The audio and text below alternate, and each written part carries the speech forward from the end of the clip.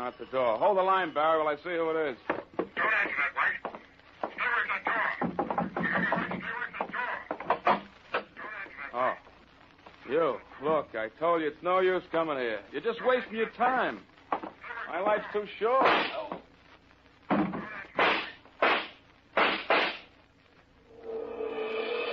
transcription, Barrie Craig, confidential investigator, starring William Gargan.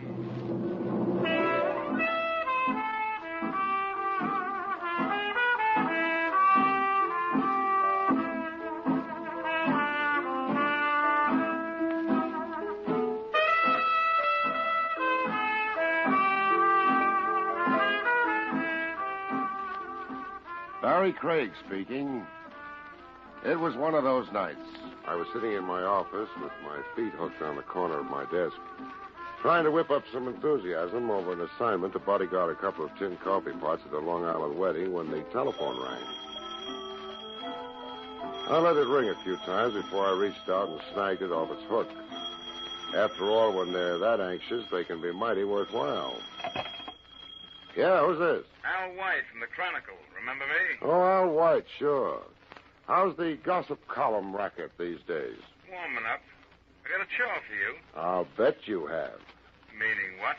I've been reading that column of yours. Those cracks you've been making about Larry Slade throwing the big fight, they can't have made him very happy. I hear he's looking for you. Yeah, so do I. I need a bodyguard. You keep printing that Slade took a dive, and you're more likely to need an undertaker. I was right about it, wasn't I? I even called around. Sometimes there's something better to be than right. Such as? Alive. Something you're not likely to be if you keep needling Slade. He's big and sensitive. My heart bleeds for him. Look, do you want this job or not? All right, Al. Where do I start guarding the body? The Casa Daily Bar. Midnight. It wasn't the kind of case I'd like, but a private detective is like a doctor or a lawyer. He can't always pick and choose. Anyway, a few minutes short of midnight, I parked the car outside the Casa Daily. It was an old white-frame building that Ace Daly had converted into a plush boob trap. One of those joints where if they don't get your roll with the fancy prices at the bar, they got back rooms all rigged up with roulette wheels and craps tables where they do.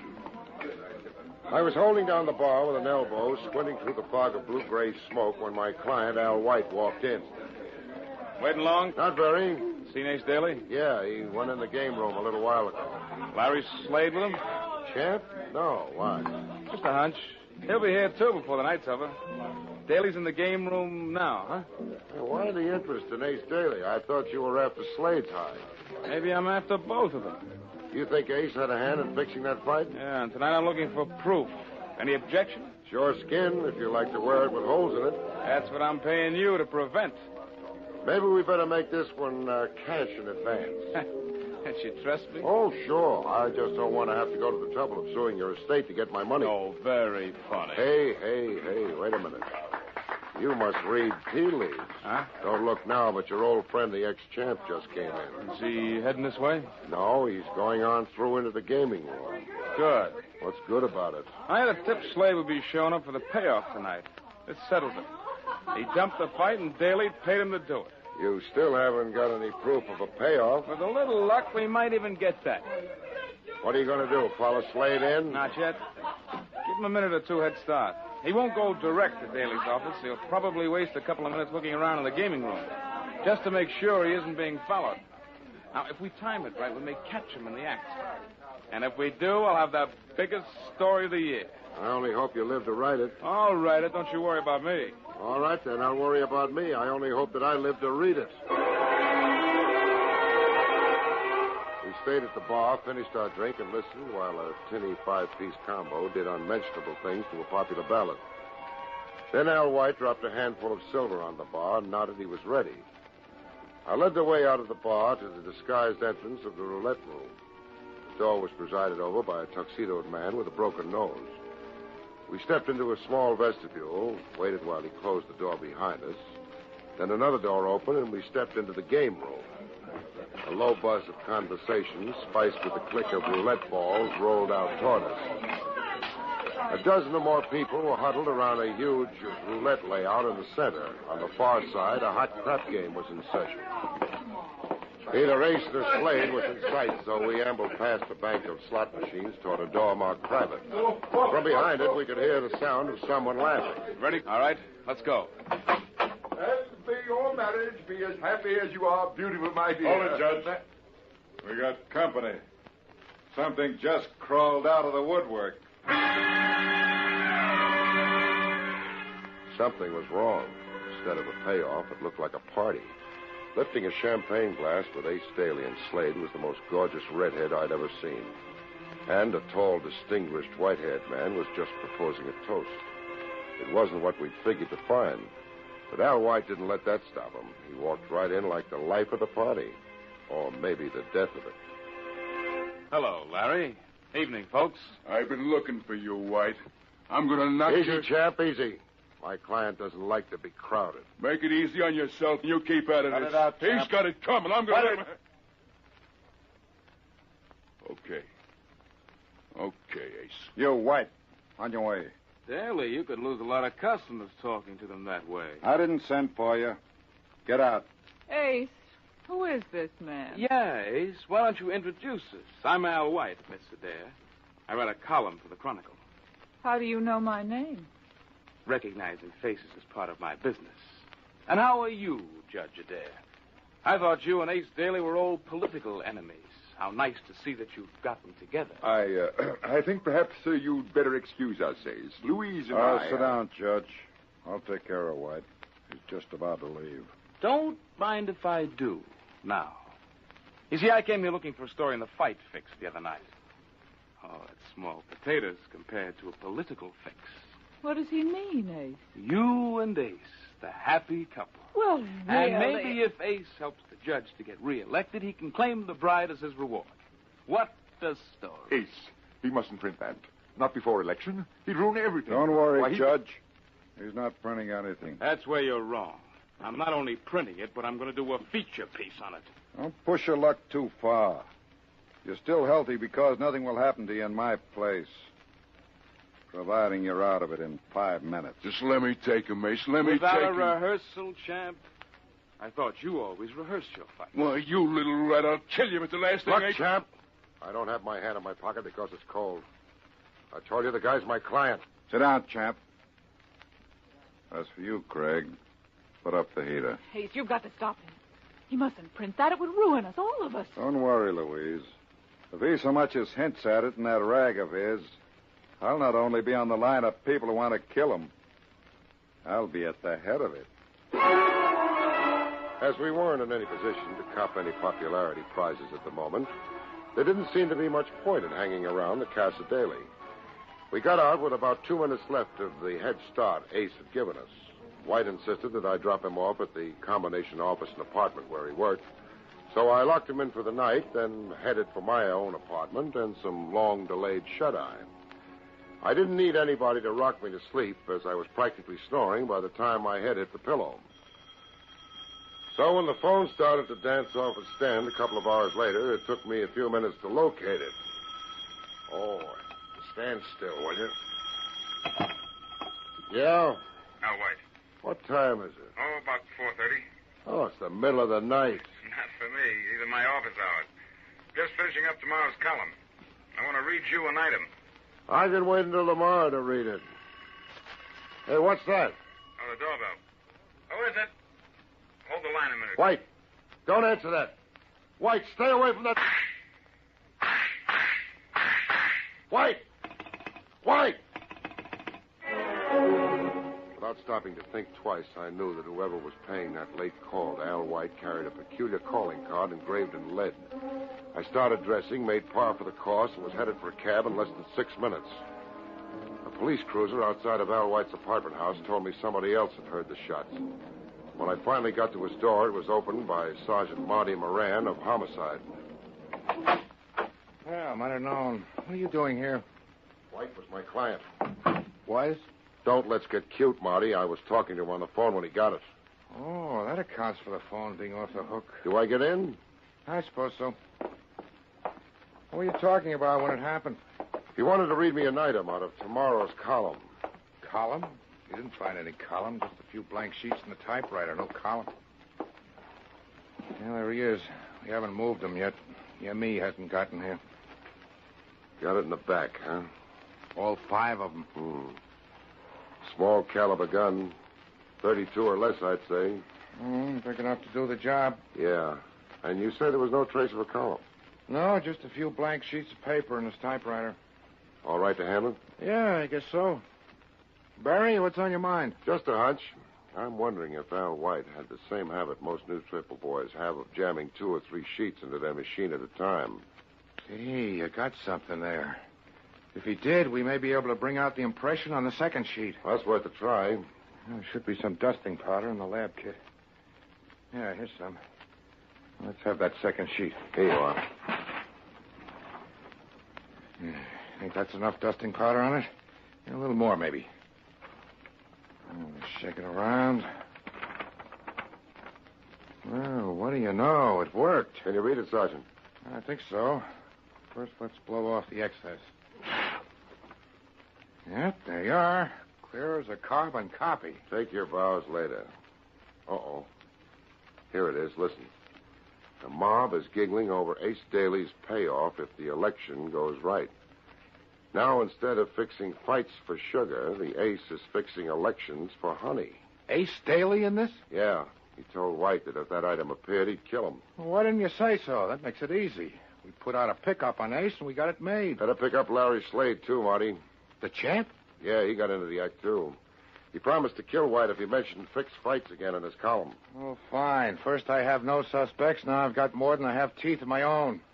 How many other characters promised to make this creep a prospect for a headstone? Offhand, I don't recall, but as I think of them, I'll keep you informed, Marty.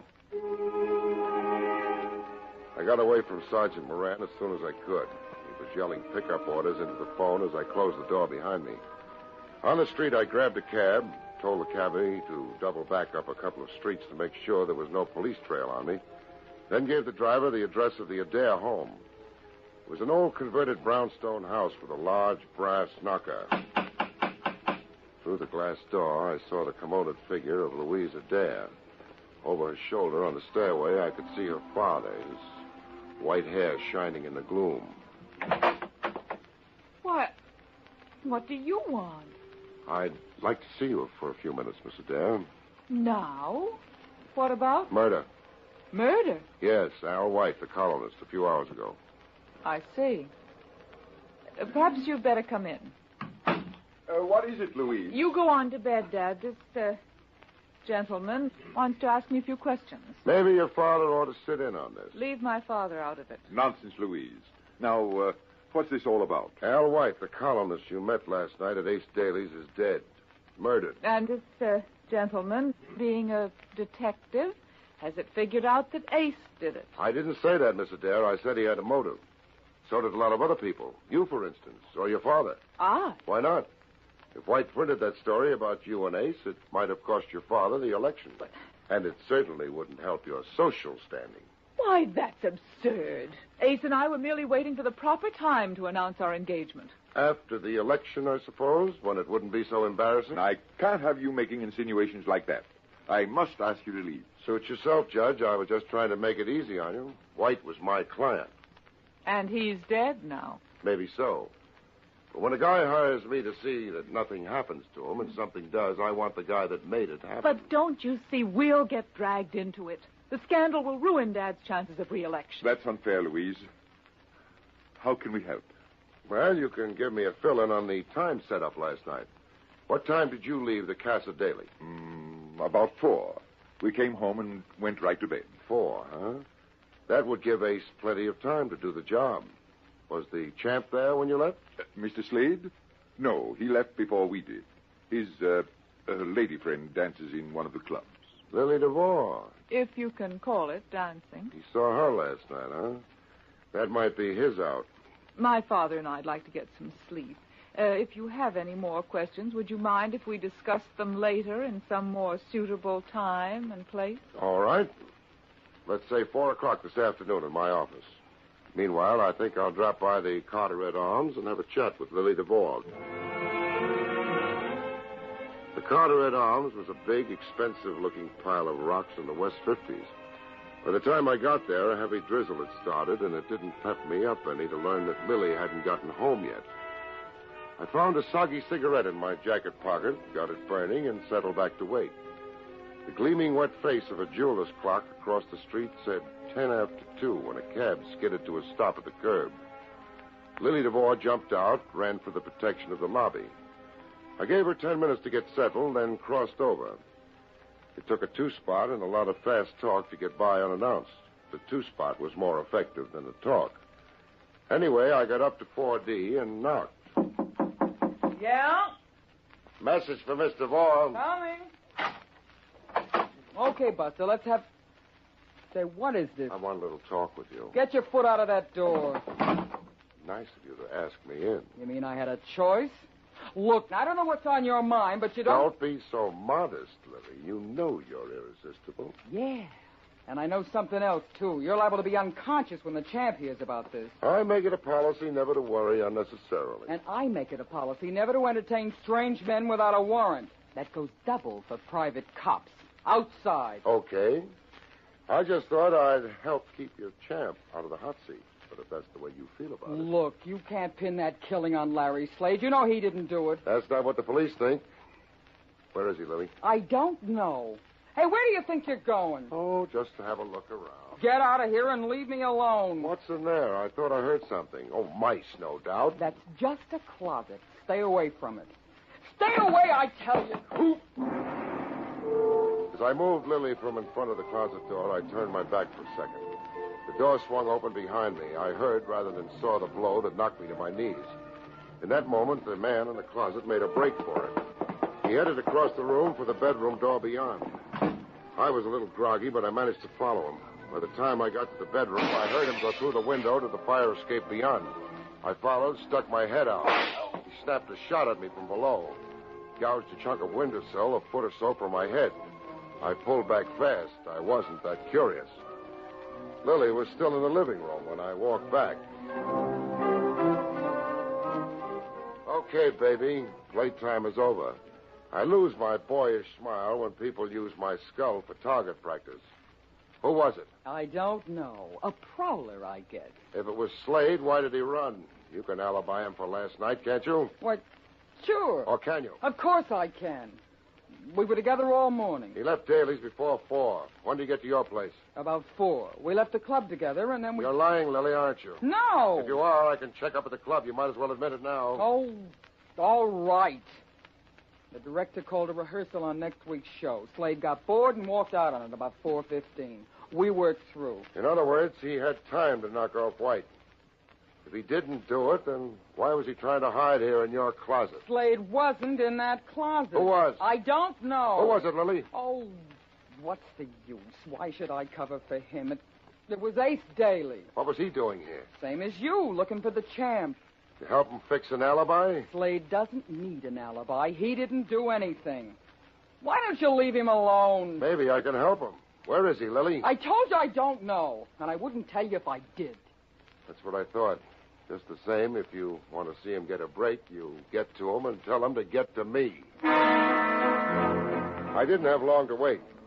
I'd just gotten back to the four walls and desk I laughingly called my office, shuffled the 2 ads and rent bill that represented my mail, and lit a cigarette when the phone rang. Hello? Larry Slade. I hear you want to see me. What about? I don't do business over the phone. Come in and... Yeah, and walk right into a police stakeout? Okay, so I'll come to see you. Where? If it's a plant, you'll never walk away from it. Where? The end of Pier 6, East River. Make it 3:30 sharp.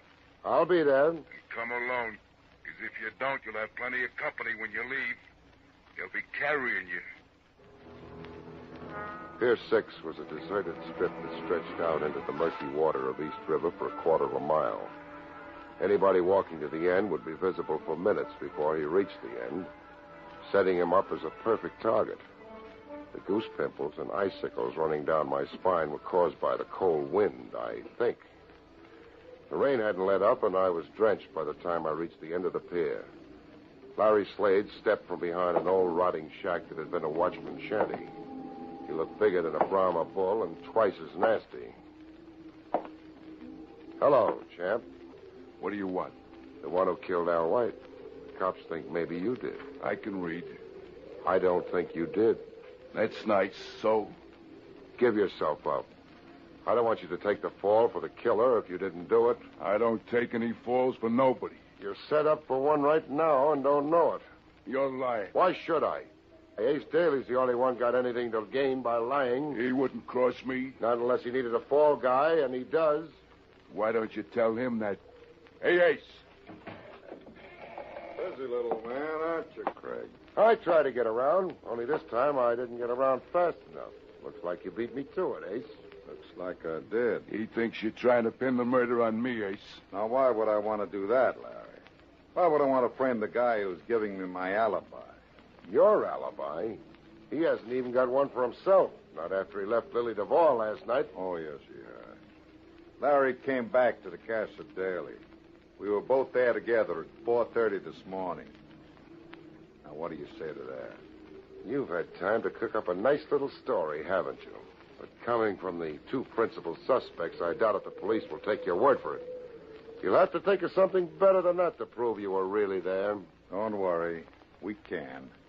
After he got home, Judge Adair called me up to talk things over. That's funny. The judge didn't mention it to me. But then maybe you haven't had a chance to give him his briefing yet. Don't worry, Craig. He'll back us up. Will he, Ace? Aren't you forgetting something? What? You can't help him now. When the story of your little deal gets out and the papers tie it in with this murder, your support would be the kiss of death. His only chance of re-election now is to wash his hands of you as fast as he can and try to make hay on the other side. Now, wait a minute. Sorry, Ace, but I gotta go see the judge. I'd kind of like to hear what he has to say before he's had any coaching. Stop him, Slade. What do you want me to do? You're the champ. Figure it out for yourself. Larry Slade grinned, licked his lips. He hunched his left shoulder a bit. I saw the punch start somewhere near the tip of his shoe, but I couldn't get my jaw out of the way fast enough. It landed like a ton of bricks, and the pier came up and slapped me in the face. I don't know how long I was out. Could have been minutes, probably. It was only seconds. Both Ace and Slade were gone when I opened my eyes. I couldn't find it in my heart to regret their going. All I could do was hope that they were going to the wrong place if they wanted to locate Judge Adair. I managed to get a cab and gave the driver my office address. When I got there, two people were at my door trying the knob. Even in the semi-gloom, I had no difficulty making out the sleek lines of Louise Adair as one. The other was her father. Looking for me? Oh. I thought you'd forgotten our 4 o'clock appointment. I've thought of something you should know. Good. Let's go inside where we can talk. Make yourselves comfortable. I suppose we really should have told the police, but Dad preferred to talk to you first. Well, let's have it. I think I know who killed your client. I thought you might. Judge Adair, after you and your daughter got home this morning, did you phone the Casa Daly? Why, how did you know about that? Then you did make the call. Why, yes, about 4:30. Well, there goes the old ball game. I thought that Ace was lying. But Ace wasn't there. No one answered the phone. He didn't? Why didn't you tell me that this morning? Well, Dad didn't want to get involved. It would cost him the election. Cost a man his life. I finally realized too late. When Daly tried to reach me today... I see I got here just in time. Hey! No, don't shoot, Daly. I won't tell anything. Don't... Boy, you dirty double-crossing old buzzard. He's got a gun, Dad!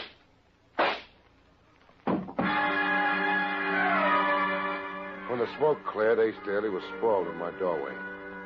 Louise Adair was doing a good job of trying to swallow her fist. The judge stood dazed, staring down at an old .22 target pistol that he still held in his hand. I managed to pin my eyeballs back in their sockets long enough to walk over to Ace. At that moment, the door to my office burst open, and Sergeant Marty Moran came tearing in. What's going on here?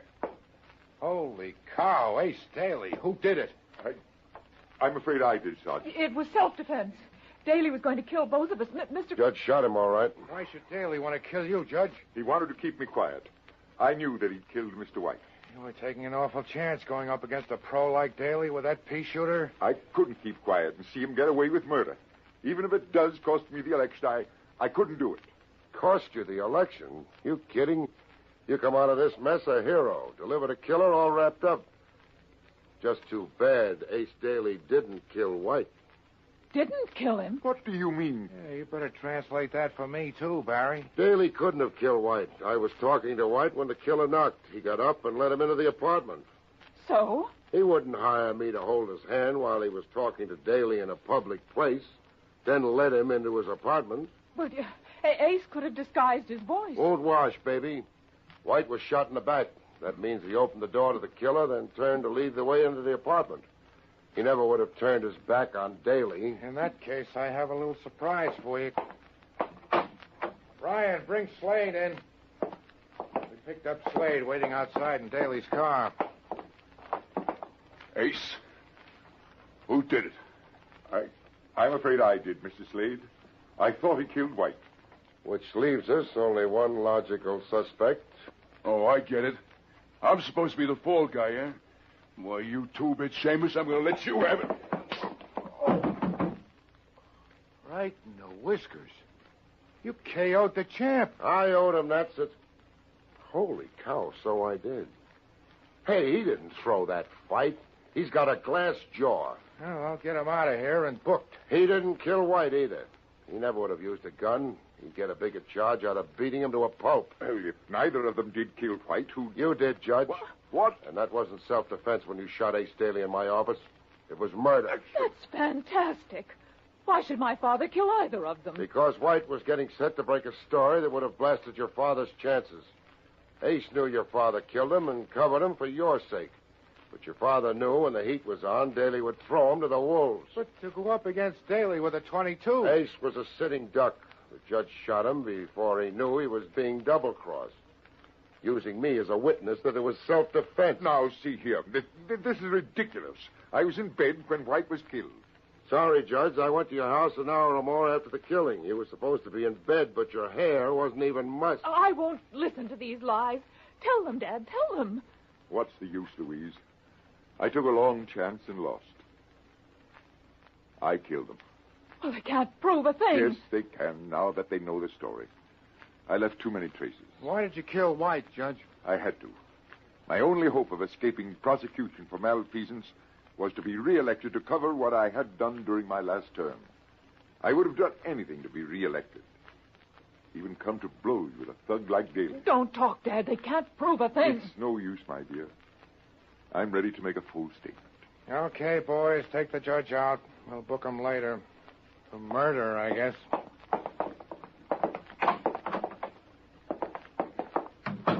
Barry? While we're waiting for the medical examiner, tell me... Not now, Marty. I've got an important date. Anybody I know? Lily DeVore.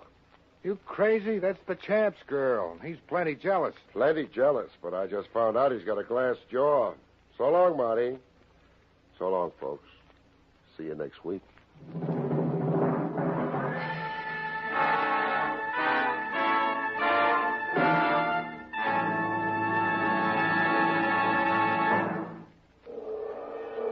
You have just heard Barrie Craig, Confidential Investigator, starring William Gargan.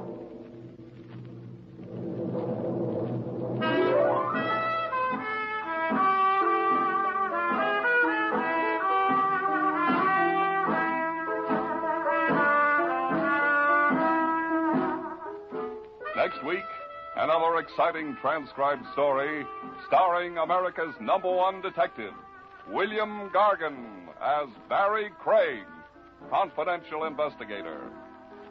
Tonight's script was written by Frank Kane and featured Santos Ortega as Ace Daly. Edward King directed. Your announcer is Don Pardo.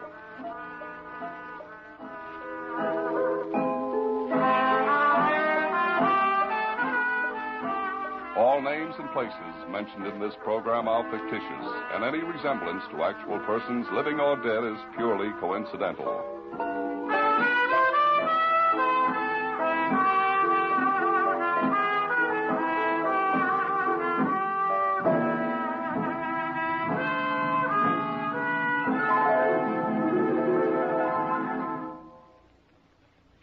Three chimes mean good times on NBC.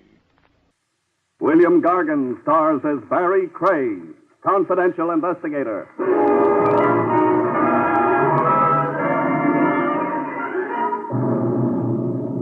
One thing about a corpse you can be sure, folks. Everybody's always trying to palm it off on the next guy.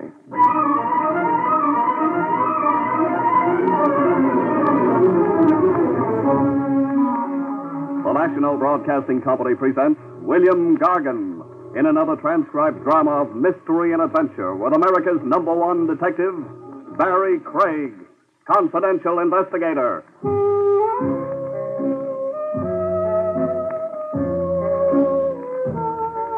Barrie Craig speaking. A wise man once said a good detective's brain is in his feet. I guess he meant footwork solves more crimes than brain work. Oh, mister, my aching metatarsal. In my business, you rest your feet every chance you get. Any raised surface. Desks, tables, a friendly lap. Off go your shoes, and up go your feet. On this occasion, I had my feet high off the floor in a tavern, downtown along Bail Bond Row, waiting for a bail bondsman named Soloway. Sam Soloway. We had a date set up. Soloway had poured his troubles out to me on the telephone. A Rogues Gallery pinup boy, Joey Florio, had skipped, leaving Soloway holding the bag for bail bond money. A cash loss big enough to give any bondsman heart failure. $50,000. My feet were asleep when Soloway finally showed. A sad-faced little guy who looked as if he'd like nothing better than a good cry. Mr. Craig? Soloway, pull up a chair. I kept you waiting. Through heartache, stardust, and melancholy baby. Huh? The juice box over there. It's been crying for half an hour. You look mopey, Sam. Mopey? Somebody should have strangled me before I became a bail bondsman. Craig, you've got to catch me a rat. Joey Florio? Joey Florio. He jumped bail, yes, but he's still here in New York. What makes you so sure? One thing, the police have every exit covered. Also, on the grapevine, I was tipped off that Florio stuck around to wind up his business. Close his horse parlors, collect all the cash he can, like a man going away for a long time. Going where? Europe, somewhere. He's going to catch a plane for Europe. Just like that, huh? A fugitive racketeer under indictment breezes into an airport all smiles and climbs aboard a plane. Oh, he has nerve, Joey Florio. It took nerve to become a high muck-a-muck of the racket. Exactly what do you want of me, Sam? Catch Joey Florio. I'll give you 10% of the bond money you saved me. You're a sucker for hiring me on the side. You've got the whole police department working for you, for free, gratis. I feel safer with one man working for $5,000. Just how do you expect me to cover the airports? I've only got 2 arms and legs. I'll hire people. Just show me an expense account. Cover the airports and then cover my funeral. Because if I lose $50,000 on account of a rat like Florio, I'm positively going to shoot myself through the head. Hear that song, Sam? Sad, huh? So what? It's my nickel. The song takes me back, Sam, way back. My first long past, and a girl named Gloria. A fine time for reminiscences. Blonde curls down to her shoulders. We had a portable Victrola going in a rowboat on Prospect Park Lake. Moon Dust. The record we were playing was Moon Dust. Craig, please, you've got a job to do. Oh, maybe I should have married her, Sam. Better you remained a bachelor. A shamus in a world of hoodlums. How long can you live? Why take a nice girl and make a widow? Oh, Sam, come off it. You sure loused up a memory for me.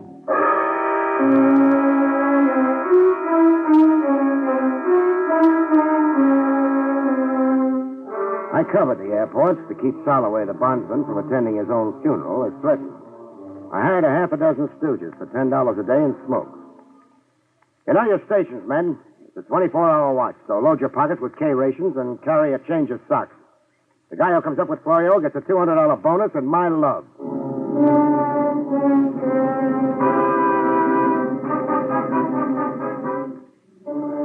Chance in a million, but I kept it going for a week with as much action as an icebox salesman at the North Pole. Then I gave up.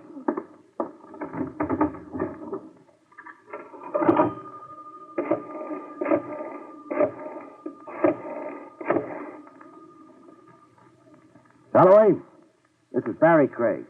That tip you got on Florio was a dud. I'm canceling out as of now. I'll send you a bill. Coaxing's no good. Neither is throwing hysterics. Keep my men squatting in the airport any longer, and they'll start charging us rent. Goodbye now. I was through with Joey Florio's disappearance. That is, I thought I was through with it. I found out different exactly 2 hours after I'd crossed Holloway off my list of clients. The discovery began with me dragging up the ramshackle staircase in the Midtown fire trap I had an office in. I'd about negotiated the walk-up when a scream stopped me dead in my tracks. At the top of the landing, I got a look at the screamer. It was Polly, the old Polish cleaning lady, complete with mop and bucket, staring banjo-eyed at a corpse curled up at her feet. A corpse in a merchant marine getup. It took long minutes for Polly to find her voice. This man... This corpse. He come upstairs and knock at your door, Miss Craig. He knock once, twice. Then the other man... The killer? He sneak up behind him. And stabbed him. Which way did the knife go? Not down, not with me on the staircase. Up! He go up to the roof. Stick around, I'll be right back.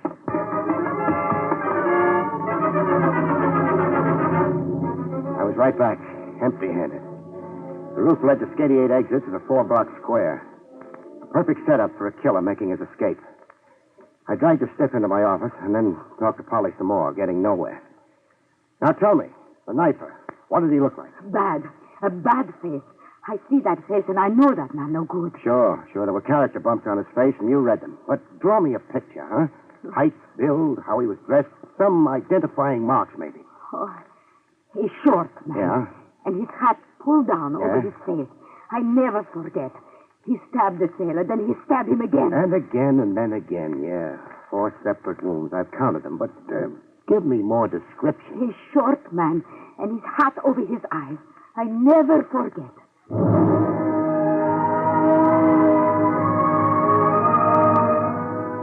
description to fit every second guy you pass on the street. I shoot Polly, and before calling the police department and making a clam bake out of it, I checked the dead man's pockets. There was nothing in them. Nothing to identify him. Just 3 crumpled dollar bills, some silver, pocket knife, chewing tobacco, a key ring, and a clipping from a newspaper gossip column. Clipping about me. Confidential investigator Barrie Craig, latest recruit in citywide search for Joey Florio. It is rumored that the missing mobster is worth $5,000 to Craig, if he catches him. I was picking my brains over why an unidentified merchant seaman would come see me and get murdered doing it when the phone rang.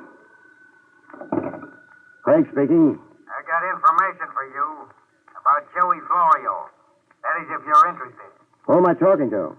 General Grant. What kind of a guy? Look, I like knowing who I'm talking to. Then you're not interested in what I have to say. All right, I'm interested. What about Florio? He's at the Freedom Hotel on the Bowery. Making out he's a bum. Whoever said he wasn't. Well, if you was to get over there right away... Why right away? Florio's all set to move on to somewhere else. You really want him, it's gonna be right away. I see. Tell me now, General, sleeping up in that tomb on Riverside Drive like you've been, how'd you know I was interested in finding Joey Florio? It's been in the papers. I read it in the column. And why are you so interested in double-crossing Florio? For a cut in the 5 Gs you're going to collect? Oh? How will I know who to pay a cut to if you don't identify yourself? I'll be around to collect when you catch Florio. Better hop to it on a double. Florio's not going to sit around waiting for you. So long.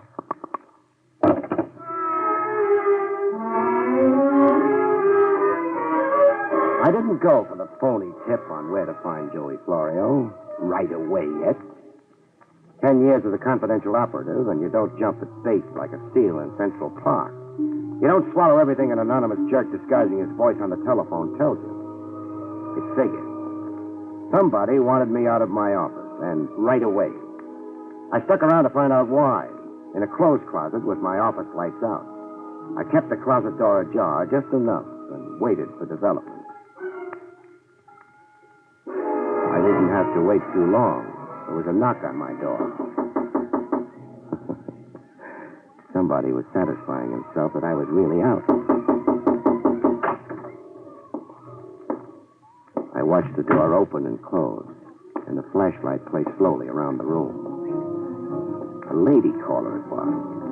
Blonde heartthrob in ballerina slippers and a page boy bob. I watched her bend over the corpse, open his shirt, reach in and unbutton a pouch he wore around his middle, something I'd never thought to look for. I had the pouch out of her hand in one grab. I'll take it, sister. No. Went right to it, huh? Like you knew exactly where he kept it. Give it back. The way you frisked that corpse. No nerves, no squeamishness. You could hire out to an embalmer. Give me the pouch. Suppose we see what's in it together, beautiful. Real chummy like. Oh. Well, ship's papers, huh? Stacy Crocker, assigned to the Star of Sharon. Dates freshly stamped like... Uh-oh. Pardon me for taking my eyes off you. Now, hand those papers back at once or I'll shoot. Oh, don't, please. I'm fond of this suit. Your papers? Here. They're all yours. I ought to kill you. For identifying the stiff before you could get at your gun? Who killed him? I don't know. Now try for $4. Who was your stooge on the telephone with me a half hour ago? I don't know what you're talking about. For $8 now. Really concentrate on this one. Where's Joey Florio? I never heard of Joey Florio. Baby, let's not kid. But I'm not... Who is Joey Florio? And why should I know anything about him? Skip it. You going to shoot me before you leave? If you try to stop me. Oh, I won't. Honor bright. I'll pick you up some other time when your gun isn't showing. You'll know who I am and just where to find me. Yeah, I'll know who you are by your picture. My picture? What picture? A joke. I'm only kidding. Goodbye now, beautiful. If you're going. But I wasn't kidding. Blondie'd had her picture taken the minute she'd come waltzing in the door. An electric eye camera tooled into the far wall and trained on the door. Open my door and get photographed. I'd be looking her up, but later. First, I wanted the corpse removed from my premises. A gift from me to the good police lieutenant, Trav Rogers. After that, I wanted to know more about Stacy Crocker and the Star of Sharon. Police headquarters. Lieutenant Trav Rogers, please. Tell him it's his mortician friend calling, Barrie Craig.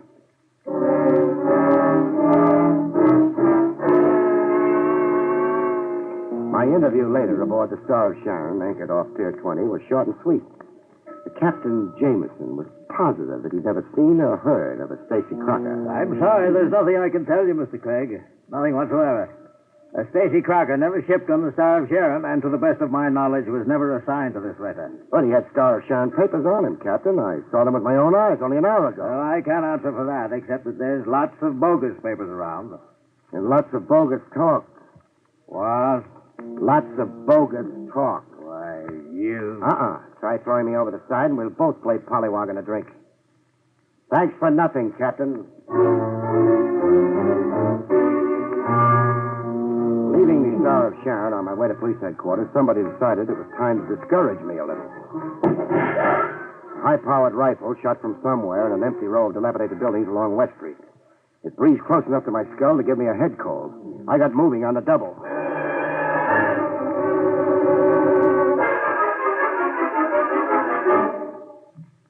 I had better look at police headquarters. Trav Rogers had wormed into the case as snug as he could get. About that corpse, Craig. Oh, the corpse that Ivy gave? The next time you're sentimental, make it a box of candy. You were saying? Stacy Crocker was a professional informer. He'd come through with vital information for a fee. Then Crocker came to me with information to sell. I'd say so. Got any idea who murdered him? No, not yet. You mean you're not telling? I mean I don't know. What about the girl, Trav? Does her picture match anything in police files? I suppose I'm a fool to tell you. Yes, it matches a picture filed with us when she applied for a nightclub hat checker's license. A nightclub hat checker's license? Why the skeptical look? She wore ballerina slippers. You know, capriccios. No heels, low to the floor. So? So I'm a little disillusioned. And a little crazy. I have a license application here. Her name is Myrna Wilson. The address she gave us is the Hotel Mohansek.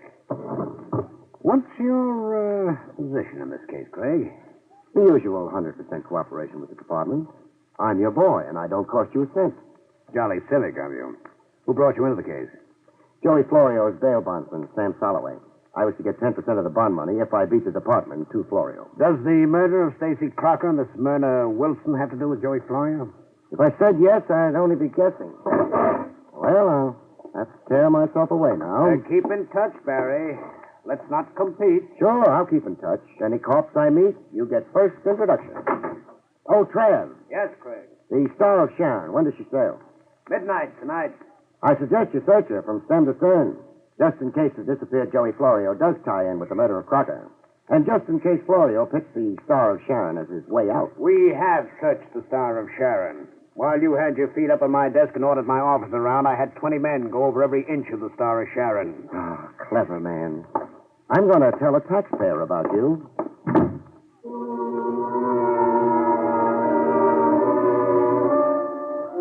Blondie was next on the agenda. A residential dump, the Hotel Mohansick. A lobby full of nice old ladies clacking their dentures. Sedate room clerk tending strictly to business. The business of taking numbers bets.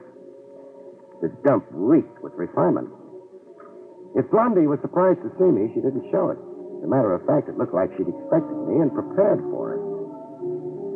Soft lights and sweet music. There were hors d'oeuvres on a tray. Cordial glasses set around a colored decanter. And the smell of incense everywhere in the room. Is the party for me? If you want it to be, Barrie Craig. You're not surprised I came right to you? No. I knew you would somehow, sooner or later. You see, I made inquiries about you. Your reputation. What did my boosters say? That you're a bloodhound on the scent, that you get things done. My ears are blushing pink. What are you softening me up for? I need a friend. A boyfriend? A champion. How about a patsy? No, I wouldn't be fool enough to underestimate you like that. I'm in desperate trouble. You're not kidding. Let's get rid of the musical background, huh? That merchant seaman was very, very dead. I had nothing to do with his murder, I swear. You tried to prevent my identifying him. Yes, but only that. Why only that? Stacy Crocker was an informer. He'd gone to your office to disclose certain confidential information. I already know that. Confidential information involving me. Involving you in what? Robbery. I used my job as hat check girl to play lookout for jewels worn by wealthy patrons. Here, I'll show you. Where? Are they real? Very real. Rings, brooches, tiaras, loot. How did you manage to steal them after scouting them? You don't look like a society raffle to me. I had a partner. And the lucky sidekick? Tex Kirby. I'm telling you the truth, Mr. Craig. Barry. Barry, huh? We're really getting cozy now. But let's hear Kirby's version of it. Here's Kirby's version, but how... But where is Kirby? Watch how I materialize people, beautiful. Okay, Kirby, you can come out of the kitchen now and join the party. You're smart, Craig. I learned to add 2 and 2 a long time ago in night school. I figured Blondie would have a chaperone hidden somewhere in the woodwork when a great lover boy like me came calling. I asked Kirby to be here in case you insisted on questioning him. Sure. Okay, I'm insisting. What about these jewels, Kirby? Well, like Myrna told you, me and her was working in together, stealing them. And you didn't kill Stacy Crocker? No. I only knew he was on his way to tip you off to our racket, so he could cut in on the insurance reward you'd collect. Well, so much for that.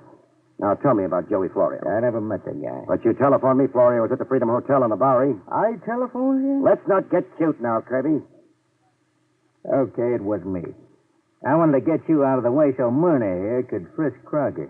How'd you know Crocker was in my office at all? And in the defunct state he was in? I tailed him to your place. I was downstairs waiting when a cleaning lady came running out into the street to tell the whole neighborhood that somebody'd shoved a knife in a merchant sailor upstairs. Smart boy, Kirby. You got all your answers worked out. Oh, it's the truth. You cooked up a cute story, you two, but it's as phony as Blondie's eyelashes. Are you always so cynical, Mr. Craig? No, I believe everything I hear, but only on the 8th day of the week. Nice try, kids. hope Joey Florio appreciates what you both tried to do for him. Florio, but we've told you Button repeatedly. up, Marner. I told you there was no use coming clean with Craig. Clean as last winter's unwashed socks. Do I walk out of here standing up, or do you two connivers have other plans for me? Maybe I have got other plans. Then, for safety's sake, maybe I'd better take certain precautions. Bring him to, beautiful.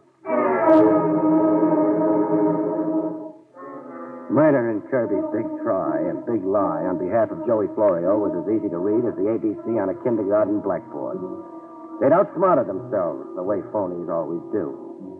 I'd been fed a melancholy lie in a room lousy with monograms.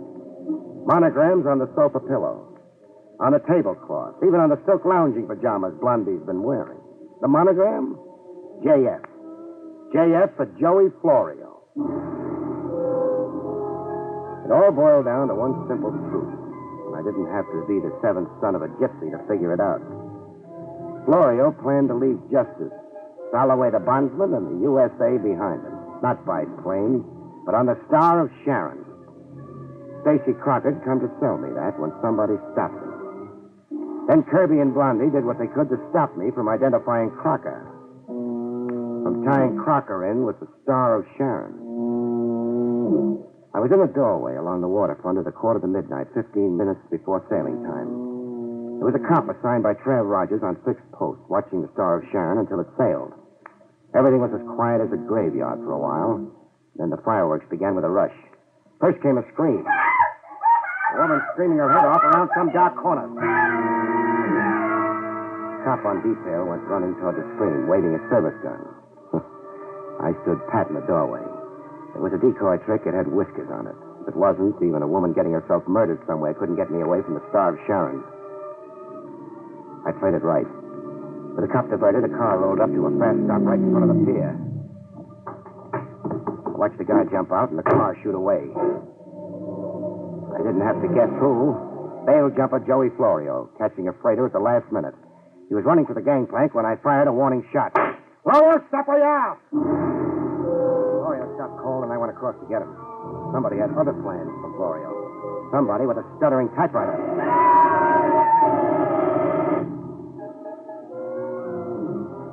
When I finally got over to Florio, he had more holes in him than a Swiss cheese.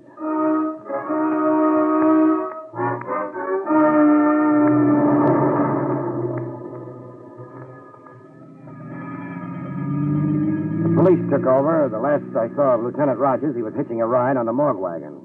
I caught a cab to the home of Sam Soloway, bail bondsman. I had enough for a cruise around the moon and back coming to me, if I could sell a corpse to Sam. Hello, Sam. Craig? This time of night? I never sleep. Too many guns going off. Still want Joey Florio? I still want my $50,000. Is it still 10% for me? Bargain's a bargain. In cash, right away. Right away? Well, Craig, it's after midnight. I know you keep that much cash on you. Guys get themselves in trouble with the law at all hours. I've seen you come running to post cash bond in the middle of the night. Craig, you're a regular fox. All right, cash. Here. $100 bills. Now, what have you got Joey Florio? I turned him over to the morgue wagon. The morgue wagon? Florio was machine gunned to death less than an hour ago. Florio was murdered? Yeah. But he isn't worth crying over, Sam, so dry your tears. But she's worth crying over, Sam. She? That girl in the picture on your desk. Who is she? My daughter, Hannah. Hannah? Huh. I know her as a hat-check girl calling herself Myrna Wilson. You didn't really expect to get away with it, did you, Sam? No, I guess not. All I wanted to do was see Joey Florio dead. And you sure did that. I didn't have to be too bright to know that you had some hidden motive in bailing out a bad risk like Joey Florio. I wanted him out of jail, in the open, where I could kill him. So you hired me to lead you to him, before he either got away or the police steal him off from your vengeance. Then you followed me around while I looked for Florio. Yes. He turned my daughter's head. He dishonored me. I wanted to kill him myself. Sorry, Sam. Sorry you were fool enough to take the law in your own hands. You want your $5,000 back? Keep it, Craig. You earned it. You're a good investigator. The trouble you're in, you'll need it, Sam. So I'm giving it back. That much money, I get fat and lazy. Besides, I didn't really earn it. As it turned out, I didn't catch up with Florio. Get your hat, Sam. On our way to police headquarters, we'll hire you a good lawyer. Maybe it won't go too hard on you for exterminating a rat.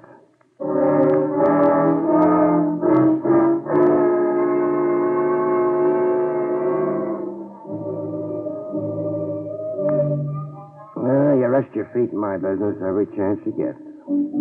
Any raised surface handy. Off go your shoes and up go your feet. You drowse off, wondering about things. Things like the bittersweet memories of an old song can stir up. A golden girl named Gloria and a portable Victrola in a park rowboat. You wonder about the crazy anger that changes a sad-faced little bondsman into a murderer. Holloway. Poor, sad-faced Holloway. How will it go with him in court, you wonder? And you worry. You worry. Good night, folks. See you next week.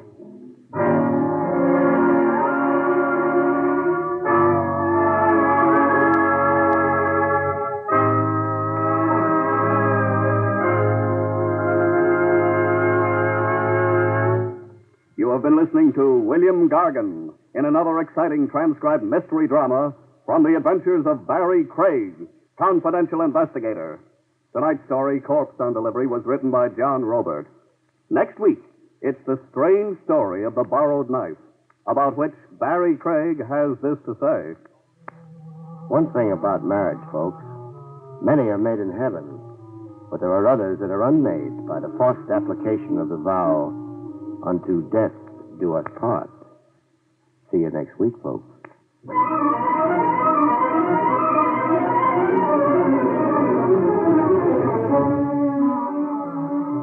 Featured in the role of Myrna was Ansie Strickland. Barrie Craig, starring William Gargan, was under the direction of Hyman Brown. Don Pardo speaking. Now it's Meredith Wilson's Music Room on NBC.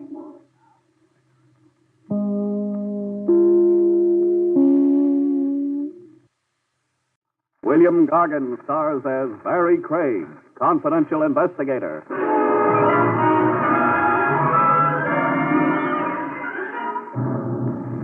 The odd thing about a killer, folks, you'd never believe it if his gun wasn't showing.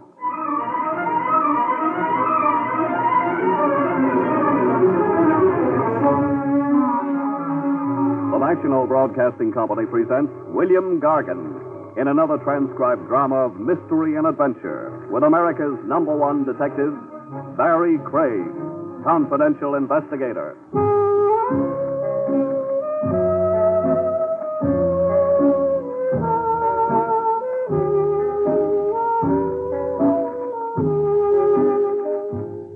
Barrie Craig speaking. The big gripe with a confidential investigator is that he has no confidential life of his own. You're on call day or night. Some jokers found your pedigree in a Manhattan telephone directory. There's a missing uncle wanted off his nut, a double-crossing partner wanted off with the cash register, or a tomb relic sure to set off a tongue war if you don't recover same lickety-split. Oh, carve out 5 minutes of privacy for yourself and bet on it. Someone's at your elbow asking for a bite. The case in point began a night or so ago in a barber shop. Tony's tonsorial power, the gold leaf on the window read. It was my neck. One more customer move, and I'd stop looking like an unemployed violinist. But I never got to sit in Tony's barber chair. Fate popped into Tony's open doorway to beckon me out of the joint. You there. Craig. Fate was a guy in baggy pants chewing an unlighted cigar.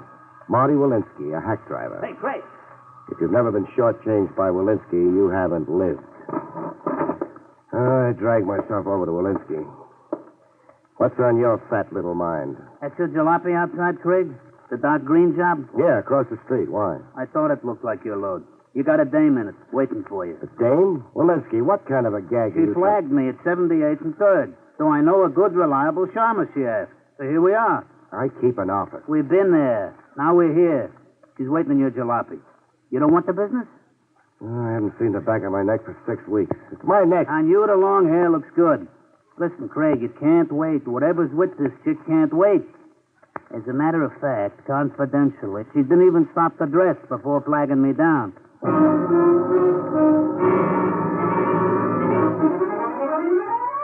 Walensky wasn't too inaccurate about the lady's get-up or lack of it. Hair pinned up high like she just left off washing her ears. A mink wrap over a nightgown that flapped over satin bedroom slippers. And fear. Fear and neon lights all over a pretty face. I'm Barrie Craig, miss. I'm Peggy Palmer. Well, what's it about? Not here. Drive somewhere quickly. But just an idea. There isn't time. I have a feeling I've been followed. Oh, please start your car. Look, miss, this isn't a public act. And before I get involved, I want to know what... What? Somebody's rifle happy. You hurt, miss? No. You... How does the side of my jaw look under glass? You're bleeding. Flying glass has that effect on me. I start to gush. Pull away, please, Mr. Craig, before we're murdered.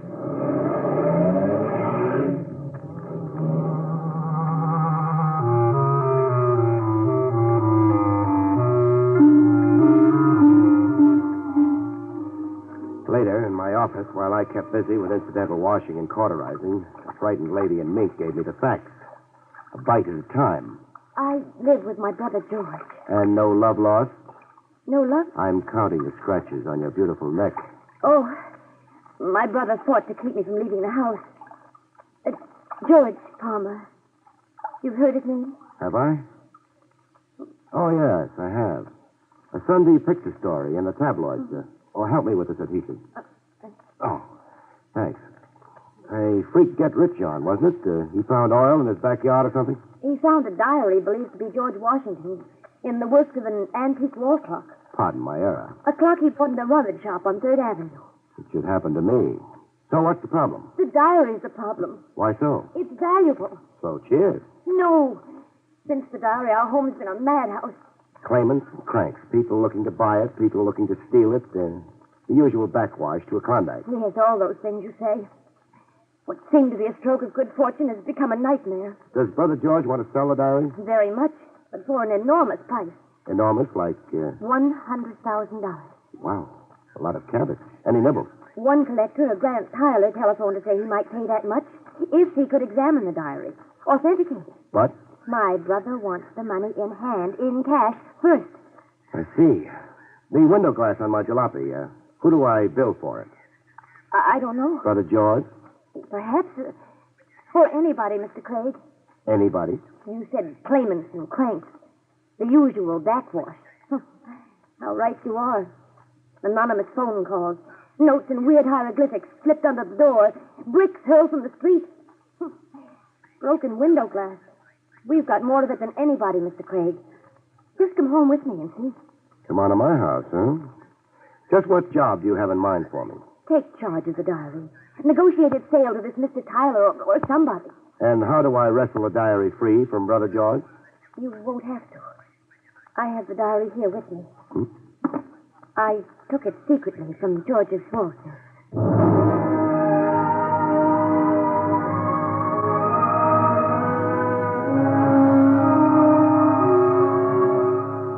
$100,000 sometimes doesn't look it.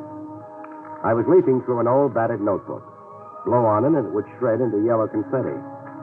Valley Forge and Bunker Hill. I could make out some of the date lines and references. Mostly personal stuff, it looks like. The Founding Fathers' beats at the end of the day, good cheer. Yes, that's what makes the diary so valuable. It isn't a history of the revolution. It's the story of the people around him, his personal relationships. I say turn it over to a museum. What? Do that and turn your brother over to an asylum, huh? Negotiated sale, please. End this terror. What's your phone number? My phone number? To negotiate anything, I'll need your brother's consent. But, The way it stands now, beautiful, you stole the diary and I'm compounding a theft. Oh, don't fret. I'll talk to him like a Dutch uncle. Forsyth 2, 1643. Forsyth 2, 1643.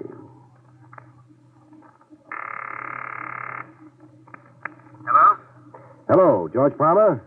Yes, this is George Palmer. This is Barrie Craig, The detective? confidential investigator. Now, try not to blow a fuse. Your sister Peggy's with me. Keep her. Generous of you, but my harem's overcrowded as it is. She's a little unnerved over that diary. I want you to authorize me to negotiate the sale of the diary. The biggest buck possible, and I don't want a cent. No. Try being reasonable, Palmer, or all the diary will get you is a diamond-studded straitjacket. You can go to... Craig, there's somebody here. Craig, help. Palmer. Craig, Palmer, what's happening? I'm going to be murdered. Something happened to my brother. You've just inherited a George Washington diary. Oh, no. Let's go pay our last respects.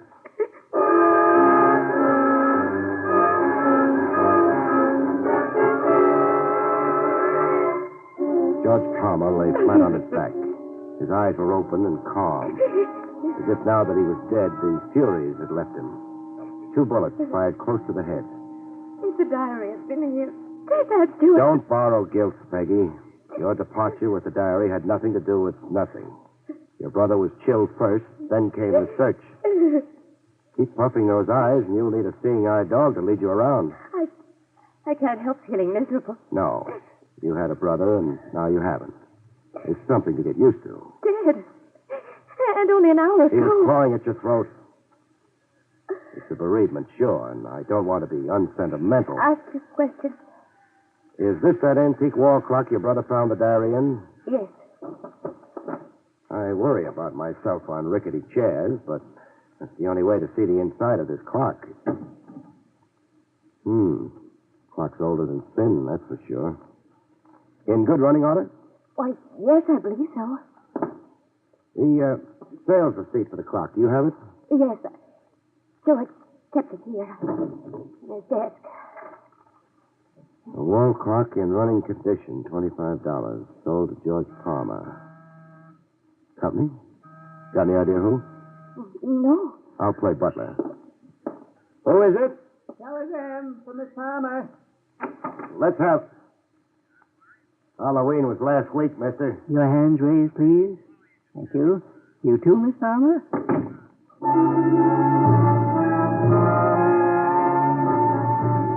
I've been stuck up by a lot of guys, all kinds and shapes. But this one was in a class all by himself. Short and petite. A waxed mustache with a comical Fu Manchu slant at the end. White gloves and a more decent formal tuxedo, 2 sizes too big for him. The gat he was holding was something else for the books. Percussion flintlock. An antique type you only see in a museum case where the card reads, Relic of the War of the States.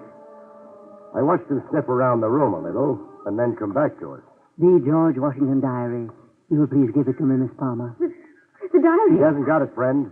No? Back up 2 feet and say hello to a stiff. He is George Palmer? Was. Oh, dear. Whoever gave him those twin perforations of the skull took off with the diary. Is the truth, Miss Palmer? Yes, it's the truth, of course. Of course not. The lie sticks in your throat. It's only a prominent Adam's apple. Give her a complex about that, and you'll The find... George Washington diary. Give it to me. To give you what we haven't got, we'd have to be magicians. Even to live, you'd have to be magicians. So it comes down to that. You have 1 minute. That hunk of museum cast iron that can do the work of a gun? You'll see. Yeah. Boom, boom, and where did the world suddenly go? Funny thing, I can't wait to see. I'm that curious. Curious? Uh-huh. I know about guns. Times get tough in my business. I can be a gunsmith. If I live, This is idiotic quibbling. I'm coming to a decision. My hunch is that what it takes to load that museum piece isn't around anymore. Nobody manufactures it. Nobody sells it. The minute is gone. My hunch is that you're bluffing, friend, applying the old psychological squeeze. What if I just begin moving? You'll be shot. Barry, don't. Don't bury me on the side of a hill, beautiful. I hate sleeping lopsided. Please, nothing foolish, nothing heroic. Give him the diary. My life's against it, beautiful. Give it to a runt in white gloves and a baggy tuxedo, I'd have to disown myself. I'm coming over, No, friend. stop, you fool. I'll shoot. Let me go. Sure, but when your outlook on life gets a little more social. I'm like,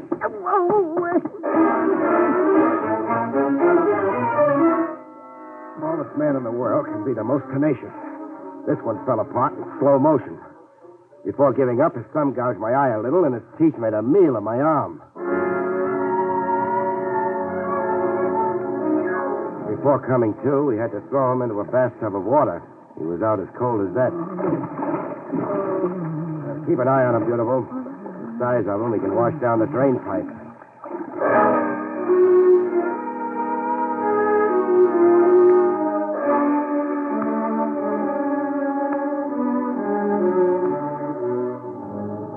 The answers finally wrung out of him still add up to the zaniest of my experiences. I'm Stephen Courtney Bellows, the fourth. As long as a name can get. My great-grandfather was the Stephen Courtney Bellows, intelligence captain in the army of the Red. His Sunday. He was accused of spying for the British. Unjustly, Mr. Craig. It's an infamous slur against a great man. Rough. Even now, I have a petition before the President of the United States demanding that he restore the good name of my great ancestor. Which brings you to the diary? Yes, I wanted to examine it. Mm-hmm. If George Washington wrote things that reflect well of my great ancestor, I want this information shouted from the rooftop. And if General Washington called your great ancestor a skunk? Then the diary must be suppressed. The infamous lie must not be repeated. It must not. Cut it. One question, Bellows. Yes? What lunatic asylum do you call home? Harbor Heights. But I was detained there unjustly. It was all part of an infamous...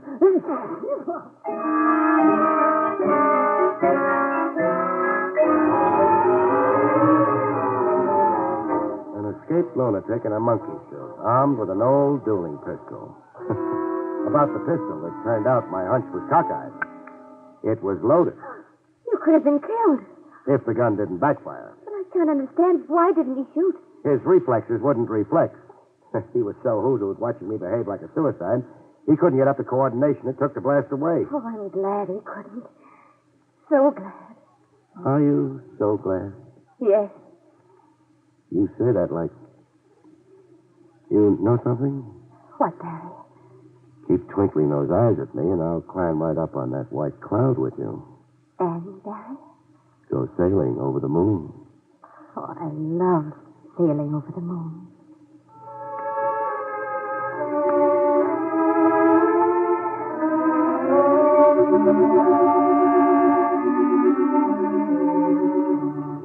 A little later, over ham steaks and coffee and a Midtown half-brow, Peggy and I batted the case around with Lieutenant Trav Rogers. Just a few more facts, Craig. That is, if you can spare them. Well, you know about all there is. I know you gave me exclusive custody of a corpse and a lunatic. Show more respect, Trav. Bellows' great-grandfather... I've already had the pedigree up to my ears. I want the diary, Craig. Who doesn't? You'll have to get on the end of a long line. You won't surrender it? By court order? By police request. No can do. And our reason? It's the property of my client here, sacred to my keeping. I asked your reason. State. Diary is the honey that draws the flies. While I've got it, it's open season on Barrie Craig. Someone may come calling with a gun, and voila, I'll catch me a murderer. Or catch a bullet. All right. It's your life. Squander it any way you like. Good night, Miss Palmer. Good night, Lieutenant.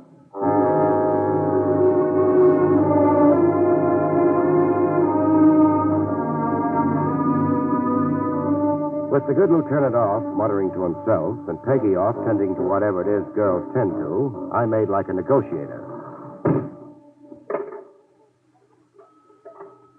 Grant Tyler, a guy with $100,000 worth of interest in an old notebook, was a guy well worth cultivating.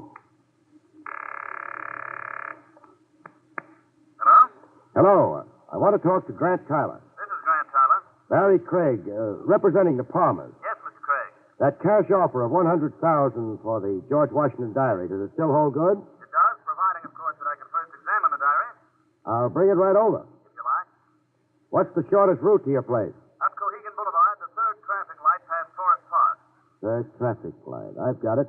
Be seeing you, Tyler.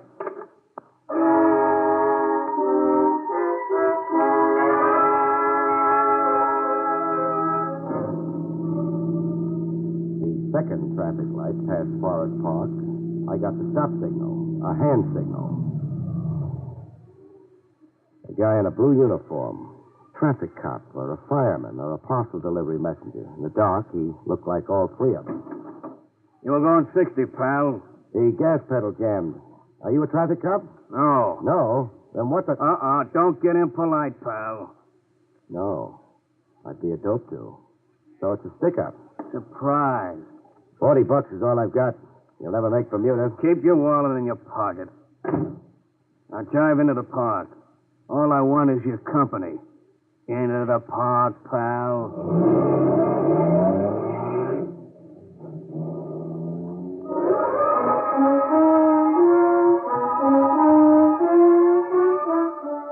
A closer look at the uniform, and I knew it. A $4 rental in any theatrical costume shop. I'd been suckered. Our destination in the park was a shadowy side road. On the green, Buster got down to cases. Let's have it, pal. It? The George Washington diary. Oh, you know about it. Hand it over. Just like that, huh? Cigarette? Stalling can't do you no good. Can I help it if I'm a dedicated chain smoker? Oh, matches. I'm out of them. You, Buster? Here. Thanks.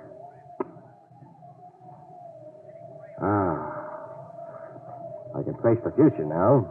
Give me the diary. Or do you still want to clown around? No, the diary. Here it is. From me to you without love. Who are you working for, Buster? 2 kids and a blind grandmother. Mind if I borrow your car? Help yourself. Thanks, sport. Now turn around. Must you? It's a compulsion with me, pal. I'll cash in this diary and go get analyzed. Promise?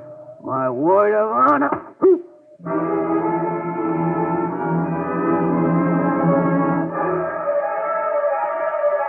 It took a long time for the balloon to drift down from out of gravity and settle back on my shoulders. When I was finally used to owning a head again, I had a cab drop me at Tyler's. I'd meet up with the baloney cop again if the cover of his matchbox I'd connived was any help. Moriarty's Bar and Grill, the cover said. I'd be haunting the place. Yes? Barrie Craig.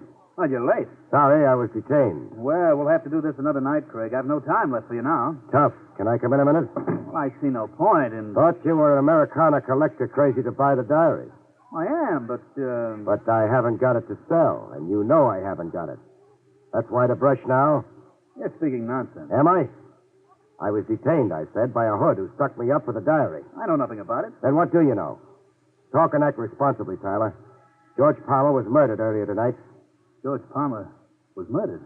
If you didn't know it, talk to me, Tyler.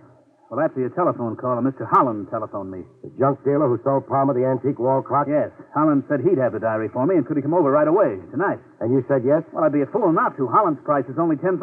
And 10 years for receiving stolen goods? Holland claims to be the rightful owner, that he merely sold Palmer a clock. Even so, you'd still buy a lawsuit? That's much of a risk I'm willing to take.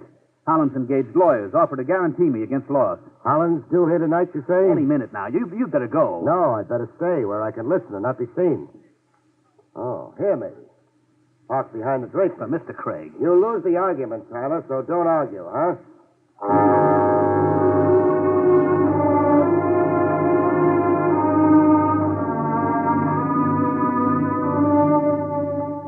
I got an earful. Holland looked and sounded like a guy ready, willing, and able to set fire to his junk shop and to himself. You don't have the diary, Mr. Holland? No, I came to tell you no. But you assured me. Something went wrong. But give me one day, Mr. Tyler. One day, and I will get you that diary. One day, and I will finish the transaction, I promise. I only have to get my hands on a no-good double-crossing rat. A no-good double-crossing rat. Oh, my friend in the park. Buster'd been working for Holland until he branched out for himself.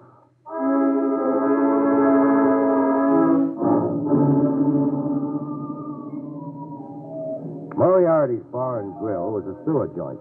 open a manhole, and drop in. 20 minutes in it, and Peggy was gasping for air. Oh, I can't stand much more of this place, Barry. You won't have to. Surprise. You see him? He sees me. And making like to come over yet. Why, the gall. Hiya, pal. The name's Barrie Craig. I'll sit with the law. I just figured out how you got to Moriarty's. Did you? Yeah, cute gimmick. Conning me out of that matchbox. Your car keys. Car's parked on a corner. Thanks for the loan. Don't mention it. Oh, I almost forgot. The diary. You'll be wanting that back. Yeah. A change of heart? Yeah. I'm a regular Jekyll and Hyde. Half of me wants to go straight, the other half gets out of line. Sad. How worthless did you find the diary to be? Hey, you're smart, Craig. Smarter than one guy's got a right to be. You approached Grant Tyler with the diary? Yeah, I approached Tyler. He checked it through with a spyglass, page by page, and then threw it back at me. It wasn't worth the plugged nickel, he said. The diary isn't worth... Don't take it so hard, lady. You got the diary in a grab bag. But my brother... Oh, yeah. That. What about that, Buster? You can't pin it on me. No? I'm for hire, but I'm not a torpedo or a fall guy. Whoever murdered Palmer wasn't me. Can I go now? No. For coming clean like I have? You give me a break. Make out like we never met. No. Sawhead, huh? Yeah, I'm the compulsive type. But I'll go get analyzed after I even up the score.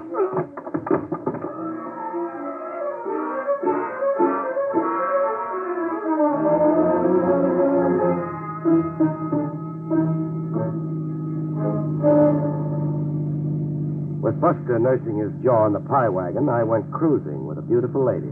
Uptown, crosstown, downtown, watching the lights go out. Dawn's coming up. Yeah, for me too. For you too, Barry? Dawn. You get drugged by night, you can't see a foot ahead of you. You're too busy listening to the thump of your heart. Especially with a beautiful babe blowing stardust at you. Barry, you're talking all mixed up. I'm always confused before I'm clear. That wall clock was sold in running order. Holland's sales receipt guaranteed running order. Oh, your mind's on the case. On a corpse. The clock couldn't be in running order, not with a notebook hidden in the works. But now you're contradicting. Stay with me, baby. When I examined the clock, it wasn't running. The mechanism had been injured. It wasn't running. Yet it was when Holland sold it to your brother. Does that mean something? It means that someone planted the diary in the clock after George Palmer carried it home from Holland. Am I clear? No, not to me. A phony diary not worth its weight in paper sets off a chain reaction of cranks, connivers, and grabbers. Everybody went for the gag. George, too? It cost him his life? Yeah, George, too. The question I'm asking is, who could or would plant a worthless diary in a wall clock? Who could or would? Only somebody who wanted George Palmer murdered, but not for the diary. How long was your brother dead before I called him up? Barry, well, you're out of your mind. You heard George shot. I was with you when you did. Don't bank too hard on the alibi, beautiful. I heard somebody shot, but it didn't have to be George. Anybody could have called himself George Palmer with me, especially over the telephone. Anybody. Or, say, Grant Tyler. Staging a phony murder so you could blow stardust in my eye. Make me your iron alibi. We're stopping? End of the road, beautiful. Police headquarters. I don't suppose you want to tell me your motive. Insurance, I guess it to be. You're the lucky beneficiary. Those nights riding a white cloud, beautiful. You and I'll never see them again. Yeah, dawn's really come up. It's broad daylight now. Good night, folks. See you next week.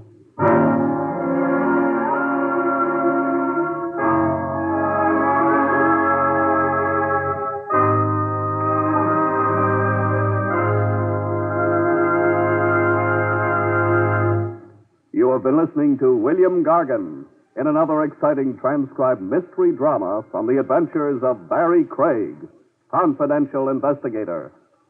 Tonight's story, Dead on Arrival, was written by John Robert.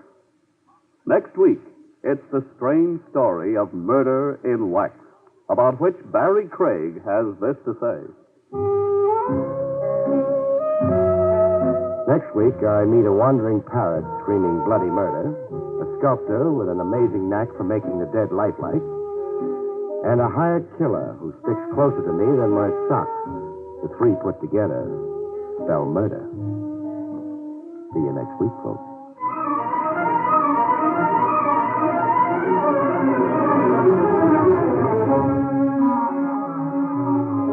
Featured in the role of Peggy was Arlene Blackburn. Barrie Craig, starring William Gargan, was under the direction of Hyman Brown.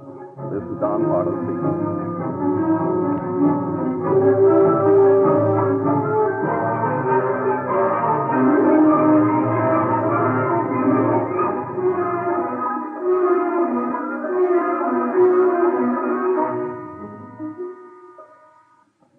Now it's Meredith Wilson's Music Room on NBC.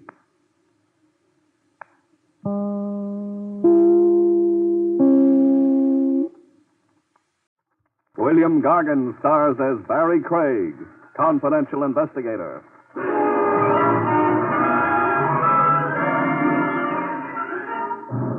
One kind of free lodging that leaves everyone cold, folks, is when it's yours, by courtesy of the city morgue.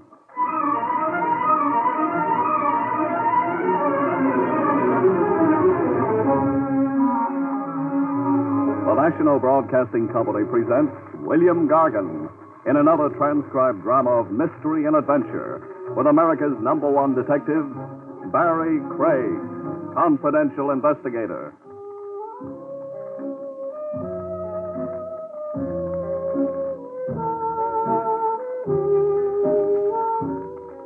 Barrie Craig speaking.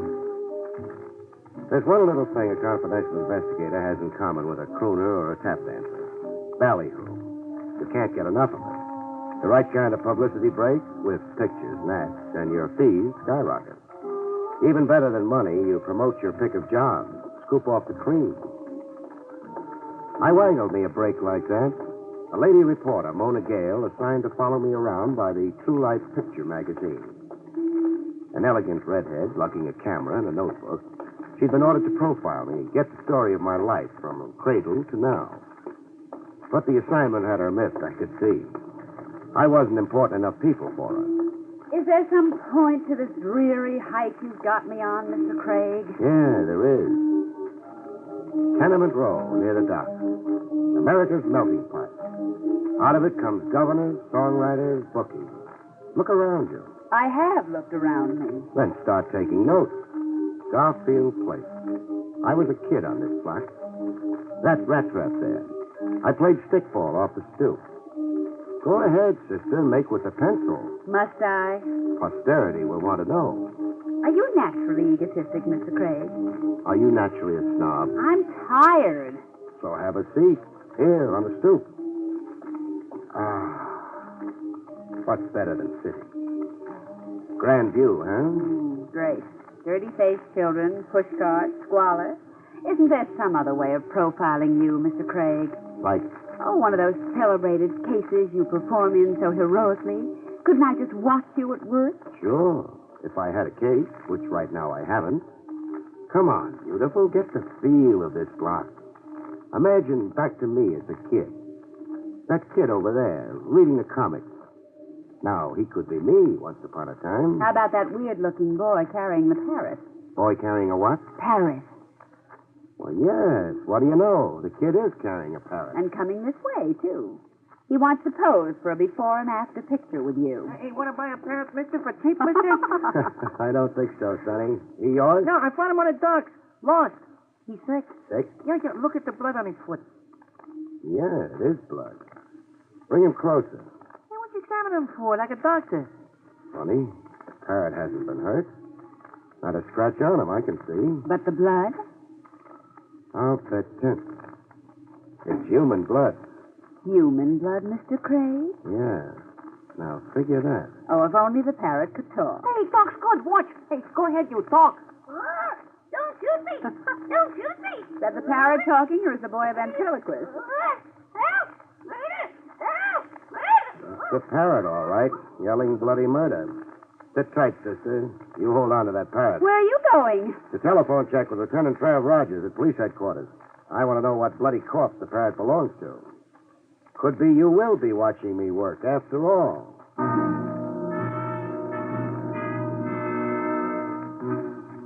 Mona got to watch me work.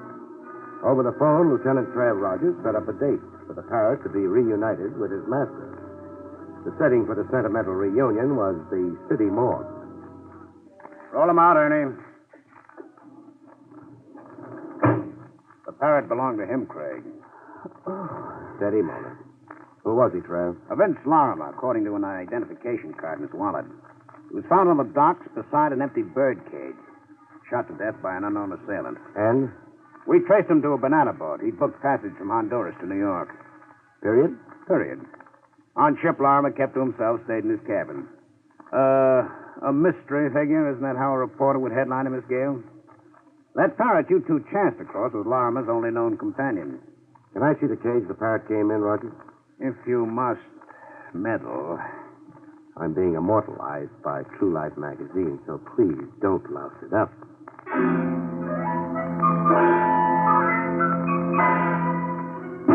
This is the cage. How do you figure the parrot escaped, Trav? Larimer was shot. He dropped the cage. This padlock broke off in the fall. The cage door flew open, etc., etc. And the parrot cut to walk, huh?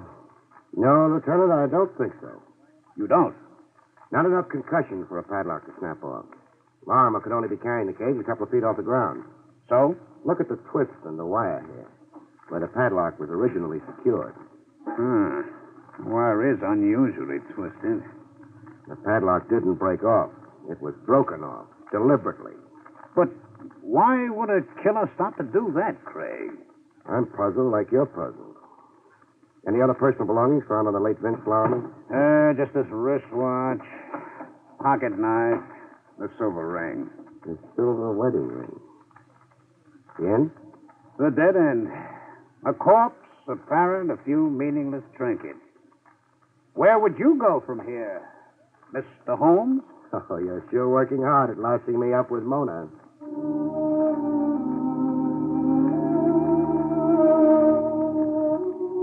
But it so happened a detour developed in the dead end. The next morning, while I was sorting my mail over coffee and sinkers in the crosstown diner, and while waiting for the red-headed Mona to show up for her day's grind, the mail was the usual garbage.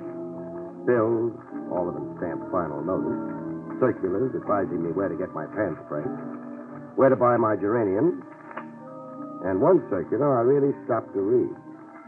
The Starbright Park Museum of Murder, exhibits in wax. The circular entitles bearer to a 50% admission discount. Good morning, Mr. Craig. The ripened friendship we've got, it's time you call me Barrie. With a good morning kiss. If that's how you like to start your day. Look, I was assigned to you to play Boswell, Barrie, not Madame Bovary. And what, pray, have you in store for me today? A trip to the Starbright Amusement Park. Amusement park? Read the circular. Bargain rate. So? Read where it says about the new wax exhibit. Oh, see, the brutal murder of Vince Larimer. So real it will startle you. Hey, Vince Larimer? Our corpse of yesterday. But how... How could a wax exhibit already be set up for the customers less than 24 hours after the murder happened? Yes, and circulars printed. Printed and in the mail. One of them in the mail to me. You think it was purposely? I'd be a dope not to think that. I'm not only being invited to get a look at Vince Larimer being shot, but also at who is shooting him. All this in wax. It's incredible. I'm in an incredible business, beautiful. In what other business can you get an educated redhead personally assigned to you?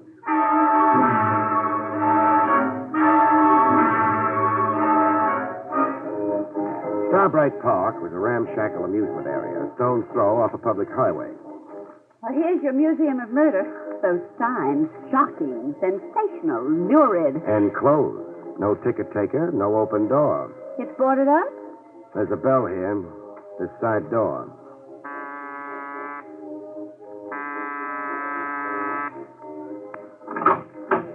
What do you want? A word with the owner, lady. I'm the owner. Oh. I'm Barrie Craig. This is Miss Gale. So what? I got a circular from you in this morning's mail. It's this one. You and 1,000 other people, mister. Everybody from A to C in the telephone directory. Oh, and you didn't mean the circular especially for me? Are you out of your mind? Often. The circular advertises an exhibit of the murder of a man named Vince Lorimer. You come to prove to me you can read? And also to see the exhibit. Another time when we're open. You're closed? For safety repairs. The building department found 14 violations. Oh. Come again. Wait. I want in. You say that like a cop. Invite us in.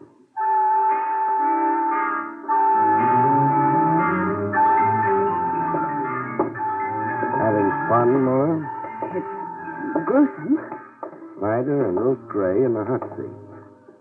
Dillinger bleeding all over Chicago's sidewalk. Why, baby, you're holding hands. I get affectionate in morbid surroundings. The Vince Lorimer murder's the last one in a row, right after Bluebeard. It is. Some light on the subject, please. I got no lights to switch on. The power battery's disconnected. Another order of the almighty building department. Here, you can use this flashlight. Thanks. Hey, quite a likeness. Barrie, the victim does look like Vince Lorimer. Like Lorimer posed for it. Even the clothes, the pinstripe suit. And holding a cage with the parrot still in it. The minutes before the actual murder the scene's supposed to be. Miss, or is it madam? It's Dolly. Dolly Flanders. Dolly, the hooded killer holding the gun. Why the hood? I don't get your question. Is there a head, a face under the hood? Yes, I guess there is. Model? How? How? In the likeness of the killer, I mean. In the likeness? Well, how could that be? That's a question I'm saving for later. First, suppose you raise the hood. Get in there and raise it, Dolly. Don't raise it, Dolly. Barrie! Voices jump you all the time in my business, Mona. You take it calmly. Raise as you are, Dolly. Craig? Yeah? Drop that flashlight. Try beaming it at me and... Okay, stubborn. Barrie, he shot you! No. Bullseye on the flashlight. My wrist dead from the concussion. Get flat on the ground, face down, Craig. And your lady friend. Be smart, Craig. From where I am, you're a clay pigeon. Get down, Mona. Horizontal in a wax museum. Include that in the piece you're writing. I'll even include it on my headstone. You, Dolly. What? This box of matches. Pick it up. Now this newspaper. Now roll the newspaper into a torch and light it.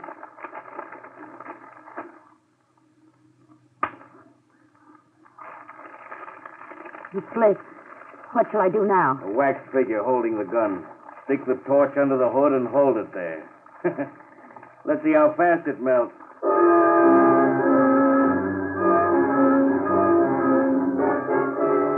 With the figure melted down, my gun-happy friend took one last precaution.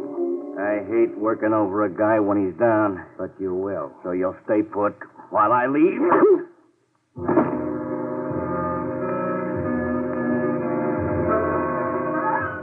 Bomb burst in my head, set off a chain reaction. The last thing I heard before being blown to bits was Mona screaming.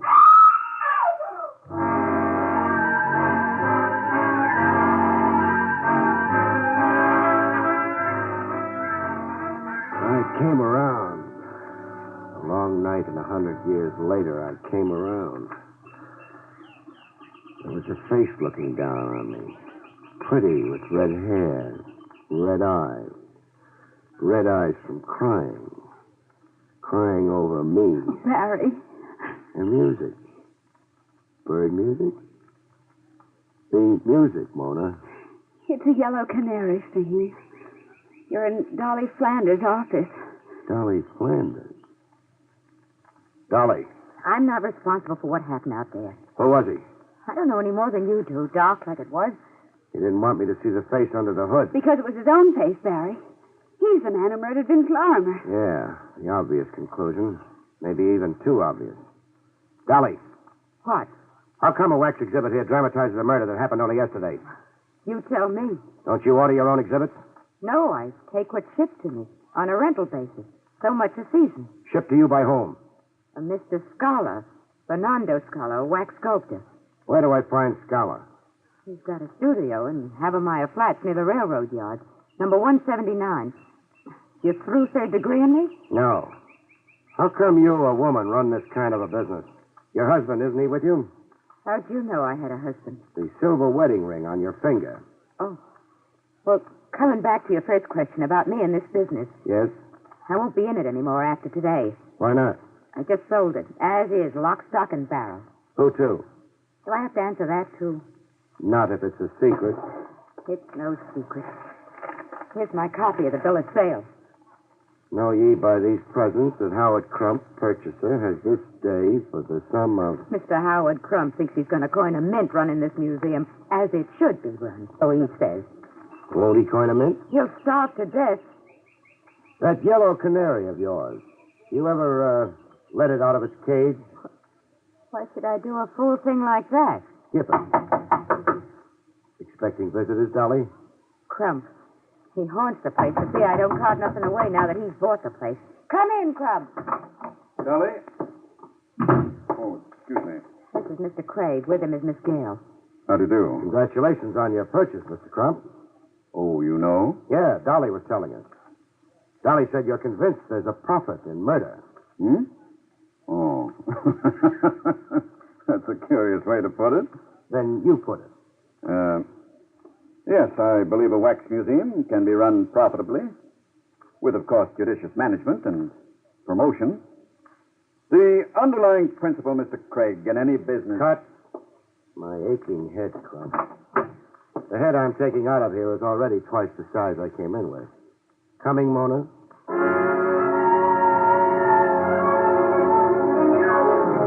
Outside the Wax Museum in a drugstore, while Mona calmed her fevered nerves with a double Coke, I got the cracks in my skull glued and an iodine pomade where it lumped. After that, I telephoned police headquarters.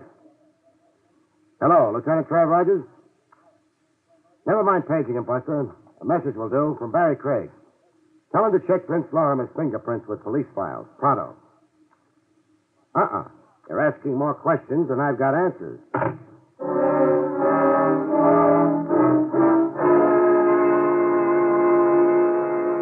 Like Dolly had said, the Havermeyer Flat studio of Fernando Scala, wax sculptor specializing in murder, overlooked the railroad yard. Pint-sized guy, Scala, with the mouth of a mustache and the look of a fox. With those trains, how can you concentrate on your wax modeling, Scala? Even better with the trains, Mr. Craig. I am filled with the wild rhythm. Spare me the poetry. Then, for the lady? Spare her the poetry, too. All right. I say only what you want me to say. No wonder. Where do you keep your crystal ball? Crystal ball? You identified the man who murdered Vince Lorimer. I identified a murder? You are joking. You model the victim and you model the killer. Oh, but you are surely mistaken. Am I surely mistaken? I modeled the victim, yes, from the newspaper pictures. And from the imagination also. But the killer, him I did not model. You didn't, huh? Oh, just a head with no face. A head I cover up with a hood because I cannot know this face. Who telephoned you in advance of my coming, Scholar? Prime you on how to answer me. Telephone me? But I swear... Was it Dolly Flanders, maybe? Dolly Flanders, the owner of the museum? Dolly Flanders, the ex-owner of the museum. Oh, no, she did not telephone to me. Now, if this interview is over... I'm to scram and take Mona. My apologies for it, but I have so much work. You're a shrewd customer, Scholar. Thank you, Mr. Craig, for the great compliment. There are no, how you say, flies on you either. Oh, excuse me. He's told all he's going to, Mona, so let's go. Isn't there some way of compelling the truth? Yeah, a way that's a beaut. But I don't think you could stand watching it. Mr. Craig. What? This telephone call. It is for you.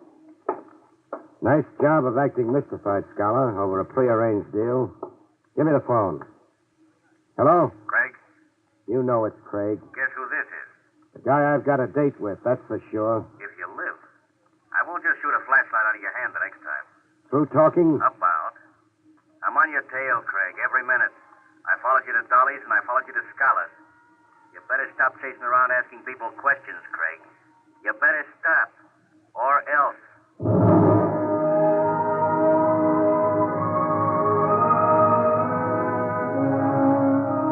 The case began to wrap itself up with a valuable assist credited to the good Lieutenant Trav Rogers. A return message for me, left with Jake, the elevator op, in my office building, suggested that I meet Trav post-haste in the Marble Lawn Cemetery. But why meet in a cemetery? A favorite long-lost aunt. Rogers wants me to help dig her up.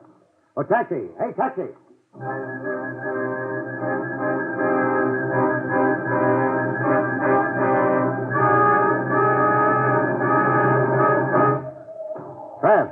Trav, where are you? Craig, I'm over here, the first footpath. Greetings, Gould. What do you hear from the beyond? Read that tombstone in front of you. In memory of Sam Tracy, born 1910, died 1945. His loving wife, Dolly. Dolly. Barry, Dolly. Don't get into the lieutenant's acts, beautiful. It's his show. Let him have the fun. But not here. Somewhere over a hot cup of coffee.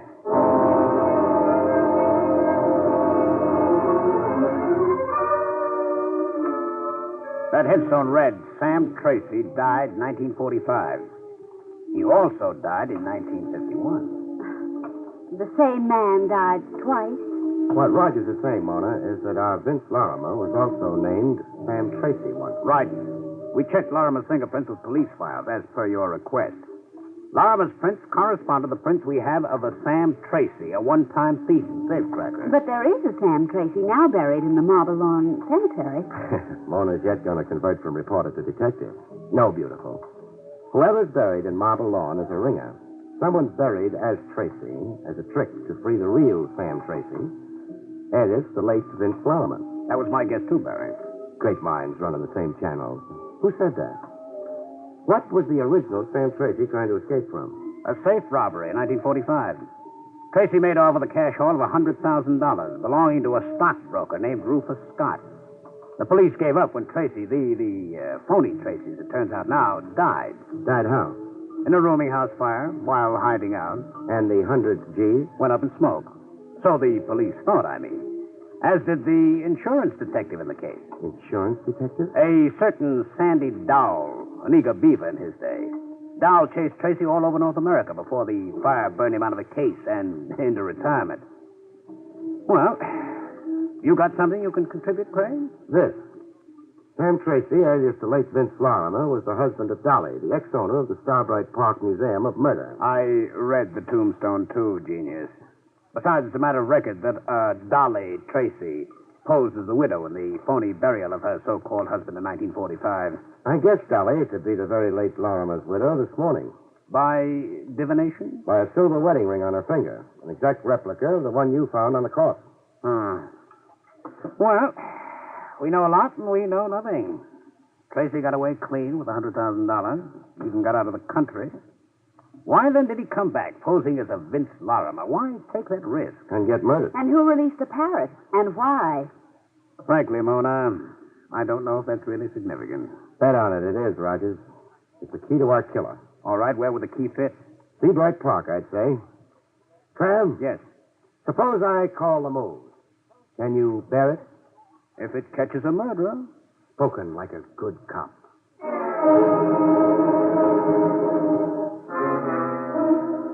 With Trav swallowing his pride enough to backstop me, I stormed the Museum of Murder. Yes? You. Close that door, Crump, quick. You seem urgent. Urgent? There's a rifle-happy wild man tagging after me. Where's Dolly? Packed up and gone. I've taken possession. Uh-oh. That's my rifleman. Don't open that door. Where are you going? To your office to telephone for help. Now, look, Craig, I can't get involved in your affairs. Quick! Hello. Dead. Now the line went dead. Someone's cut your wires, Crump. Craig, you can't stay here. I'm running a business, not a headquarters. You want me dead? No, but... Oh, this. My rifle-happy friend finding the range. Craig, get out of here. I'll be murdered. That's not my concern. I insist you go. You want me to walk out at a certain death? It's certain death anyhow, staying in here, cooped up in here, cornered. Craig, I'll be killed, too. The next bullet might get me. You're raving, When Crump. you stay here, the room is a death trap. You look green, Crump. Sick, as if you're suffocating. Suffocating. Yes, I am. The room's close. Stifling. Close and stifling like a cage? Yes, And you hate cages, don't you, Crump? I hate... That's why you let parrots out of cages. You can't stand seeing anything caged. No, I can't stay. Even the yellow canary, Dolly's yellow canary. The cage is here, but the canary's gone. You emptied that cage, too, eh, Crump? Yes. Craig, I can't breathe. I'm suffocating.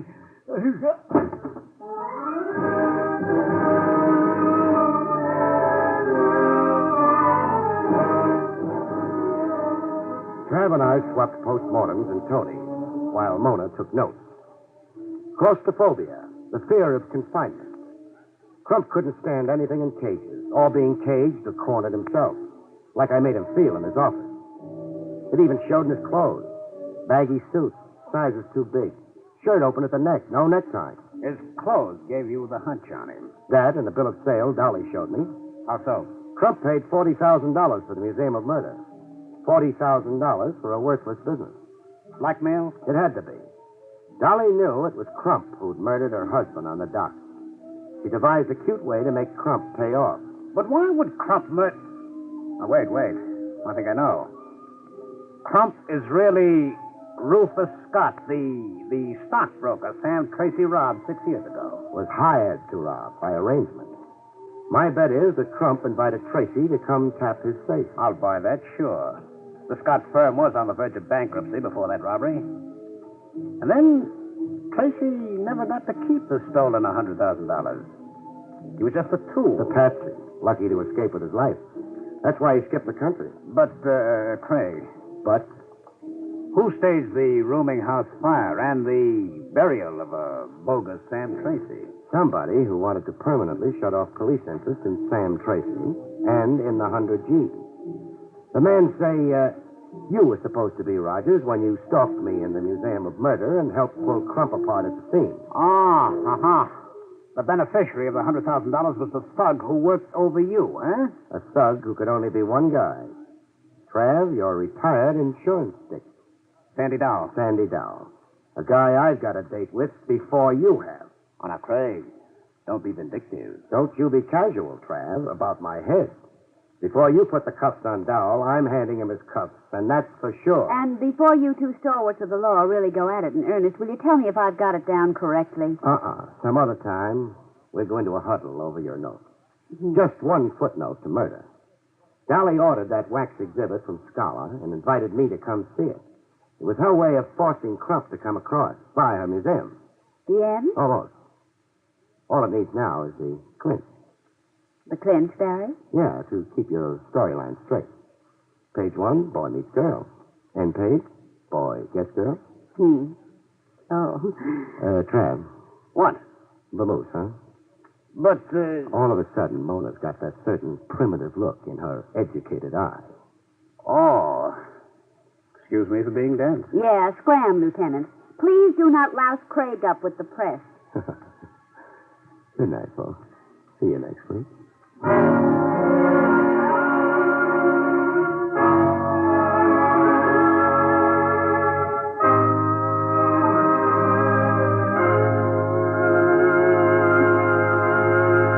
You have been listening to William Gargan in another exciting transcribed mystery drama from the adventures of Barrie Craig, confidential investigator. Tonight's story, Murder in Wax, was written by John Robert. Next week, it's the strange story of the naughty necklace, about which Barrie Craig has this to say.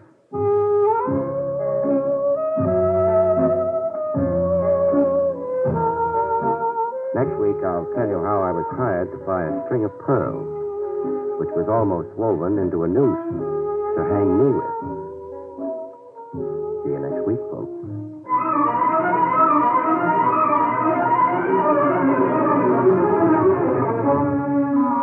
Featured in the role of Mona was Joan Alexander. Barrie Craig, starring William Gargan, was under the direction of Hyman Brown. This is Don Pardo speaking. Now enjoy Meredith Wilson's Music Room on NBC.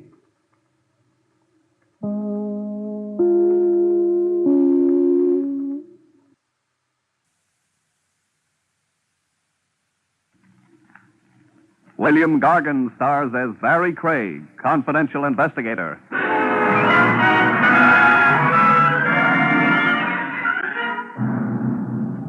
The trouble with murder as an occupation, folks, is that it doesn't last very long. In no time at all, you come to a dead end.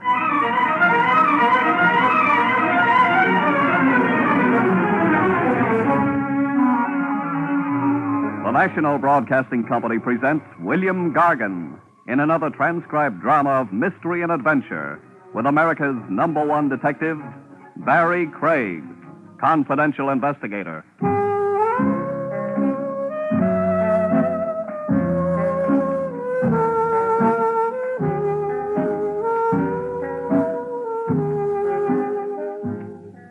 Barrie Craig speaking.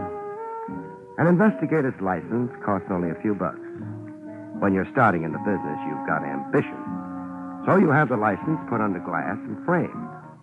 You spend a couple of hours deciding on the best place to hang it. Then you find out all you've done is bought yourself a front seat for the back stairs. But you also find out an awful lot of people use the back stairs. It's open. Craig? Yeah. You alone? There are mice. They're tame, though. I wonder if you're the man I'm looking for, Craig. You'll have to figure that out by yourself. It says confidential investigator on your door. I had that put on myself. Maybe I was boasting. Small place. What's this door? Leads to the back stairs. Yes? You want to look under the desk, too? I have to be careful. How much money do you make a month? Not enough to have my clothes made by your tailor. I think that's you'll do. Thanks. This is what you'll work with. An envelope? Take a look inside. All right. Money. Count it. Uh-huh. 5,000. Yes. I want you to buy a necklace for me, Craig. For $5,000? That's right. You got any preferences in necklaces? A girl named Wendy Harper has the one I want. She lives at the Beecham Towers Hotel. Maybe she's got more than one. Oh, no. The necklace is pearl. You buy it from her, turn it over to me, and collect $500. You don't like the Beecham Towers Hotel? Oh, what's that got to do with You it? could go over there, buy the necklace yourself, and save my fee. I could also be sued for divorce. Meaning you can't afford to be seen with her. Fair enough. I'd like a receipt for the $5,000. Sure. Received from... From? You don't need that. How will I get in touch with him? I'll phone you. Okay. Your receipt. Thanks. I suggest you begin work at once. Right. Oh, one thing. Yes? Suppose she doesn't want to sell. She'll sell. You're sure the necklace is worth $5,000? Yes, I should be. I gave it to her.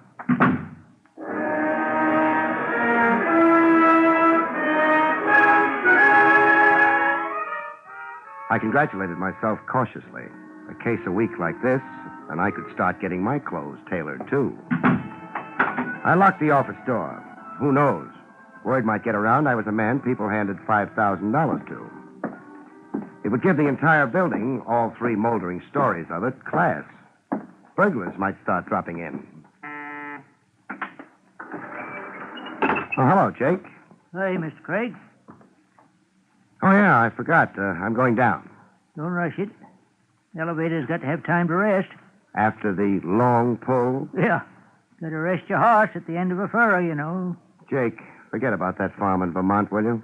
You're in the big city now. I'd rather have a horse. If you was in such a hurry, why didn't you walk down? Too proud. I've just moved into the upper income brackets. That so? Thanks. By the way, Jake, did you notice the man you took down from my floor a couple of minutes ago? No. Had your nose buried in the farmer's almanac? I didn't take nobody down. Oh. Well, that was my client. Who was? The man you didn't take down. I don't suppose you took him up either. No? Used the stairs both times. The back stairs, hmm? Jake. Yeah? When was the last time those back stairs were swept? I don't know. I only been here 6 months. Yeah. Mr. Craig, What? must get kind of lonely up there on the 3rd floor. Sort of. Why? Oh, just wondering. You sure you had a client?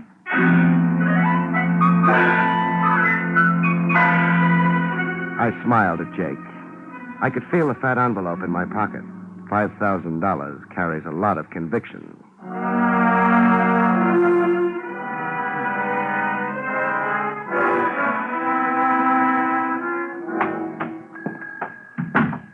Good afternoon, sir.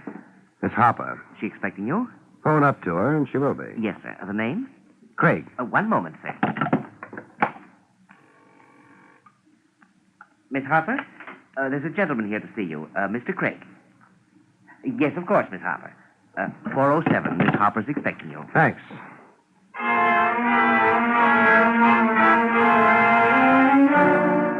The Beecham Towers was a lot nicer looking than the building on 23rd. But then I didn't use the back stairs.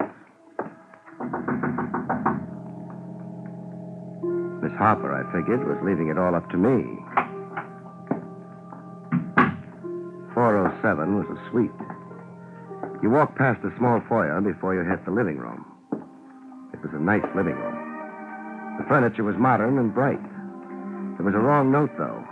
Miss Wendy Harper. She was on the couch. She looked modern and bright, too. The wrong note? She happened to be dead.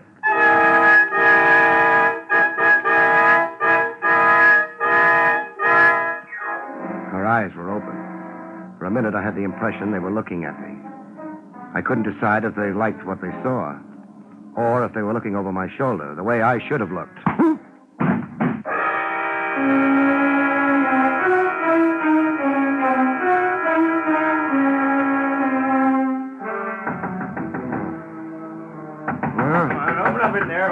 Yeah. Oh, all right. A little late, friend. What do you want? I'm Clancy, the house detective. Good for you. Now, you're in my way. You're not coming in. Now, listen. The old lady in the next suite heard a woman screaming from here. When? A few minutes ago. She needs new batteries for a hearing aid. What time is it? 7:30. Nobody screamed in here for at least a couple of hours. Where's Miss Harper? She's in. I want to talk to her. You're going to be disappointed. Miss Harper's in no mood for conversation. I'd like her to tell me that. Lots of things we'd like just never happen. Hey, what's the idea? Hey. You want to get in here? Take my advice. Call a cop. Hey. I slammed the door shut in Clancy's face. Clancy was guessing. He wasn't sure. Maybe I was just a boyfriend with a temper. He'd stand around and wonder what to do for a while before trying to come into the room again. That gave me time enough to go through the suite, make sure it was empty, make sure Miss Harper was still dead. She was. They don't come alive very often. And then check on a pearl necklace. There wasn't one around. I hadn't figured there would be. By that time, I was in a hurry. This time, I was the one for the back stairs.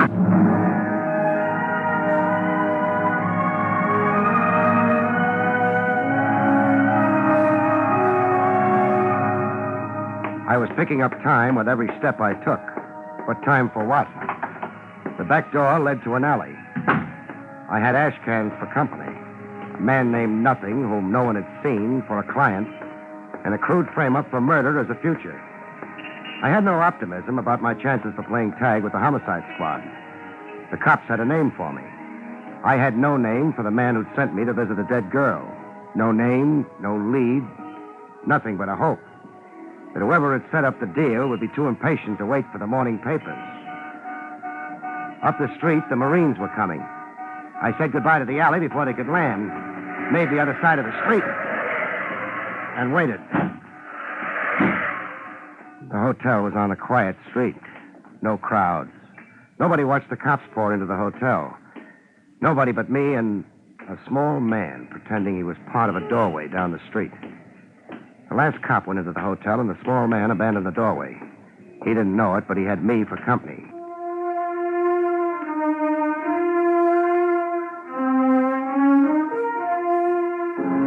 It was easy. The small man wasn't worrying. According to the general idea, I was being interviewed by a dozen cops at the moment. He led me across town with no trouble. The address was 5413 East 79th Street. The house was old. The ivy on its walls was probably hand-picked. The small man used the servant's entrance. I decided to be formal. A brass plate under the doorbell read John Peter Kendall. I thought he'd be surprised to see me on his doorstep. I was surprised. Yes? Mrs. Kendall? I'm Mrs. Kendall. Good. I beg your... You're excused. Better shut the door. Are you a salesman? Not exactly. Well, you're big enough, heavens knows, but you don't look very dangerous. So? Thank you. Mr. Kendall home? I don't think so. I don't know. I guess it is a pretty large house. It is. Also, John and I don't get on very well together. So why am I telling you this? Maybe because I look reliable and a little stupid. That's silly. It's not very hospitable keeping you out here in the hall. It's not. But I intend to continue doing it unless you can give me a reason. For your being here, I mean. I do insurance work. Oh? Your husband hired me to trace some property of his. Well, he must have been very anxious about it if he asked you to come here at this hour. He was anxious. Strange. Why? Dear John has so much property. Well, this was something special. And confidential? It used to be. What does that mean? Lost any pearl necklaces recently, Mrs. Kendall? Why, yes, I did. That's what he wanted me to trace. Oh. Please come with me, Mr. Jones. Jones. Wait here a moment. All right.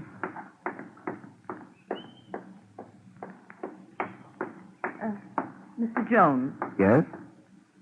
This is the necklace I lost.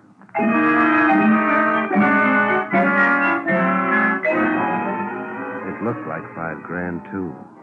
Mrs. Kendall, her price tag wasn't showing. Well, Mr. Jones? When did you get it back? John brought it to me, perhaps an hour ago. An hour ago? Then he is home. He said he might go out for a stroll. I didn't try to translate. A stroll in John's peculiar vocabulary could mean almost anything. You asked him where he got the necklace? No. I assumed he'd hired someone like you to find it for him. Mr. Jones. Yes? What are you really after? Will you see if your husband's home, please? All right. Mr. Jones. What? Are you sure you're doing something for my husband? Not to him?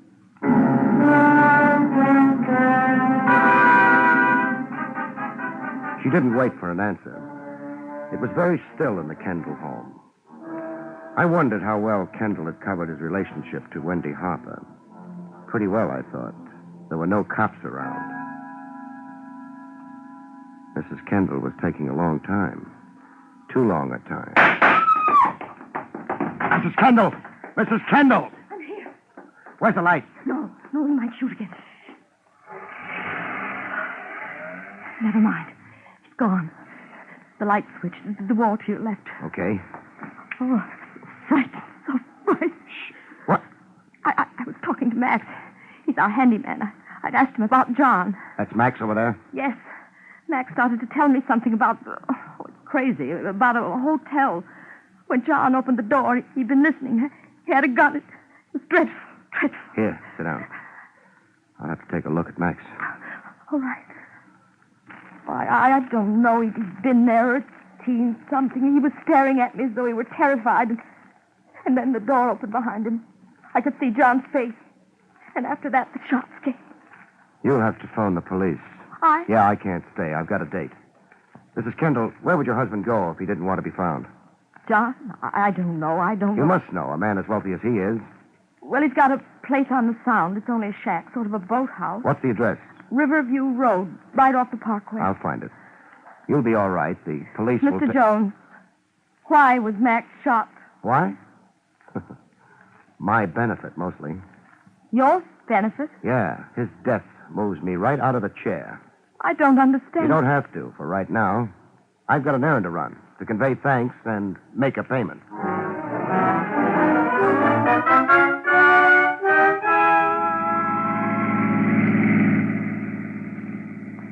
Hey, Bud. Yeah? Kind of late to be driving out to the Sound, ain't it? You mind? Nah, I don't mind. As long as you got the fare. I've got the fare. Only reason I brung it up is, Not many cars going out this way this time of night. Yeah, I guess so. So the car behind us must be tailing us. Car behind. Yeah. Been there last half an hour. It's got one headlight weaker than the other, kind of stuck in my mind. Don't worry about it. I don't want no trouble. There won't be any for you.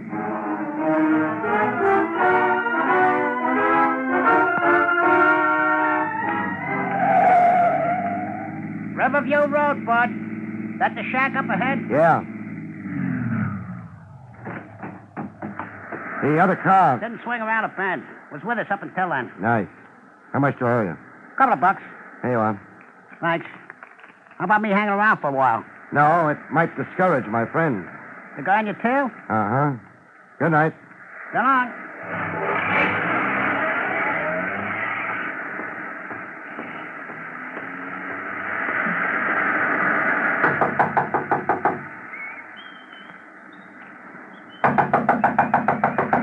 Who's that?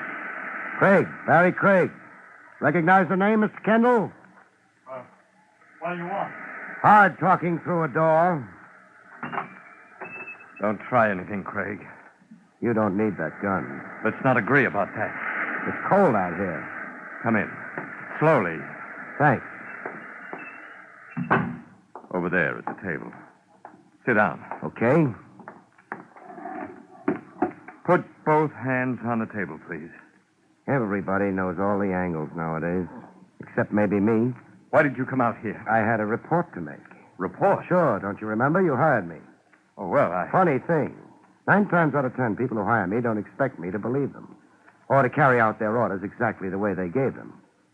They're always working on an angle. Well, what's so funny about that? I always believe my clients. I do my best to carry out their orders the way they say they want them to be. That gets me into more trouble. You're wasting time. And you don't have much time left? You said you had a report to make. Sorry. That necklace you hired me to get. Well? It's back in your wife's possession. You gave it to her? No, you did. It's a little late for jokes. No jokes. You can check with your wife. Not only that, Mr. Kendall, the whole deal worked out a lot cheaper than you expected. What do you mean? $5,000 is a lot of money. One girl's life, a lot cheaper. You've still got the money? Yeah. Now, don't reach. Stop being so nervous. I was just getting this. $5,000. And Wendy? What do you think? Well, I don't understand what you mean. You've had time enough to get here, so I'd better get rid of this light. Your gun, Kendall. I'll need it. Don't move around, Kendall. It's dark in here. Our mystery man outside hasn't got artillery, only a revolver. We're safe for right now. Well, I don't know what's happening. Shut up. He's moving around, waiting.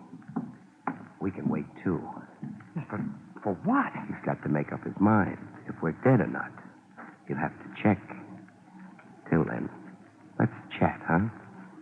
A man comes into my office, hands me $5,000, instructs me to buy a pearl necklace from a girl in a hotel. I don't... It's my story. The guy uses the back stairs, doesn't leave his name. I take the dough, get to the hotel, walk into the girl's suite, and get knocked out. The girl is dead. Yes, but I didn't... keep interrupting.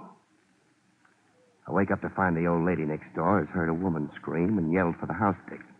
He's at the door. He's supposed to walk in, find the dead girl, and me with $5,000 in cash on me. He calls homicide. I tell my story to them. How do you think they go for it? I don't know. I don't... Don't overdo it. It's plain enough. My client is a work of the imagination, they say. I knock the girl off her a dough. Very simple and very pretty. Well, then who is that outside? When I got to the hotel, I had to be announced. The clerk called upstairs. He held a conversation with Miss Harper. He told me she said it was okay to go on up. But Wendy Harper was already dead. Well, then... Shh. Junior's making his bid. Okay, drop it. What? I said drop it, Junior. You've got the moonlight behind you? No. I don't like it, but... Oh! Got a match, Kendall? Yes, I have. Let's have a light then, huh? Oh, all right. Over here. Yeah, the hotel clerk. He's registered as last guest. Death.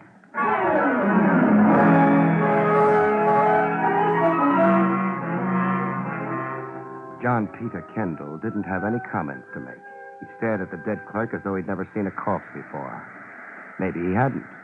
He was my client, wasn't he? Let's get out of here. Yes, but what about him? He's dead. Well, isn't there something we should do? There's nothing you do about the dead.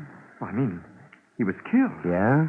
Well, the police? You're in the clear on this particular death. What are you worrying about? I suppose you know better than I. Also, I've got the gun, so... All right. Yeah. The clerk's car is out here. How about yours? I came here by cab. That can be checked. I still say I came here by cab. Okay, we'll borrow the car. Hold it. That's on this road. The police. Sounds like them. Of course, they could be on their way to a ball. Would you like to stay and chat with them? No. There are too many things, and I'm confused. Where's Riverview Road lead? To the city. I mean the other way.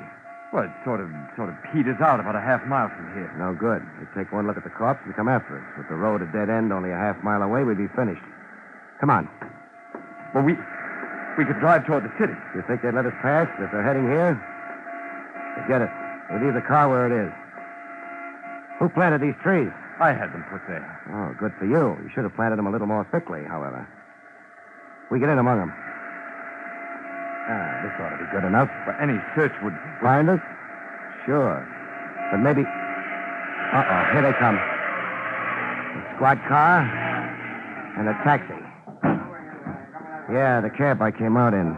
The driver spotted the clerk tailing me. He must have hung around down the road and heard the shots and then went back to town and collected police. They've checked the car. Empty. Now for the house.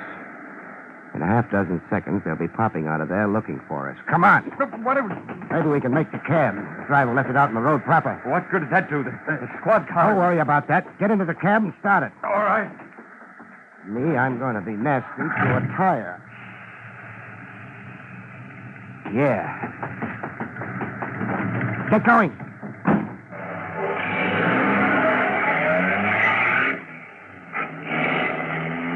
Fine. Well, what did you do? Screw the tire valve open on the squad car. The clerk's car is blocked off, so they'll have to change the tire. Maybe we'll have enough time. The police won't like it. How very true. You know, Mr. Kendall, I'm in trouble. Not only am I wanted for murder, but now for committing a nuisance on police property.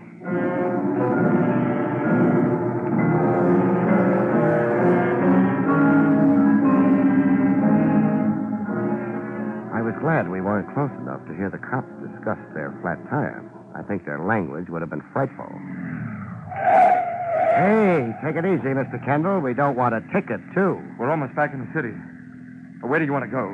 Home and sleep, but not just yet. Well, then... Let's make it your home, huh? My home? The mansion you and your wife play hide and seek in, except both of you seem to be hiding rather than seeking. If you don't mind, I could do without your wit. So could I if I had any. Mr. Kendall. Yes? The whole thing started with a necklace, a pearl necklace. That's right. You didn't bother telling me it had belonged to your wife before you passed it on to Wendy Harper. It hadn't belonged to my wife.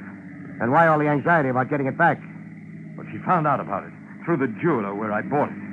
I had to pretend I'd gotten it for her as a surprise.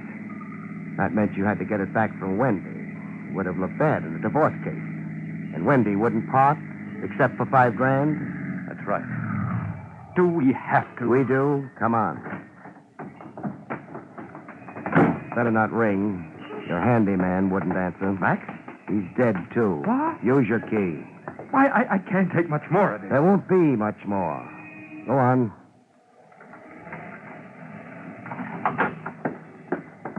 Hello, Mrs. Kendall.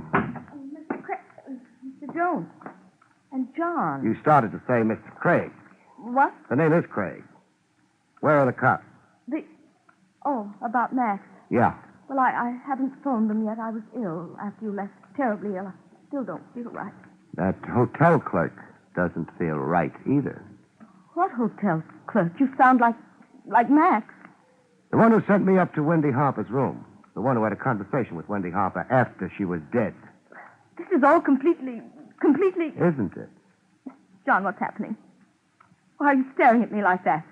He doesn't love you anymore. Oh, you... No. Let's keep it genteel. Kendall? Yes? Call some cops, huh?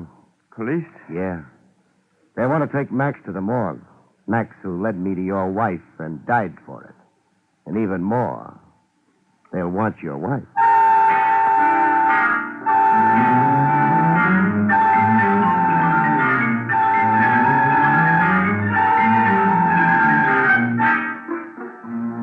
It had been a long evening. I'd stayed ahead of homicide for a while, but they always catch up. Craig. Lieutenant Trav Rogers. Give me one good reason why your license shouldn't be revoked. Mrs. Joanne Kendall. I said a good reason. What else could I have done, Trav? You're not trying to tell me you were afraid of the frame. I never tried to tell a lieutenant of homicide anything. No, I wasn't. But I had a job to do. I got it done, too. You could have been killed in the process. Oh, there's a law against that. Oh. Craig, we got the whole thing laid out. The Kendall woman moved in on what looked like a perfect opportunity to get rid of Wendy Harper, frame you for the killing, and have a club over her husband's head for the rest of his life. Because he'd hired you, all she had to do was threaten to tell us about that, and he'd be tied in. Well, where did you get the bright idea it was Mrs. Kendall who set you up and not her husband? Clancy, the house dick at the Beecham Towers. Huh? He came up and told me an old lady had heard a woman scream a couple of minutes before I regained consciousness. The Harper girl had been dead for hours then. So it had to be Mrs. Kendall screaming. To get Clancy up and you arrested. Mm-hmm. Come on. Buy me a beer. Well, we'll go out and have beers, but what makes you think it's going to be on me? You just made $500, remember? Holy smokes. What now?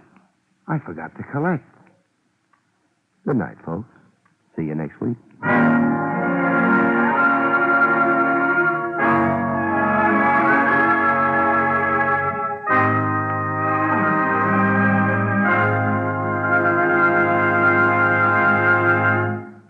You have been listening to William Gargan in another exciting transcribed mystery drama from the adventures of Barrie Craig, confidential investigator.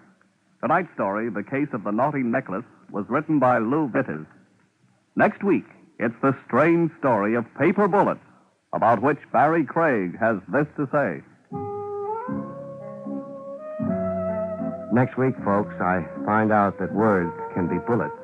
When two prize-winning authors do their literary best to prove the gun is mightier than the pen. See you next week, folks.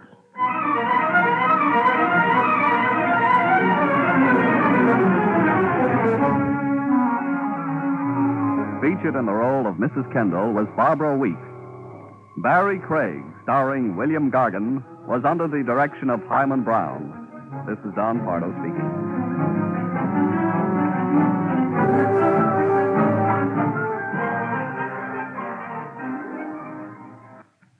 Now enjoy Meredith Wilson's Music Room on NBC.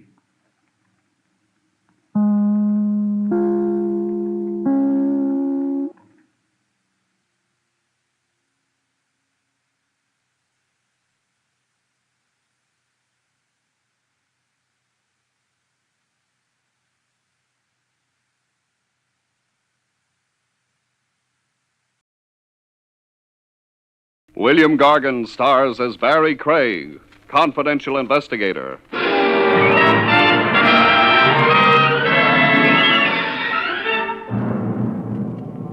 There's a place somewhere, folks, away from the hurly-burly, where everything is slow and easy, and you can sleep around the clock without being heckled.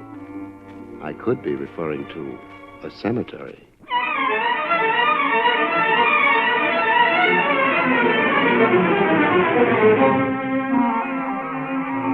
The National Broadcasting Company presents William Gargan in another transcribed drama of mystery and adventure with America's #1 detective, Barrie Craig, confidential investigator.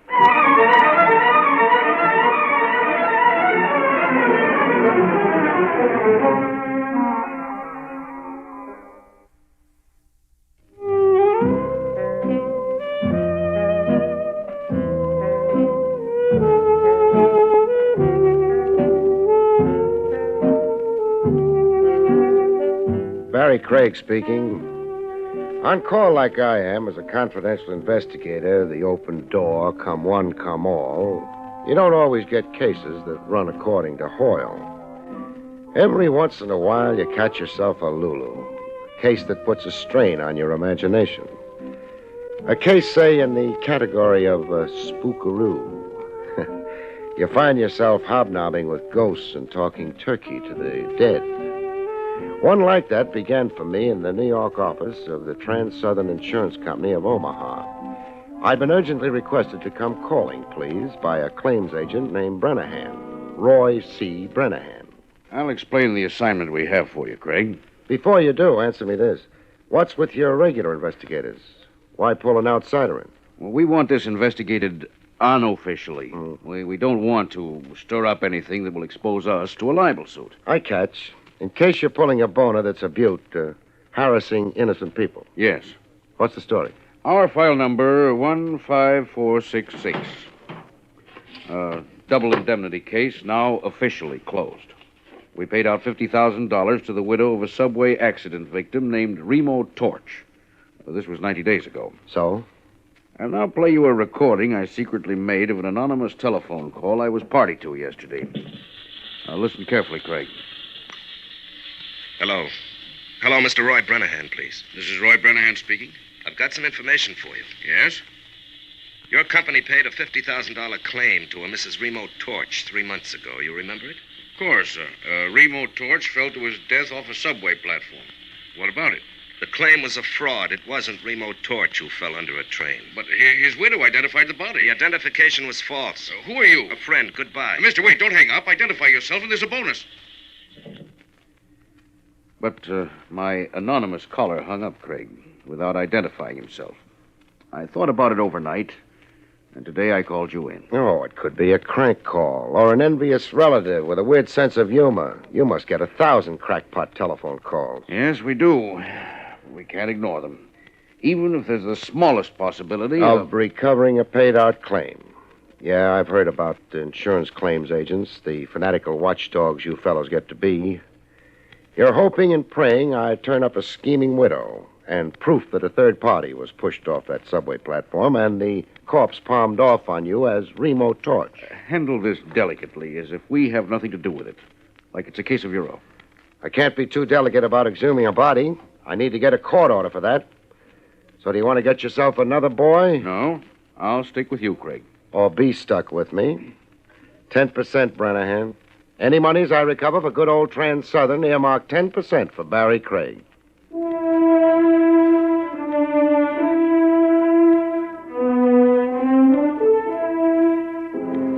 While waiting for red tape to unravel on the court order for exhumation of a corpse, I went to see the scheming widow. 169 Seneca Street was her last known address.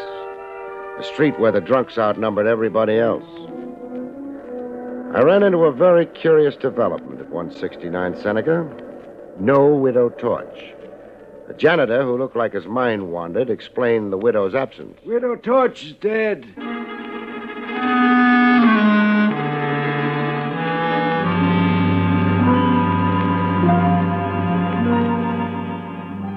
A dead policyholder and a dead, though rich, beneficiary.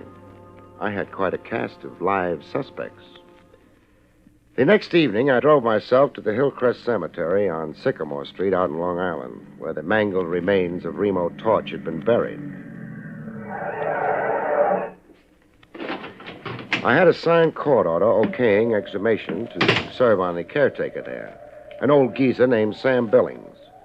Going through the big iron gate, I heard the night chimes. Night is a nice time to go calling on a graveyard, if you hate yourself. Every superstition you had as a kid comes back to haunt you. You begin to see things and hear things. Going up a narrow path toward the caretaker's house, I heard things. A scream as if somebody was being murdered not 50 yards away. I got to the scream. It was the old caretaker Billings on the ground near an open grave in a dead faint.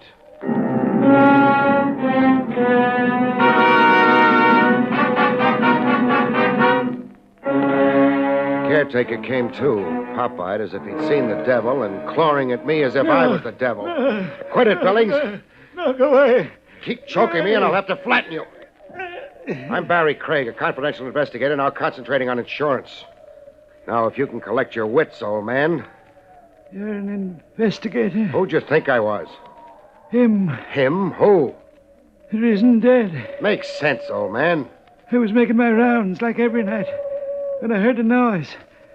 A noise I'll never forget if I live to be 100. The odds are away against you, the hypertension you've got. I turned to look, bringing my light close, and it was the lid of a coffin coming off, as if by itself. Neatest trick of the century. And then what happened? I lived to be 100. We've already been through that. Then the dead man got up and stood there, alive as you're standing here, all green under the moon. How does the rest of the hallucination go? I watched him go off, not making a sound, and walking in a funny little hop.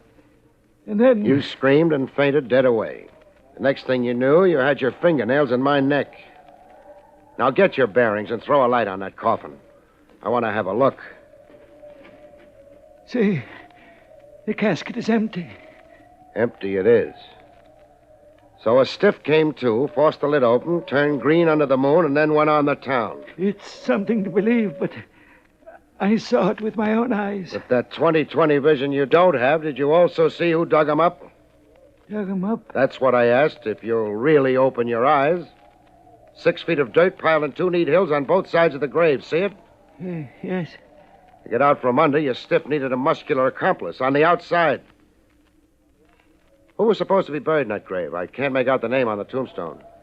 Torch. Remote Torch.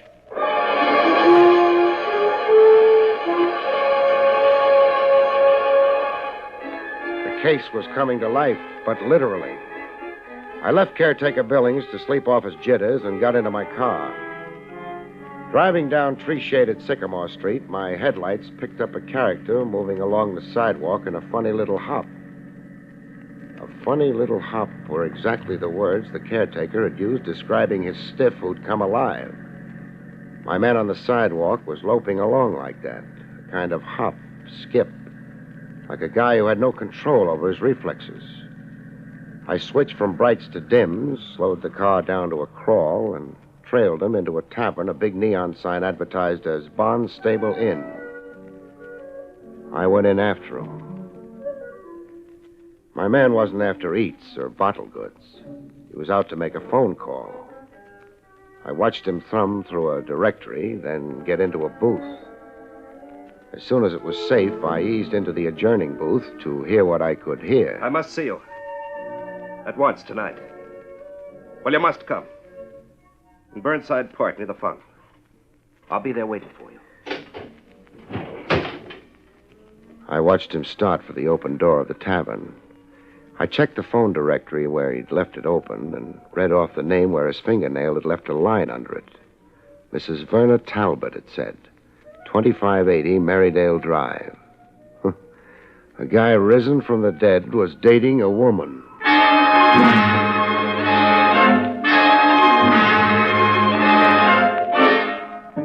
I was right there in Burnside Park in a grandstand seat behind a row of bushes when they met. My man was hanging off to his side as if he wasn't really meeting the woman, but ambushing her. I could hear her high heels clicking toward him. Hello, Mary. What? Mary? You're calling me Mary? Yes. You're not who you said you were on the telephone. No, I'm not. It was a ruse to get you to come. I'll come out of the shadows so you can see my face. Well, Your face is chalk. it's a dead face. And your eyes. They're dead eyes, Mary. I've been dead, but I've come back. I've come back to claim you, Mary. Mary, my wife. Oh, you're insane. I'm not your Mary or your wife. I don't even know you. Let me go. Help! He wasn't just claiming her, he was strangling her. I got busy. Let go of her, mister. Suppose we postpone introductions for later. Oh. He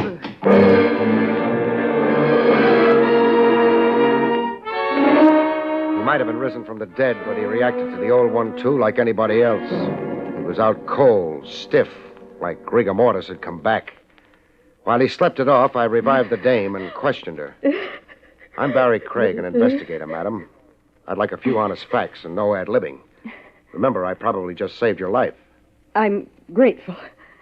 The man is insane. You acted as if you didn't know him. I never saw him before in my life. He's allegedly a Remo Torch. He said he'd come back from the dead. So far as we know right now, it could be. If you don't know the man at all, why did you agree to meet him here? He telephoned me and said he was Tom Avery. I've known a Tom Avery. Your name is Mrs. Verna Talbot? Why, yes. How did you know? Never mind how. You live with your husband? Yes, I do. But he mustn't know I came here to meet Tom Avery. Jealous? Yes. We get along badly, my husband and I.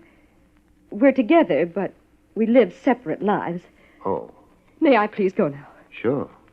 I don't see why not.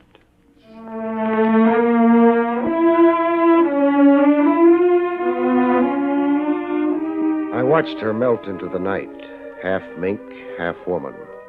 Then I sat down to rest up, take stock, and wait. I'd sure found myself a bright way of making a living. There I was in a public park at 2 a.m., waiting for a corpse to rise for the second time in one night. This time out of dreamland.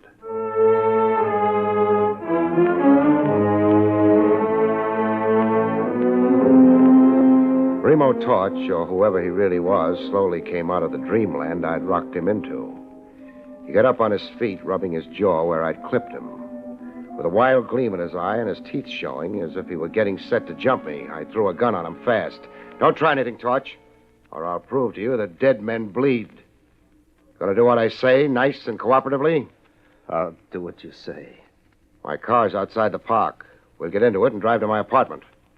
To your apartment? For a heart-to-heart talk. Shake your head and I turn you over to the cops. It's all the choice you've got right now, me or the cops. I'll go with you.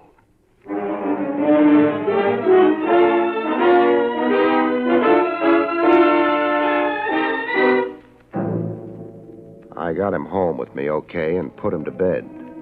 When he fell asleep, I handcuffed him to the bed and tied his feet. Then I showered and waited for daylight and a good morning chat with Lieutenant Trav Rogers at Willie's Coffee Pot. I don't get half of what you told me, Craig. Half's enough to hold you for now. Feed ghost stories to little boys a spoonful at a time, an old teacher of mine used to say. Just you run down a few items I asked, huh, pal? You want me to find out when Mary Torch died? And who signed the death certificate, and where was she buried? Phone me the minute you know.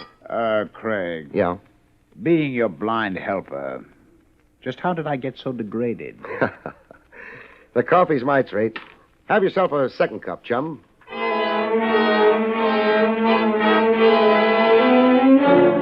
Torch was wide awake when I got back from Trav Rogers.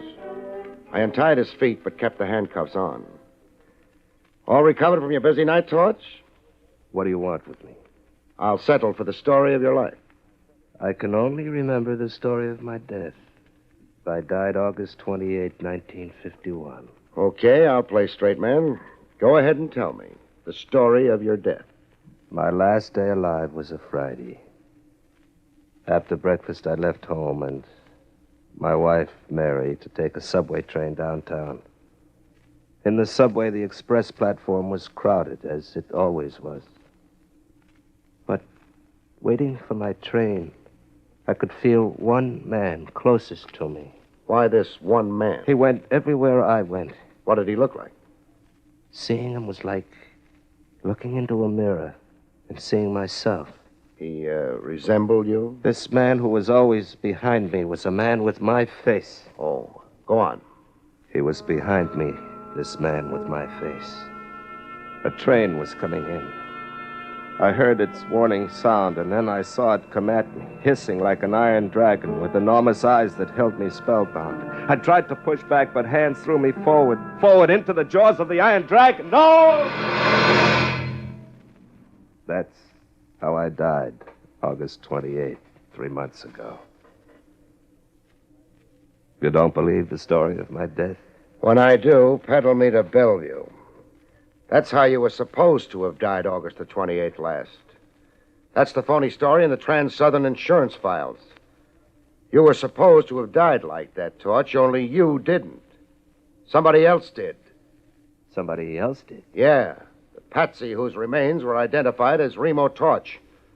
The poor devil who was really in that coffin you supposedly stepped out of last night.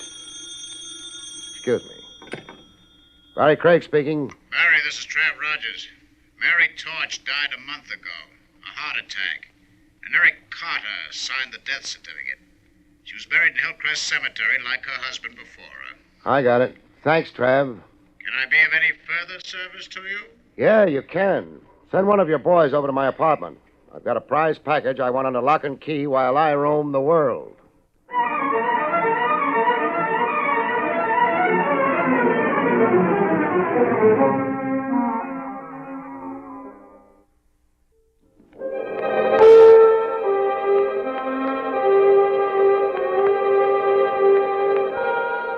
I had the graveyard habit.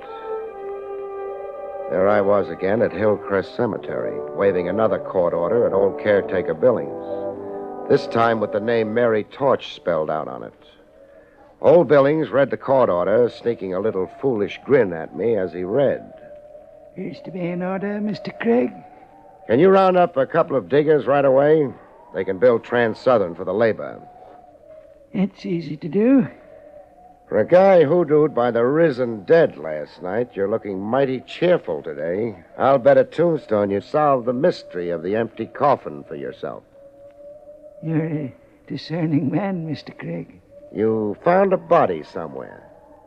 The body the real Remo Torch sneaked out of that coffin before he got into it. In time for you to come along and get a knifeful. I'm right, huh? You're right. And I'm a foolish old man. Where'd you find the body that was buried as Remo Torch? Not 20 feet from where we're standing. Show me. Right here, by those flower beds it was. Buried shallow. Flowers had been tramped on, and I went to investigate. I saw the dirt had been turned over fresh, and then I noticed a foot. A foot sticking... Cut. Leave something to my imagination. Now go round up those diggers.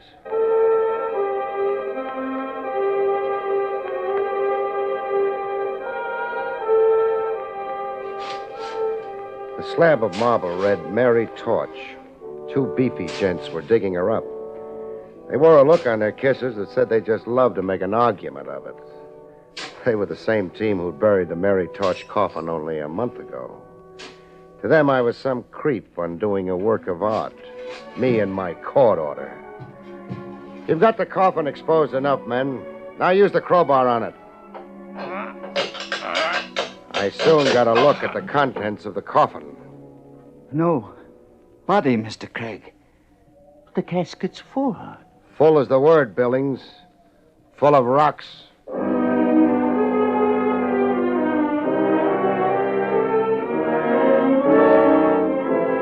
The answer to the rocks was obvious.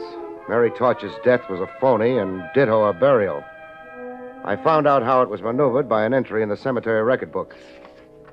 It's the name of the undertaker you want? Or whoever supervised the so-called burial. Here it is. Mary Torch. And Eric Carter supervised the burial. Does the name mean something to you? Does it? Eric Carter's the same joker who also signed the phony medical certificate.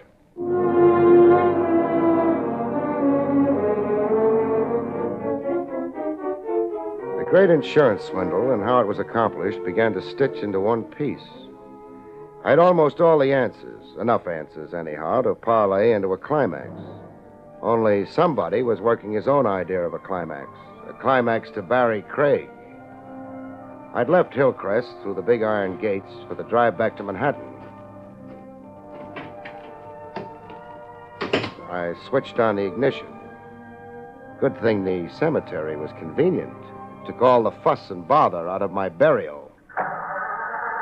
Oh!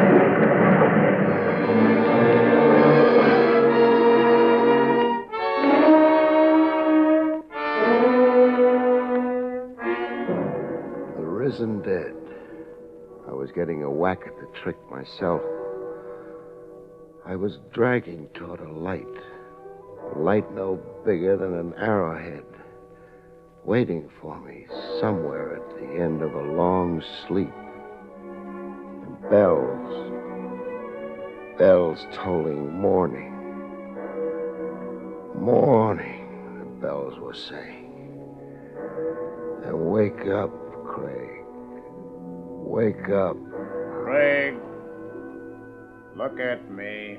And the voice, the face of someone I'd seen around me. Trev.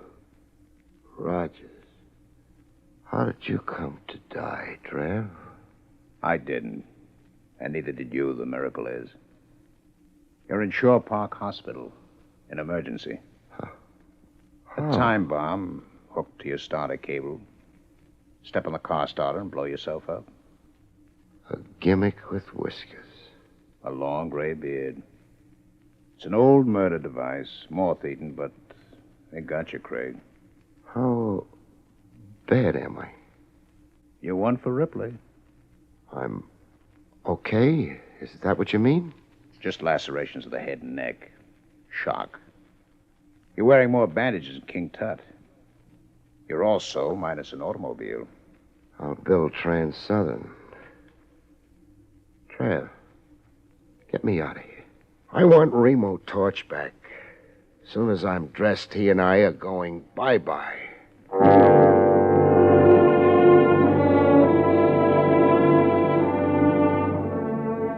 I taxied Remo Torch across town to an address in my little black book, 2580 Merridale Drive. I'm reuniting you with the lady you made a scene over last night, Torch. Yes, you. Us. May we come in? But, You remember Remo Torch? well, yes, of course. After last night, could I forget? I guess not. Especially since he only tried to strangle you. It'd be even harder to forget him if you were his wife. His wife. I'm Verna Talbot. My husband is George Talbot, a manufacturer's representative. Hooray for employment. Is your husband around? Yes, Introduce him to us. very well. George, Yes, Verna. this is my husband, Mr. Craig. That's him.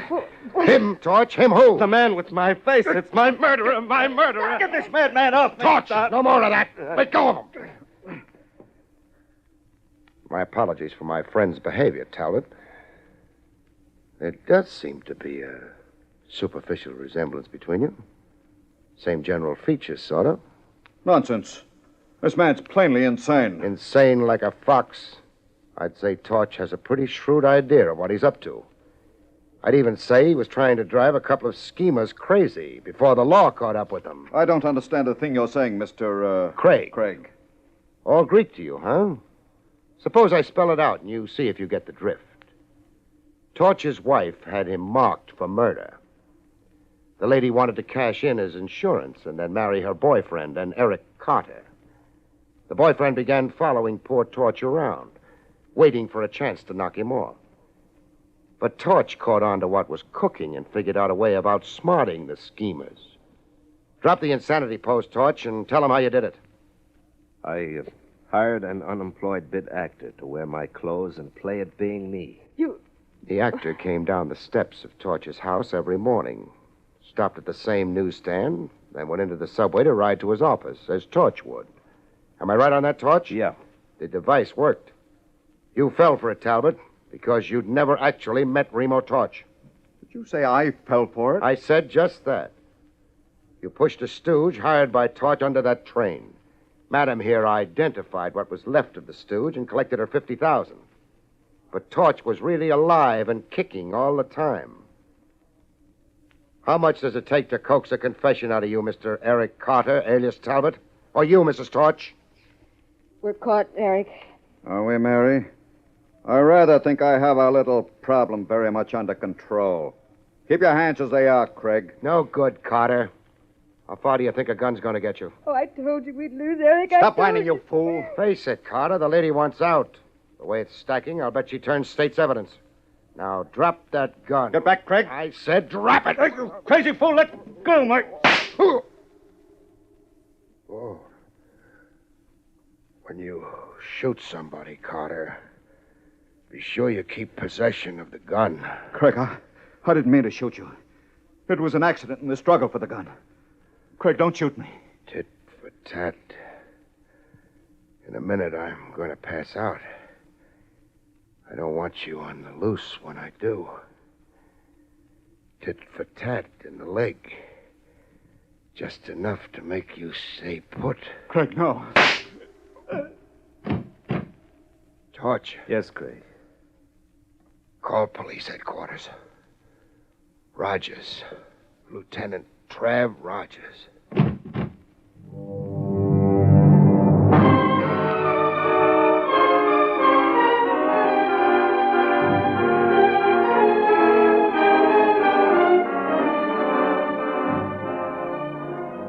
Wake up from a long sleep, and there's the same face in front of you, like a pin-up on a wall. Don't look now, Craig, but you're back in Shore Park Hospital. Emergency. What's my medical complaint this time? Bullet in your left thigh. You'll be out in a week, and limp for a month. Oh, great. And now that you're conscious, you want to talk.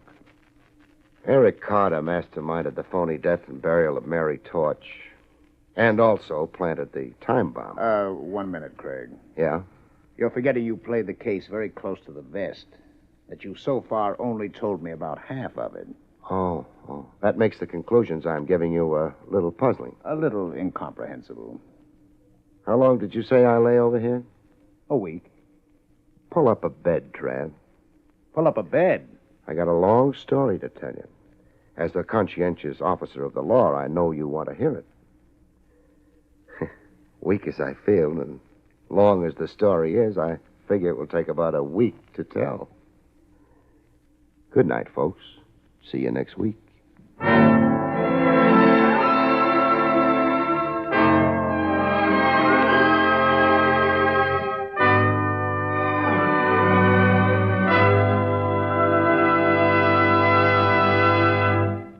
You have been listening to William Gargan in another exciting transcribed mystery drama from the adventures of Barrie Craig, confidential investigator.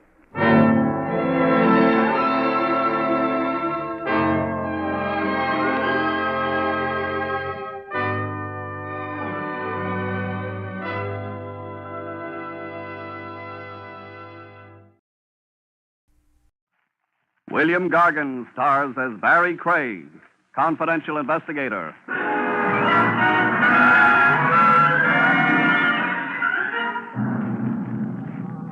There's a big house up the river that always has the welcome mat out, folks. Just drop in. Any old crime.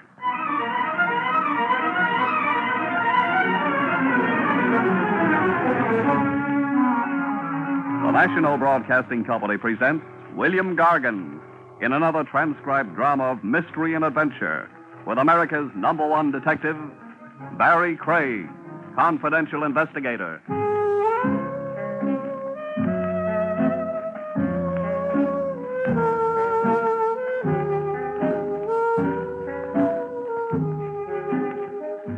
Barrie Craig speaking. The streamlined confidential operator keeps a case file with a nod to police regulations and with an eye to posterity. A book of memoirs someday, you figure. To show your grandchildren you were full of hustle yourself once upon a time. You keep a well-detailed file. Case number so-and-so, the nature of the crime, the principal actor, the outcome. And page 1 stating by who and just how were you pulled into the felony in the first place.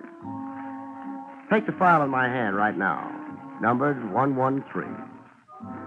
Who asked me into the case reads Father Neptune. Father Neptune, old man C. Case I worked gratis. The old man didn't even throw me a fish. I'd been at a sailing over to West Side Pier, seeing a friend off. I hung around the docks for a while, walking off the champagne and canopies, and wondering what there is about a lonesome river at night that makes the little man inside you cry.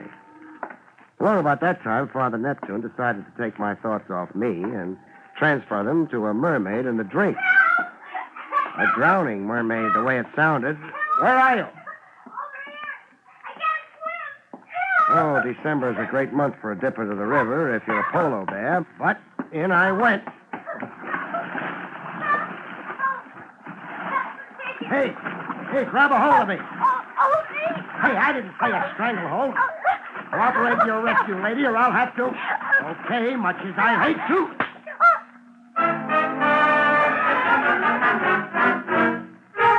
On the pier, it took time to bring her to.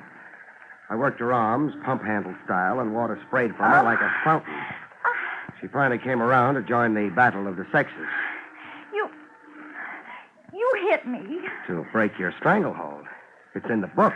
What book? How to save hysterics from drowning themselves and the rescuer. Oh. You didn't have to hit me so hard. Oh, my jaw. Feel the welt. Got my brand on it now. BC. BC? Barrie Craig. The initial man's ring I'm wearing left initials on your jaw. You're crazy. And cold. Yeah, me too. Pray it's pneumonia. Well, why that? There's no cure for a cold. So? There's a cure for pneumonia. Penicillin. You are crazy. You want an ambulance? Definitely not. A police wagon? Don't you dare. Then what? Your place? Is that proper? How can I know? We've only just met, Barry.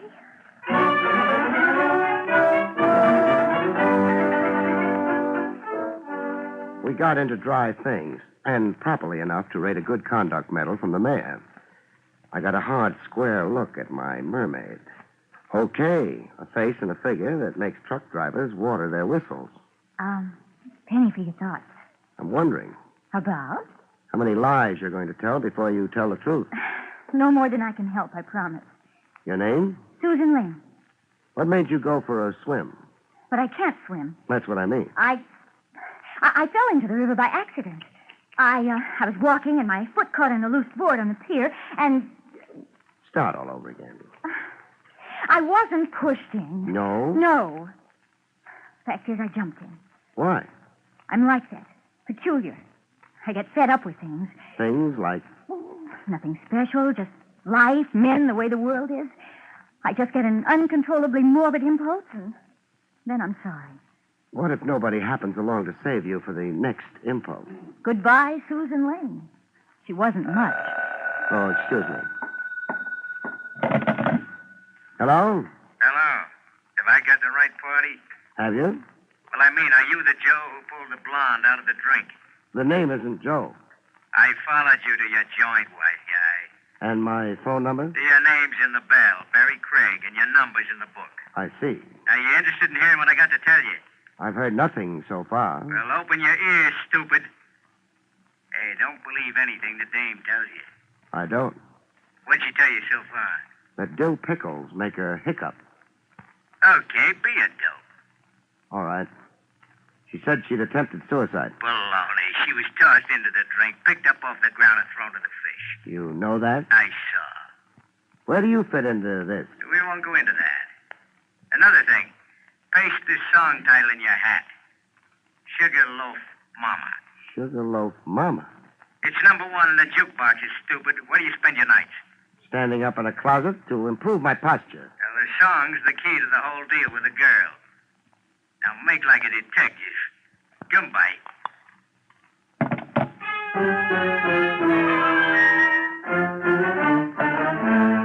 I made like a detective with Susan. All right, I did lie. Somebody attempted my life. Who? Oh, he wore a mask. And why? I don't know. Oh, we're sure making progress. I can't tell you what I don't know. I suppose I might as well skip asking who was with me on the telephone. Skip asking me. The song, Sugarloaf Mama. What about it? It's a huge popular success. I heard. I work for the music publisher who owns it. I'm his stenographer. The publisher owns it, you say? Did the publisher also write the song? Yes, but that's something now in dispute. Between whom? Mr. Sampson, the publisher, my boss, and a songwriter, Mervyn Marlowe. They're fighting a lawsuit over the song rights, over the profits. And you come in where? I'm a witness for Mr. Sampson.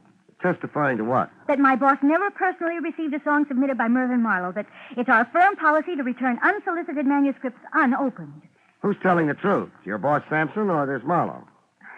You ask a lot of questions. One of them may be trying to murder you. Yes, I know. Don't you care? Do you?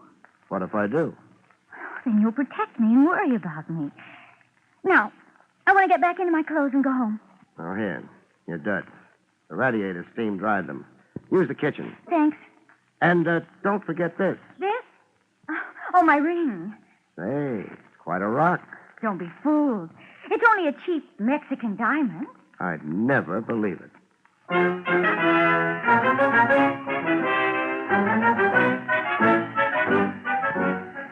A lightning change of wardrobe, and we were on the street, arm in arm, like we'd been engaged since the high school prom. Call a cab, Barrie. Taxi! Hey, taxi!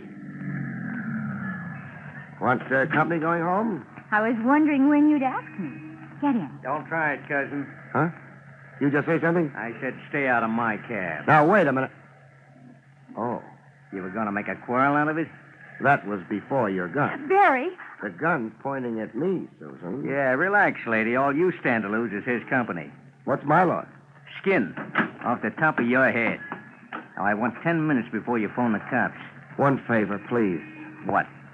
Do it to me over here, close to the left ear. What's a gag? You're not the first to take a liking to my head. Oh. The rest of your head's still sore, huh? And unhealed. If you're going to. Sure. Close to the left ear.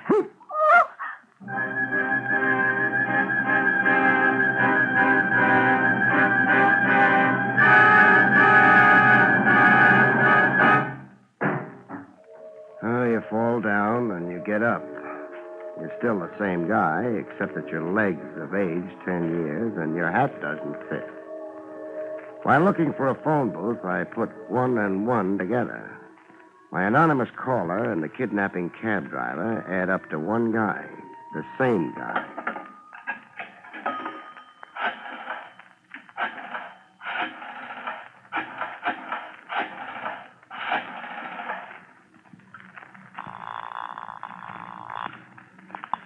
Hello. Give me Lieutenant Trav Rogers, please. You've got him, Craig. Oh, your voice is changing, Trav. Should I worry? Over losing a squeaky soprano? Is this an official call or are you just passing the time? It's official. What about? Mayhem in December. I found a girl and lost her. Sad. I can refer you to a Lonely Hearts Club. A torpedo masquerading as a hacky put the snatch on her.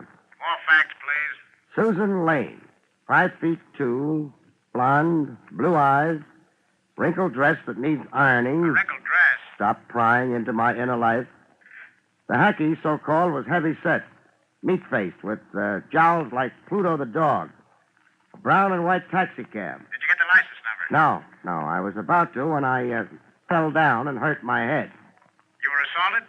If there's a law against slugging confidential investigators, There isn't. We hand out decorations for it here at headquarters.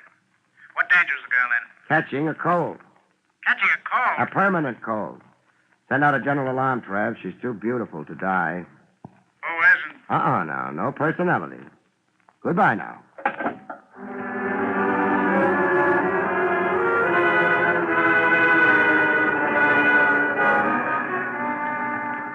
Eli Sampson, music publisher, occupied a building that looked like an inferiority complex. Calcimine streaks for paint. Outside windows with the dust of ages on them. And a broken down staircase that made you feel like a dinosaur walking on eggs. The staircase was going to loom big in my future, as I soon found out. The first warning I had was a shot. Correction, 2 shots, and then a yell from an upper landing. A yell of bloody murder enough to freeze me in my tracks. I stood still automatically in the middle of the staircase, and that was my undoing. What sounded like a stampeding herd was coming smack at me. Him was a wild-eyed maniac who looked like he jumped out of a straitjacket. Out of my way, you. I'd love to oblige, but narrow like the staircase is, it's a bottleneck. I said out of my way. I'll need time to shift to reverse. Let me do it for you.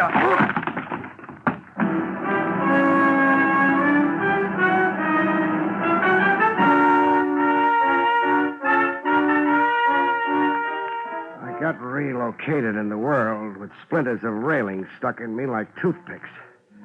And a guy standing solemnly over me. A janitor holding a mop and a soap bucket. A janitor out of a Mack Sennett comedy, flowing mustache and dressed in the top half of a cutaway, with a battered derby on his head, a brown derby. You seem fully recuperated, my boy. Not recuperated, only recovered. What was that railing tied together with? Pieces of string? Iron glue. I myself performed the repairs. Here, I'll help you up. Oh, don't bother. What are you made up for? You refer to my elegance? To the mop and the bucket. A temporary condition, my boy. The mare is down, the mare is up. Up being? Stocks and bonds. Oh. I fluctuate as it fluctuates. You're staring at me? Yeah, trying to place you. I've seen that odd kisser of yours before. Along the stock exchange, perhaps? No. Who did all that shouting on the upper landing? It was me, summoning help. Who got shot? One Eli Sampson. The miscreant fugitive who butted you so unceremoniously. You'll get nuts in your tongue, Lemaire. Mind if I leave you for Sampson? Not at all. I'm in no mood to be interviewed today. The market is down.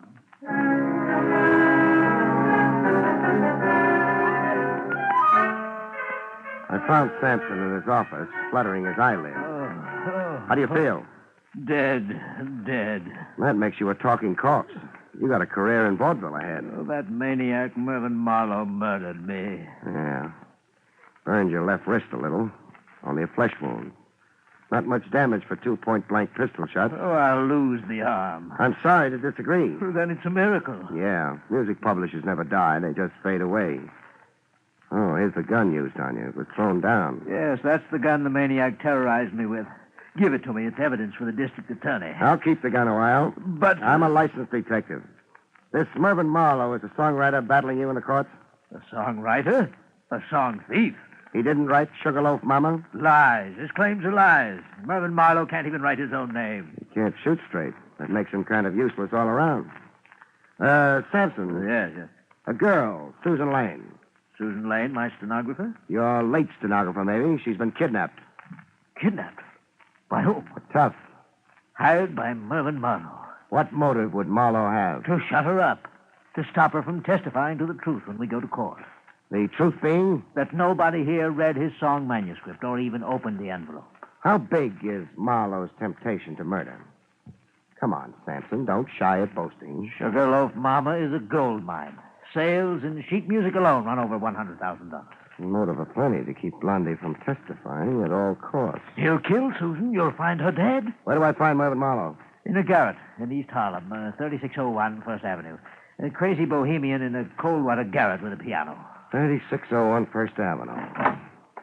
Call yourself an ambulance. Let that wound infect, and you'll be the one-armed wonder of the music publishing business.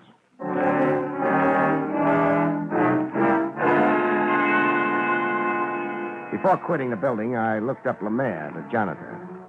I found him in the basement, washing up. Welcome to my humble quarters, my boy. Dry your face. I've got something to discuss. Proceed. You clean the offices as well as the halls? Yes. The mockery of it. Being able to use your master key as you are, you're no doubt well familiar with the contents of the offices? I am, after a fashion, that is. And after a fashion, also familiar with the contents of desks? Do I detect an innuendo that I snoop? You detect. Base and reprehensible slander, my boy. As of this moment, consider our discussion terminated. This gun. You ever seen it before? You've seen it in Sampson's office, maybe? Okay, so we're going to play close mouth.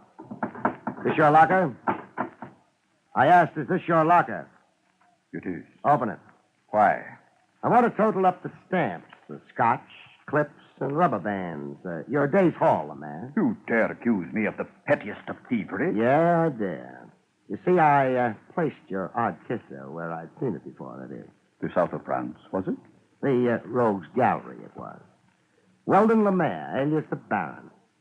And what snatching ladies' handbags, if not petty thievery? Shh, not so loud. I lose face with the building management. Tell me what I want to know. Yes.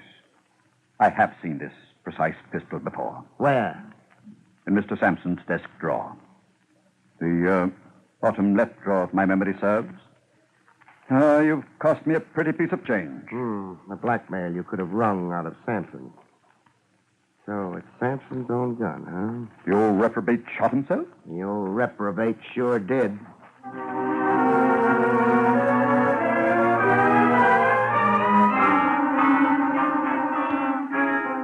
Visiting the rundown garret the songwriter Mervyn Marlowe lived in, I got a smell of trouble even before I asked in. Who's there?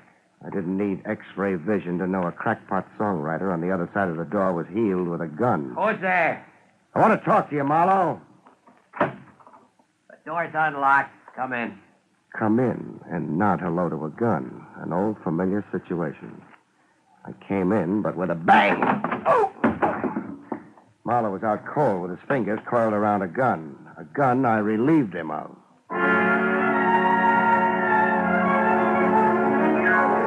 He came to, cursing himself.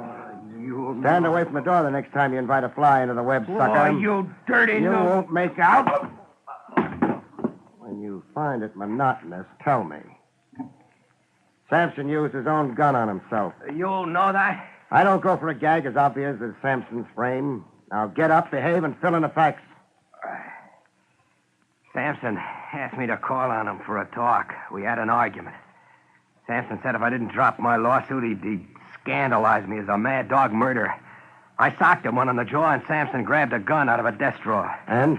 He said he'd frame me if I didn't sign papers swearing my claims to Sugarloaf Mama were a fraud. He said he'd swear the gun was mine and that I'd come in to kill him, that he'd overpowered me and seized the gun after I'd fired at him. When I ran out, Sampson fired 2 shots, not at me. At himself. He gave himself a flesh wound. That's Sampson all over. Anything for $1. $100,000. Money belonging to me. He stole my song. You'll have your day in court. Yeah, with Sampson's lying stenographer perjuring himself for the boss. Now that we're down to her, where is she? Where is she? What are you talking about? Susan Lane was kidnapped. Now what frame up? You and Sampson are the interested parties. If she was for Sampson, she was against you. So? So only you'd have a motive in shutting off her testimony, it would appear. If you arrange the snatch, Marlowe, you're a sucker. Get out from under while you can. Ring off. I had nothing to do with it. How about an attempt on her life on the docks? Nope. You're incapable of it? I'm capable of it, but I didn't do it. You own a hat? Sure, why? Get it. I'm taking you to headquarters. What for? You'll only land on the floor again. To protect you against yourself. That wild gleam in your eye belongs under temporary lock and key. I spent years writing a song, picking my brains, days, nights, starving in this filthy, infested hole. So that swindler Sampson... That's just what I mean. The fire night you're cooking at, you've got to explode. If you're really innocent of anything so far, I want to keep you that way. Walk in front of me.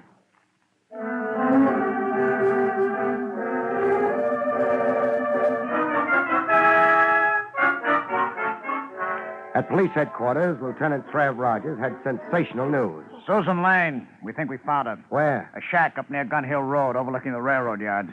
But how? Let's go get her, shall we? I'll tell you how another time.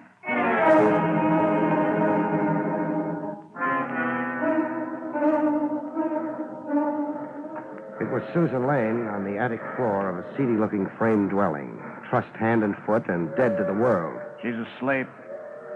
Here's how we were tipped to her whereabouts. The telephone? The receiver's off the hook. The girl squirmed enough to roll against it and knock the receiver off. The operator became suspicious and called police? Right. Help me untie her, Trev. I've got a pocket knife. Hey, Susan, wake up. Huh? Susan, it's me, Barrie. Oh, she seems dopey. An overdose of sedatives, I'd say. See how the pupils of her eyes dilate? Somebody figured that sleep, she couldn't make a disturbance. Where am I? In the arms of the law, baby. I've never seen you this romantic, Craig. I've always had a soft spot for struggling stenographers. Let's all ride downtown now, huh?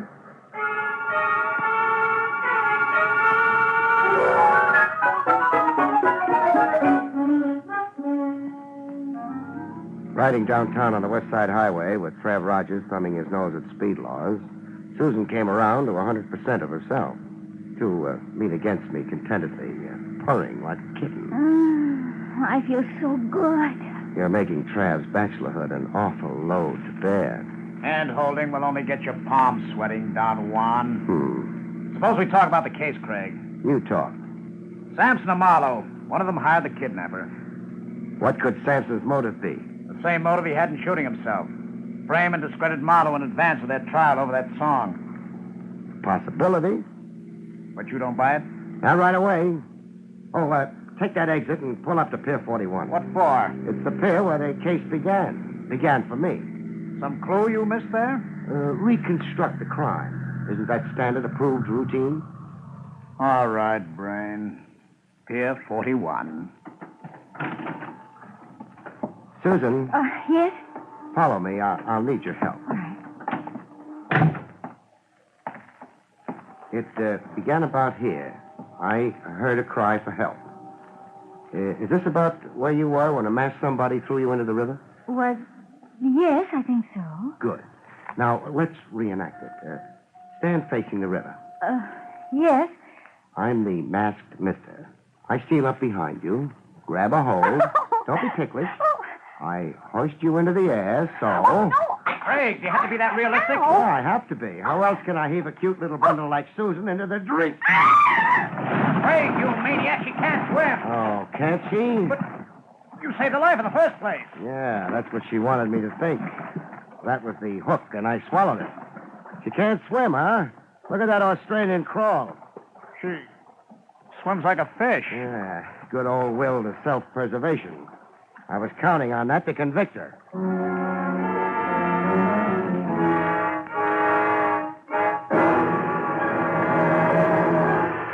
What was her game? Dramatize herself. Big. Make out her life was being attempted. To bleed Sampson for a big slice of those song profits. More than she's already got. Already got? When she climbs back on the pier, gander at a hunk of so-called Mexican jewelry she's wearing. Appraise the ring at Tiffany's and find out what a bonanza stenography can be for a smart girl. Sampson gave her the ring? A down payment for her perjury. But if the blackmail was set up so good, why embellish it with phony attempts on her life?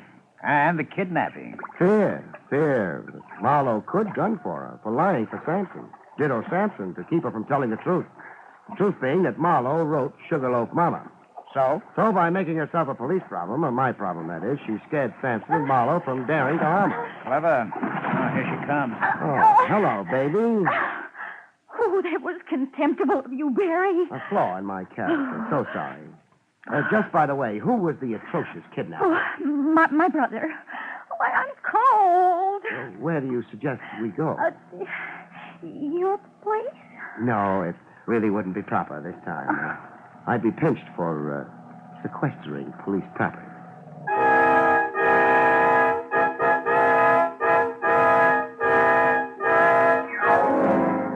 Case solved. Only Trav Rogers didn't let me just walk away from it. At his insistence, I had it dragged down to headquarters to hunt and peck away at a typewriter. How's your detailed police report coming along, Barry? I'll be a month at it the way I type. Sad. Why are we so suddenly so clerical? Regulation.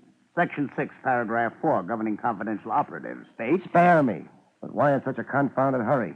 Why right away tonight? I've got flight tickets for St. Nick's. Susan Lane's under arrest. Thanks to you. I can't just book her, not without a precise stipulation of charges. Then get me a competent typist. Sorry, they've all gone home. Patience, Barry. Just put one word after another. All this for a case I worked without a fee yet. Oh, by the way. What? Speaking of fees, the fact is Miss Lane was sporting enough to worry about that. Are you kidding? No, I'm not. She said you were working for her, even though it did boomerang for her. She hates to see you go empty-handed, she says. Sweet of her. Isn't it? Lacking funds, she gave you her dearest possession, her finest jewel, this ring. Hey. Why, Trev, the rock's worth 5 G's if it's a penny. I'm sure. And now, if you'll hand it back. Hand it back? What for? Regulations governing extorted property. The girl, unfortunately, came by the ring dishonorably. You kill yourself. Good night, folks. See you next week.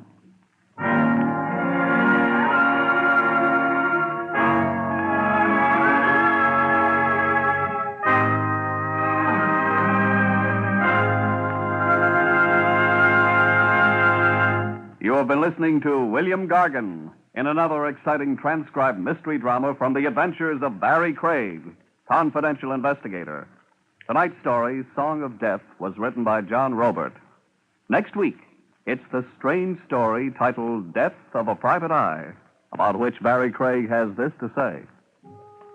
Next week, I'm hired to help a man pay a visit, but discover instead that my client has a visitor first. That visitor being death. See you next week, folks.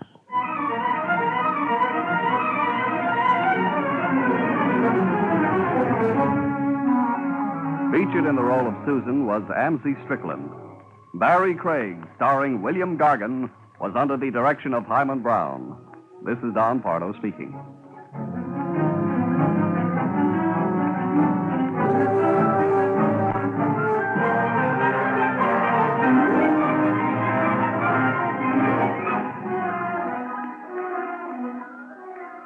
Now enjoy Meredith Wilson's Music Room on NBC.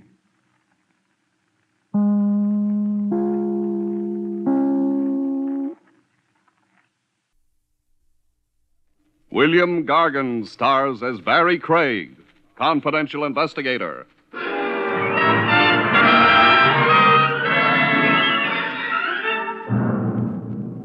I knew a murderer once who was planning to get married. So he killed a man for money enough to furnish a house. It didn't work out, though. All he got was the chair.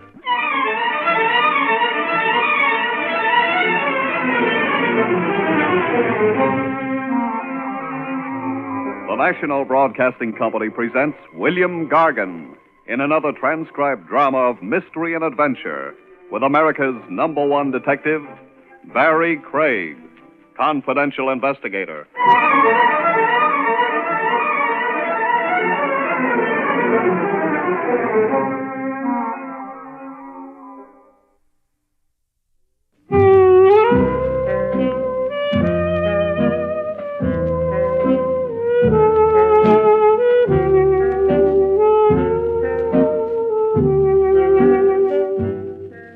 Barrie Craig speaking.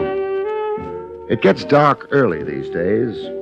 It's always cold, and a confidential investigator's business dies a slow death. Maybe it's because the weather discourages romance.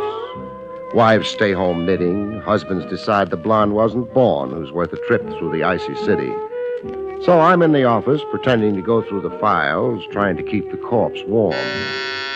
The buzzer buzzes, and I look up. Maybe I think it'll be a fireman. It's open. If it is, he forgot to bring the fire with him. You, Craig? I'm Craig. Sit down. Yeah. Kinda cold out. That's why I'm still here, Mr. Hearn's the name. Joe Hearn. How do you do? Are you in a position to take on a job? A job for when? Tonight. Oh, you're lucky. It so happens I'm free tonight. Now, if you'd wanted me to go to work tomorrow, you'd still be lucky. I'd be free then, too. What's the matter, Pop? Huh? Oh, nothing, just cold. I ain't so young anymore. Who is? This job for tonight, what's it about?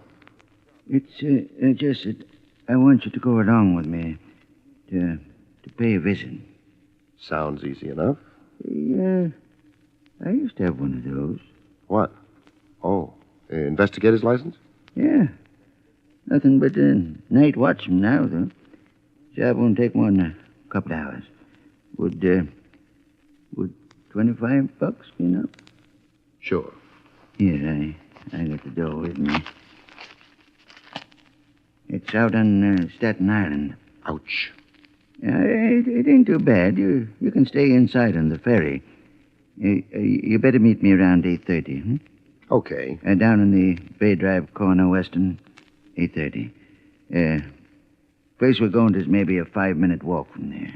Bay Drive and Western, 8:30. Yeah. Well, I guess I'll see you later, huh?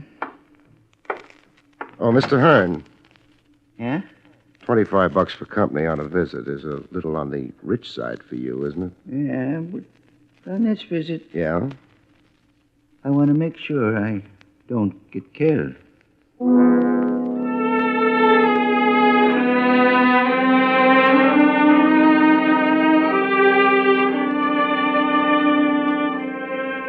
Mr. Hearn didn't pause to explain. I started after him, shrugged my shoulders, went back to the desk, and put my files away. A client's got a right to his privacy. I wondered how I'd like being a night watchman if I ever washed up as a private eye. I decided I wouldn't and headed for a hamburger joint instead of a steakhouse for dinner.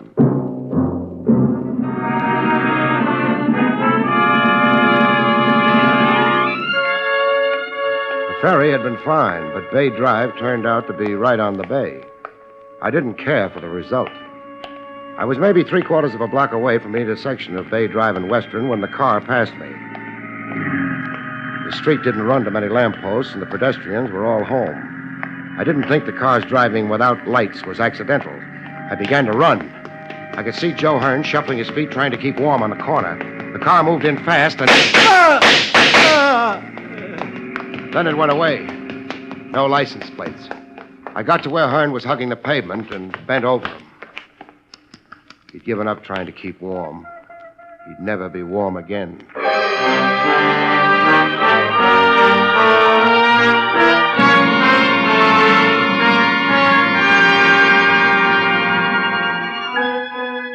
Bay Drive ran parallel to the water. Nothing was below it except a crooked shoreline and the cold darkness of the bay itself. I'd flagged a passing car and had the news phoned in. After a while, Joe Hearn had a spotlight on him, the undivided attention of a half a dozen cops and a nervous intern. Joe Hearn wasn't particularly interested. Barrie? Welcome to Staten Island, Lieutenant Rogers. Thanks. I could use a red carpet for a windbreak. Hearn hired you to help him pay a visit. To whom? Me, I would have said to who. That's an interesting sidelight on your grammar. Doesn't tell me anything, though. That's because I don't know anything. Hearn wasn't giving out information. Hearn was a night watchman for the coastlines. He worked in one of their warehouses. Near here? Half an hour's walk. No help there. His date was closer. His date has been canceled. Nobody spotted the car, Barrie. Probably put the lights on again once it got a few blocks away. Trav, were your men able to dig up anything on Hearn's actions just before he wound up here? Landlady at his boarding house said he had dinner there. He stopped off at a place called Old Tyrol for a beer. I spoke to the manager, a man named Grunner. Wound up with nothing. Hearn always had a beer there on his way to work. That's it? Yeah, I hope he enjoyed his beer.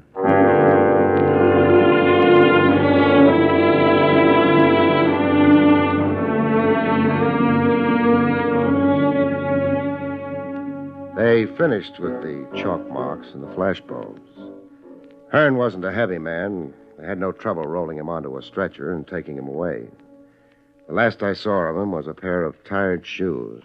The right one had a hole in it.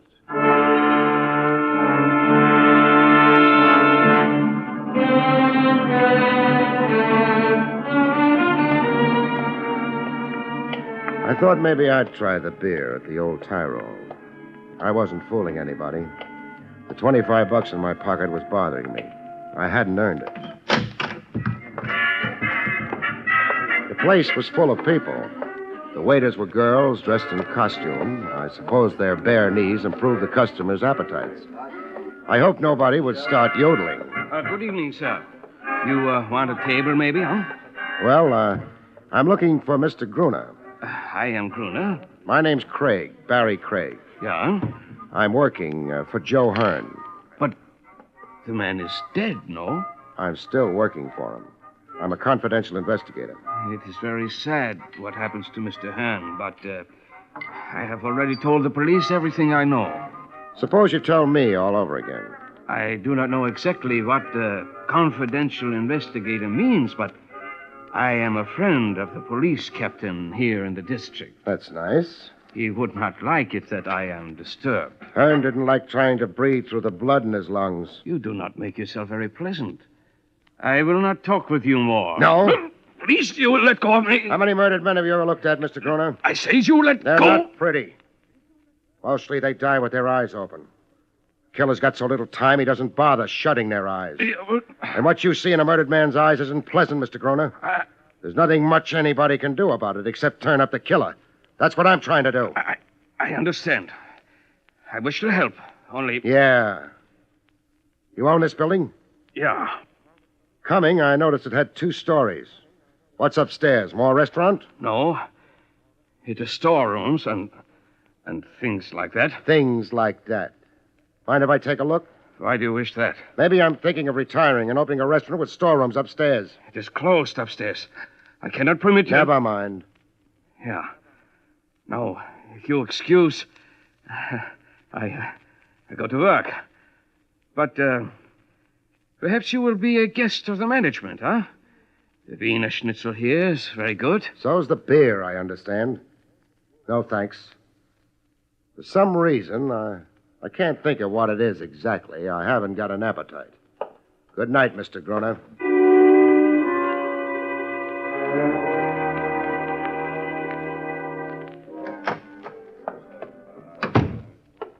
Welcome to the Bay Drive precinct, Barry. Hello, Trav. How's the beer at the old Tyrol? What makes you think I've been there? We've met before. You're bothered about Hearn. Sure.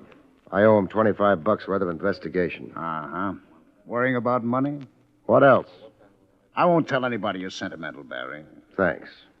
I'll keep quiet about your reading books. That makes us even. What'd you find out, if anything, at the old Tyrol? Nothing. You? You gave us the fact that Hearn was a private eye once upon a time. So? Reason he quit was because the commission revoked his license. They must have had a reason. They had. A good one? Not too good.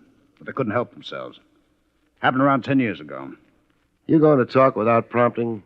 The way it went was Joe Hearn had an office downtown, on the waterfront. Had a lot of jobs for shipping outfits. Was doing pretty well. Until he testified against a man named Pete Solder. They had a law then about testifying against men named Pete Solder? The charge against Solder was smuggling. His lawyer brought in a lot of witnesses. In the higher income brackets, Barry. That made them good witnesses? Well, it helped. The case against Solder was shot full of little holes. Hearn almost got himself charged with perjury. Was Solder guilty? Sure. Ran gambling houses, too. He was deported a few years later. But at the time of the trial, his guilt couldn't be proved. So Hearn had his license taken away. Was that or a perjury charge? Trav, let me have a list of the witnesses that testified for Solder, huh? Yeah, I've got it here. Thanks. Grunner isn't on the list. No. Thanks, Trav. You're leaving? Uh-huh. And going where? Back to the waterfront. Got a lead? No. But you're going anyway. All for $25? No. I keep remembering Hearn's shoes. What about them? They had holes in them.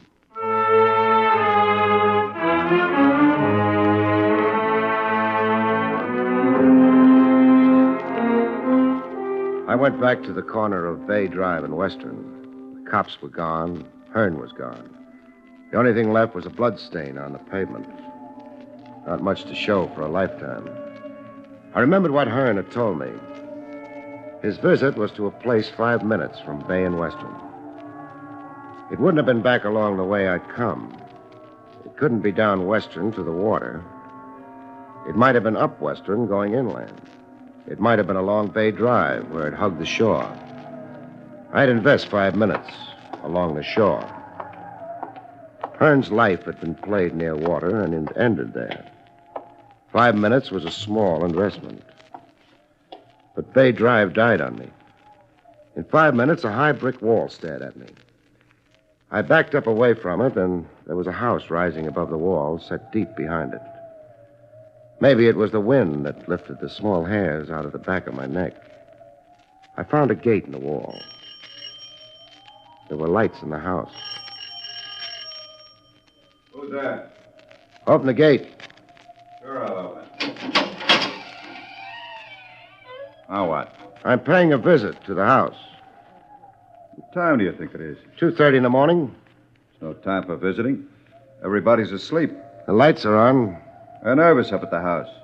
They sleep with the lights on. Now. No. Listen, I don't want to get rough. I'm visiting.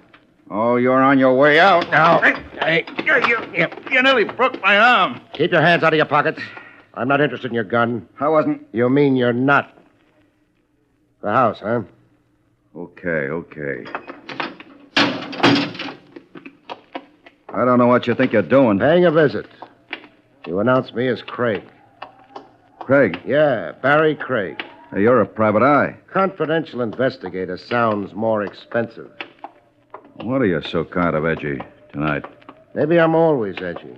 Dodging in on Mrs. Warren like this won't do you any good, though. I'm not looking for any good.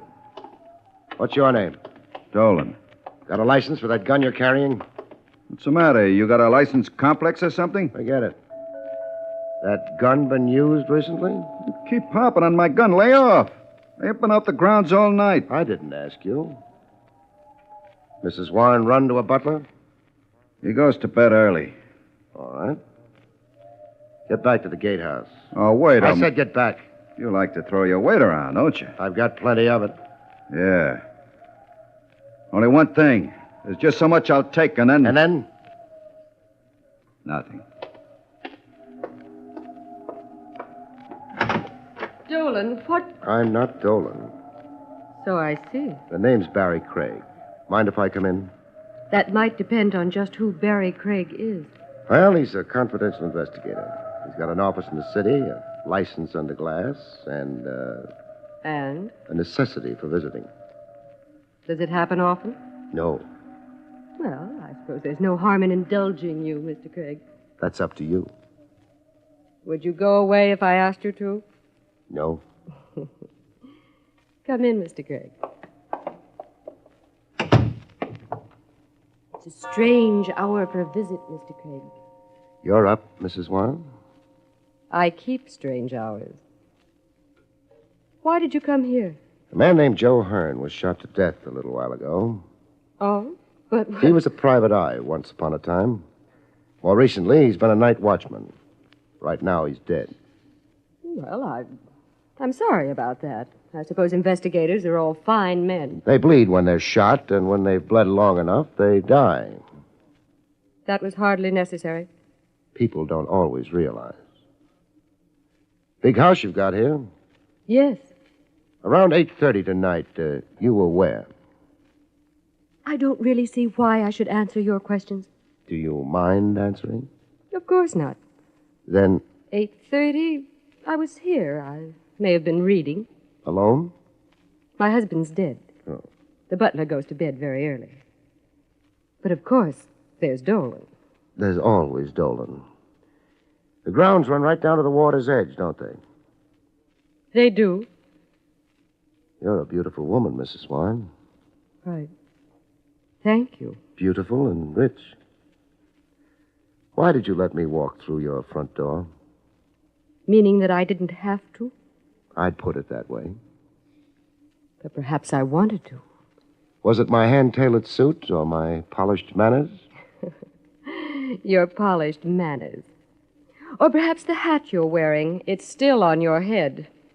In the trial of a man named Pete Solder a number of years ago, another man named Thomas Warren testified on Solder's behalf. Thomas Warren was my husband. I know. Thomas Warren's testimony helped a private investigator named Joe Hearn lose his license. Oh, we're back to that. We never left it. It was that Joe Hearn who died tonight. What possible interest could I... Solder knew lots of people like the Thomas Warrens. He must have had something. I hardly knew him. You must have been what, 18 at the time? A few years older when Solder was deported? Did you still hardly know him then? I'm trying to understand why you're asking me these questions. Hearn was killed a few minutes after he left a restaurant and bar called the Old Tyrol. It's run by a man named Gruner. He keeps his supplies upstairs behind drawn blinds and with the lights on. I know nothing about the Old Tyrol or a man named Gruner. Mr. Craig, why don't you take your hat off? Why should I? Perhaps because I want to see what your hair is like. I'm not a cop. Those rooms upstairs at the restaurant could be used for gambling. I wouldn't be interested. Except that Pete Solder ran a string of gambling houses. You're very stubborn. I'll take it off for you. This is pretty quick, isn't it? You're very real, Mr. Craig. Very real and disturbing. I still think it's pretty quick. You underestimate yourself. The world's full of little men, half men. You're exciting. I'm not buying. What? It's a nice performance, but your price tag's showing. Well, you... No. Oh, my wrist. I'd just as soon not be slapped. Not even by a beautiful woman. Let's get back to the gambling houses. If you don't mind, I'll show you to the door. You mean he's had time enough by now to get away? Yeah. Too late. The car's gone. Very nice, Mrs. Warren. Would you please leave? You stalled me just long enough, didn't you, to let him get out of here? I don't know who you're talking about. No? But Hearn did, Mrs. Warren. Hearn did.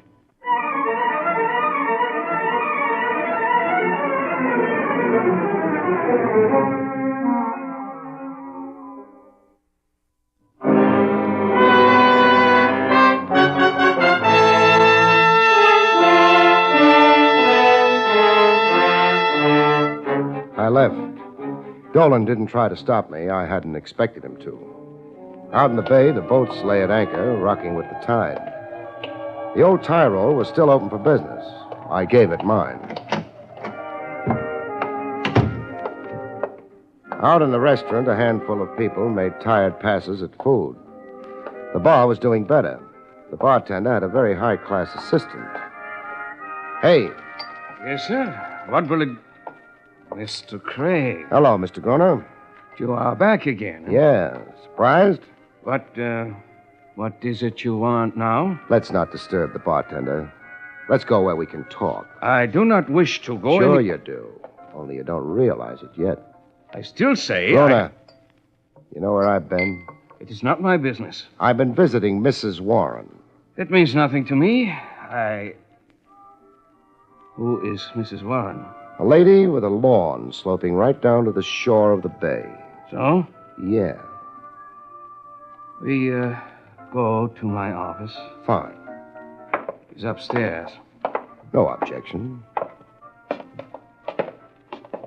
Right up among the storerooms, huh? Store? Oh. Yeah. You didn't hit those yeahs hard enough. What you really mean is that you're closed up for the night. Upstairs. You say things which I do not understand. Never mind. My, office is here. Very pretty. You do not come to admire my office. Mr. Craig, what is it you wish to say to me? How well did you know Joe Hearn? I hardly knew him at all. He stopped in every night for his beer. It must have been more than a casual thing. No. The cops know better. Well, what I meant is that, of course, I knew Mr. Hearn, but not very personal, you understand. I understand. You served him his beer tonight? Yeah, an old customer. And while he was drinking that beer, what did he tell you? Nothing, except how the weather is and... Yeah? And that is all. A couple of boys chatting about the weather.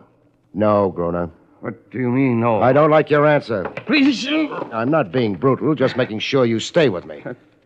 Groner, what did Hearn tell you tonight? I'm not well. Please. You're just beginning to feel sick. It'll get worse, Groner. I am not concerned. I'll tell you what you and Hearn talked about. Hearn mentioned the fact that on his way to work, he always passed the Warren estate. He told you that when he passed it last night, he saw someone go in that estate. Someone whose face he had a very good reason to remember. Isn't that what he told you? No, I swear to you. No? Why deny it with such excitement, Groner? Why swear to me? Because you know what it means, don't you?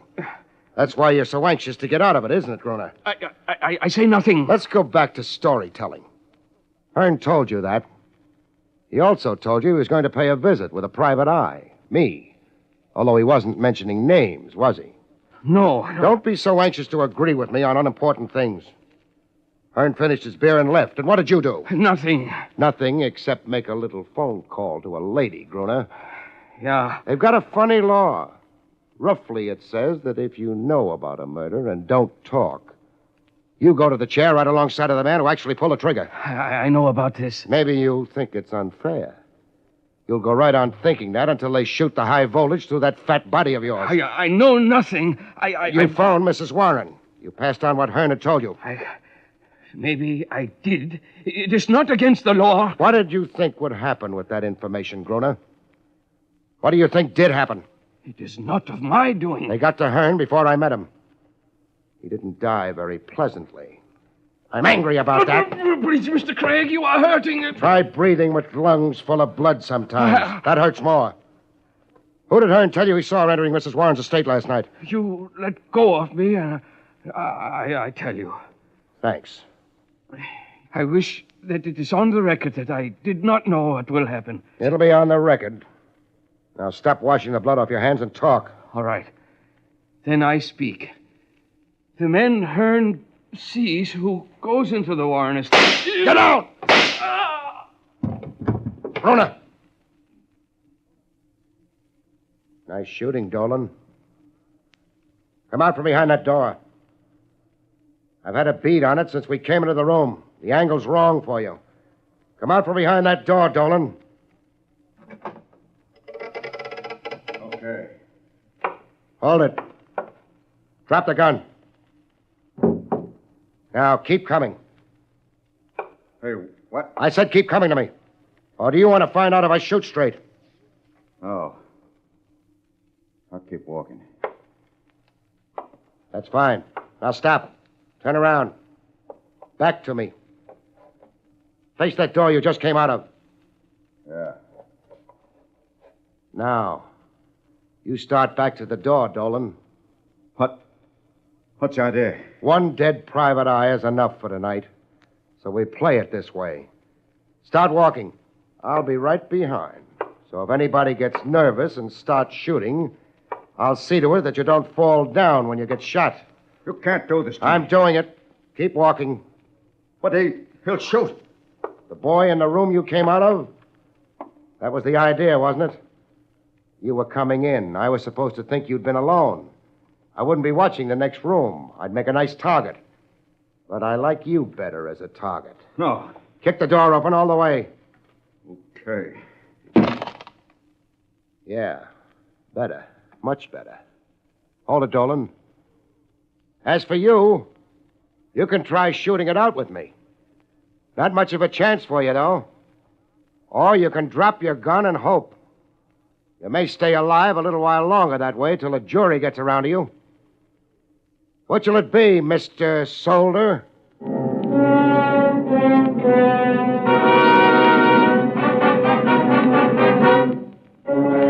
Mr. Solder, Mr. Pete Solder, dropped his gun and surrendered to the authorities.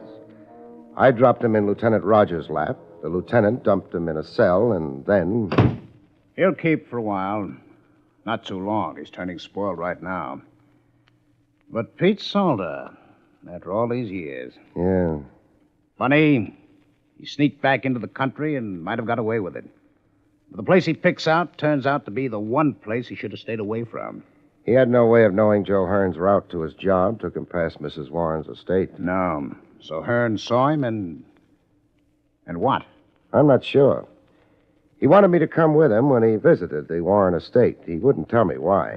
If he'd come to us, he'd be alive now. Yeah, but he was too bitter, I guess. He wanted to make a citizen's arrest himself. Get back to Solder for all the years, the worn-out shoes, the tiredness. It might have worked out if he hadn't talked to Gruner. Gruner, who ran a gambling dump upstairs in his restaurant, who had a tie-in with Solder. And that was it. But, what led you to it? Little things, mostly. Something Hearn came across on his way to work led to his death. The Warrens had figured in the reports on Solder's trial. A small boat could land on the estate without being seen. And Dolan said something about this being a night where a private eye would be edgy. But he had no way of knowing about Hearn unless he'd had a hand in his death. Well, it's all washed up. What are you doing the rest of the night, Barry? Go home and... No. I earned my $25. I'm going out and spend it. On what? A steak. Good night, folks. See you next week.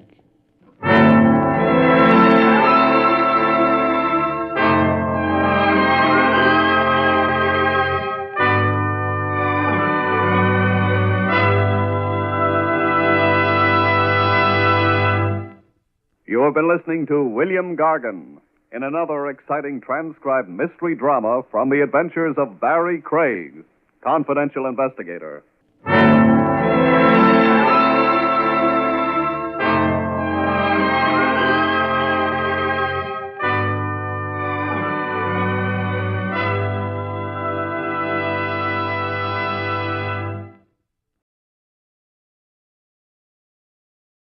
William Gargan stars as Barrie Craig, confidential investigator.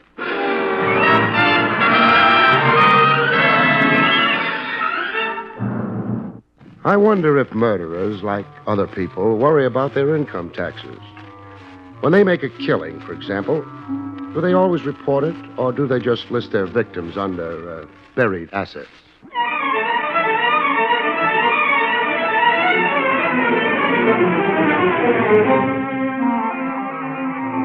The National Broadcasting Company presents William Gargan in another transcribed drama of mystery and adventure with America's #1 detective, Barrie Craig, confidential investigator.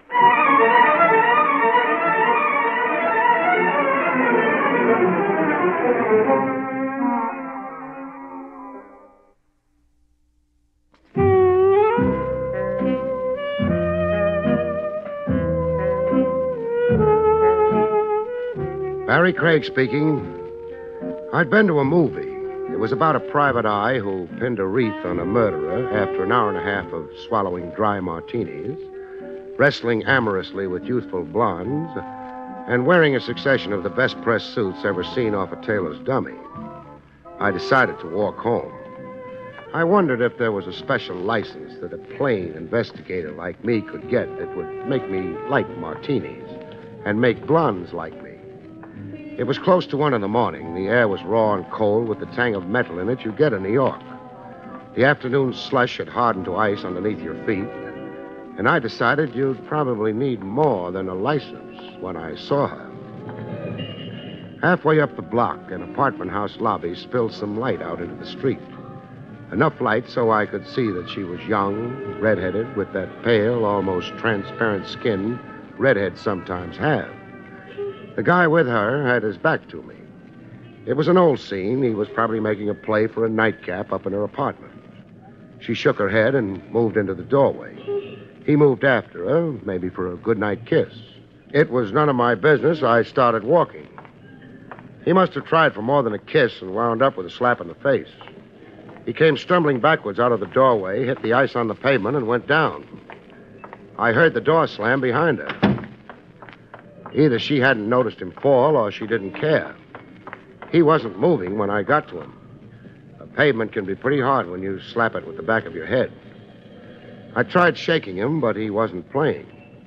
I lifted his head, thinking maybe that might help bring him to, and then I eased it back onto the pavement. I couldn't be sure if the skull was broken, but by that time I was sure of something else.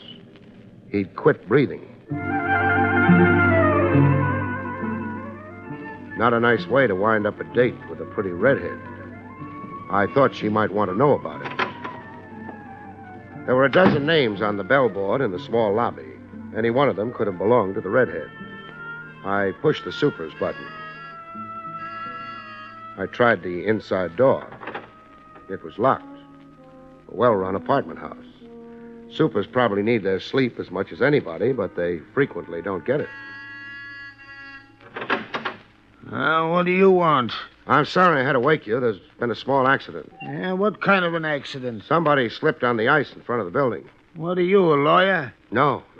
Nobody could have slipped in front of the building. I put plenty of ashes on the ice. It ain't slippery. Well, come on and look for yourself.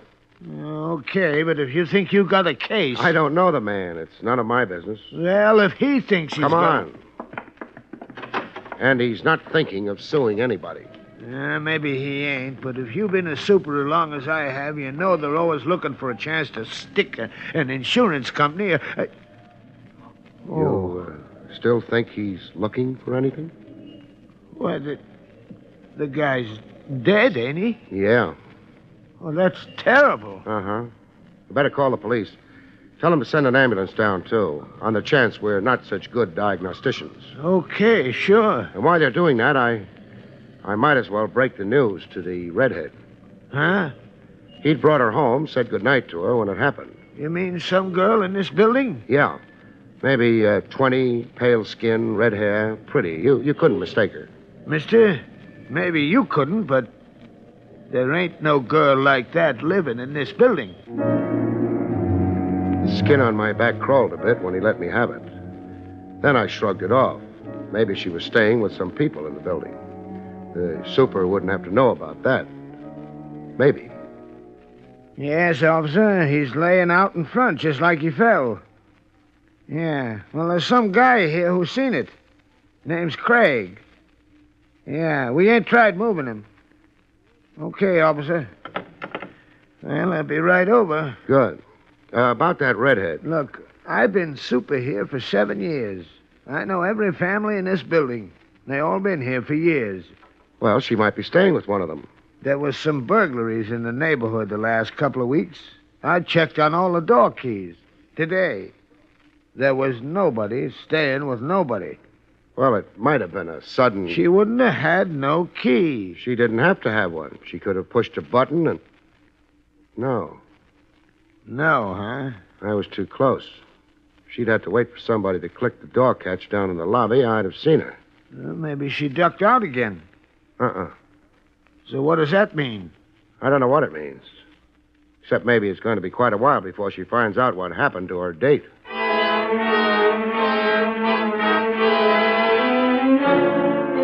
It didn't take long for the police to arrive, or the ambulance. They moved pretty fast. They always do. They've had experience. And on this trip, they also had Lieutenant Rogers of Homicide. Barry, Yeah, Lieutenant. you're not curious enough. The police doctor said the guy was dead, didn't he? He's dead. What should I be curious about? About why I came down on an accident case. I figured maybe it was on account of your college education. What would that have to do with it? I wouldn't know. I never went to college. You're being a big help. What do you want me to be helpful about? I came down because when the report came in, your name was mentioned. So you decided I was involved? Aren't you? No. You've got my story. Yeah, you just happened to be walking. You just happened to notice the redhead and the corpse and so on. That's right. It's hard to believe. Why? Because I'm an investigator, I don't have a right to witness an accident? Not an accident that happened to Walter Borley. Borley? That's the corpse? That's the corpse. I've heard the name before. Sure you have. Walter Borley's a big man. Or was, in the Midwest. In New York, he's just dead. It could be a coincidence. He came here to collect a debt. Owed by who? He'd run a string of bookie joints here for years. He sold out maybe 6 months ago, went to Detroit. But he had trouble getting paid. So he came back. You never get paid now. Who'd he sell out to? We've got a couple of guesses. Any names attached? Mark Wheeler, Joe Carson. Neither of them are redheads. No. Barry, the boys went through the building. No redheads on the premises. It's a pity. I've got a thought, though. Yes? Let's take a walk through the building. All right. Any particular direction? Yeah, along the hallway here. Should lead to the back door. Oh? Which should be locked. Well, let's see. But isn't. The super's going to have to do some explaining. There have been burglaries. The super's okay. Take a look at the lock. The lock? It's been forced. Yeah. That's happy news for a local locksmith, perhaps, but where does it fit in? I don't know. Might tell us how the girl got out of the building. But that's not the problem, is it? It's how she got in that bothers me. How much does it bother you? Not much, I guess. Because it still remains an accident. Doesn't it?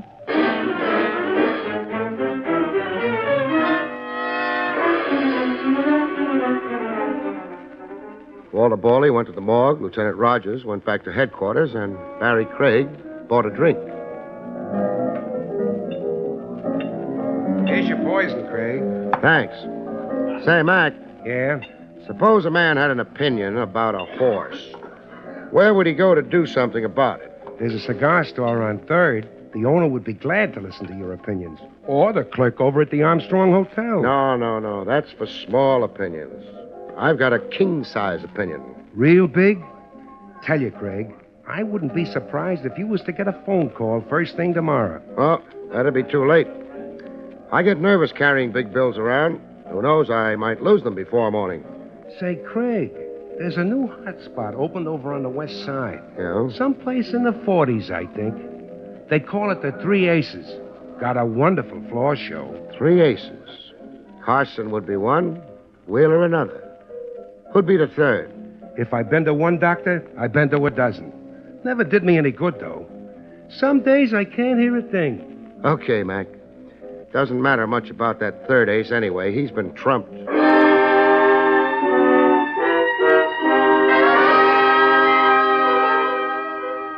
The three aces was over on the west side, someplace in the 40s. They weren't letting the night die without a struggle. Everything is satisfactory, sir? Sure, except for one thing. I'm lonely. I'd like to have a man-to-man conversation with someone. Someone named Joe Carson, say. Or maybe Mark Wheeler. I'd even talk to Walter Borley. Very sorry, sir, but I've never heard of... Ever seen one of these before? Well... Pretty shade of green, isn't it? Nice picture of Andrew Jackson on it. Go on. Have a good look. Oh, thank you, sir. You're welcome. I will see if one of the gentlemen you mentioned happens to be around. You do that. Yes, sir.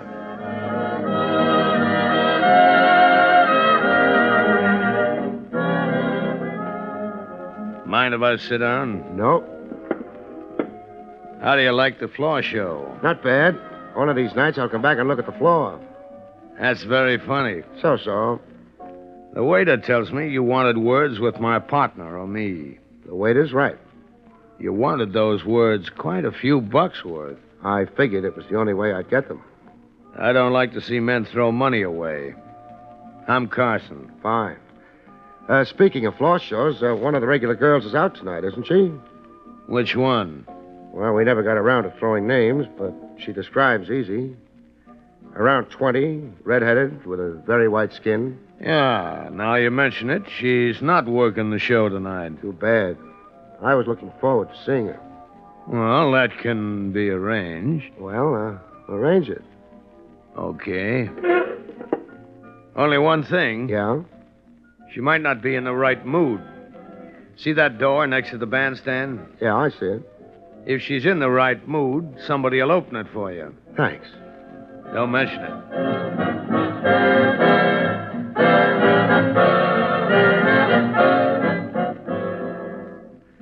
It took him maybe 5 minutes to find out if the girl was in the right mood. If that's what he was finding out.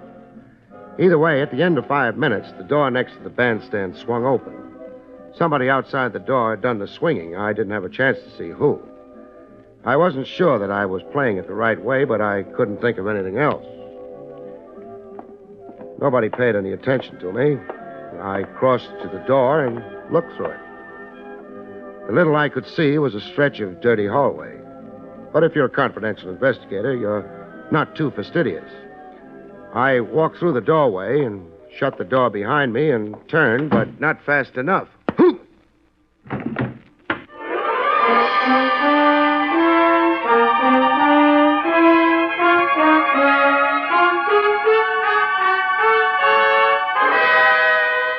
Back to Barrie Craig in just a moment.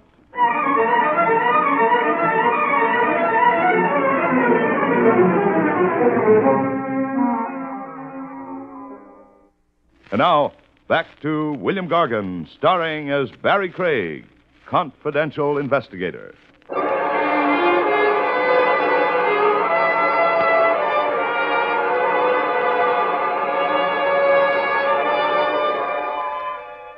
I didn't know how far I'd gone and how long I'd been away, but it took a while coming back.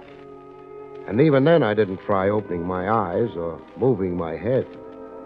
I had a feeling it was going to hurt. You had him sapped. Why? Look, Wheeler, he came here asking for us. He fed me a phony routine about a redhead with white skin. Nina? Yeah, Nina, being part of the floor show. I don't care. You don't know all of it yet. I've been through his pockets. You know who he is? Look, Carson. A private eye named Craig. Now, what would you have wanted me to do? Invite him in to go over our books? That might have been safer than what you did do. Huh? I just got a call from one of the newspaper boys down at headquarters. Borley was brought in a few minutes ago. Borley at headquarters? Wasn't his idea. The department they took him to was the morgue. I don't believe it. You sure of this? I'm sure of it. Well, what's bad with that news? It ain't no secret he'd come to town to collect. Off us. With him dead, who do you think the cops are going to be looking for? Maybe I shouldn't have started nothing with this character here, but... Wait a minute. When did Borley get it? Around 1. It's 2 now. If what you're handing me is true, the cops should have already been visiting. According to what the press was told, Borley died in an accident. So what are we worrying about? The cops have handed out phony releases before. I don't get it. Either you want to make trouble or you know better than the press. Where were you around 1 o'clock? That's a funny question coming from you. What do you care? Oh, forget it. Maybe I'm getting jumpy, but how does this guy fit in? And Nina? Nina ain't been around the club all night, which means she don't fit in. Him? I don't know. Maybe he heard about Borley, too. I've been thinking of that. Maybe we don't take no chances on... Maybe. He's out cold. Never know what... Okay, Carson. Get a couple of the boys in. Now you're talking. Sure I'm talking, but I could be talking myself into the chair. So far, I'd been doing fine with my eyes shut. But that wouldn't last much longer. Carson's boys would be glad to shut them again for me if I opened them at the wrong time. So I had to open them at the right time. Keep an eye on Sonny Boy. Yeah. Sonny Boy. Pretty soon, no Sonny Boy. Wheeler was the nervous type, a floor pacer. 7 steps to the door, about turn. 7 steps to the desk, about turn, and the same routine repeated. The time he'd give me a quick look was when he passed me on the way to the door. On the 4th step. The 5th step would have to be my play. It would have to be fast and reasonably quiet. But how fast I could get off the floor, I didn't know. I'd find out. Step to the desk. Turn. Now back. The 5th step. Remember? 2, 3, 4, 5. That's my forearm, locked around your throat. Things you learn in the Army. I increase the pressure an ounce, Wheeler, and that's all. Want a broken neck? That's nice. Now turn the gun around in your hand. Hold it by the barrel. Yeah. Poke it backwards toward me. That's the way. Thanks.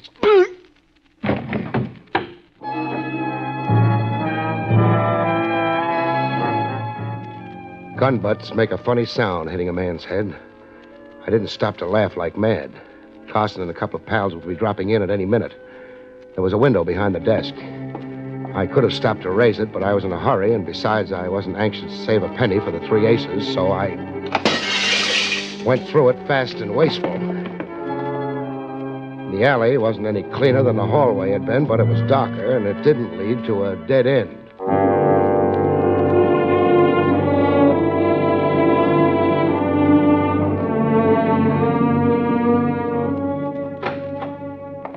Ah, Lieutenant Rogers. What? Oh, hello, Barrie. I hope I'm not intruding. That's a nice hope. I need a little help in a lot of hurry. Important? I don't know. It could be. Even a giraffe couldn't stick out as much neck for you as I do. All right, we're in a hurry with a police escort.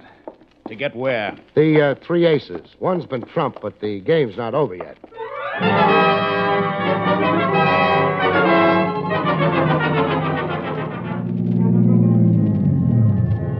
The men have got their instructions. Front and back of the club's covered. We go in? If you don't mind. I don't mind.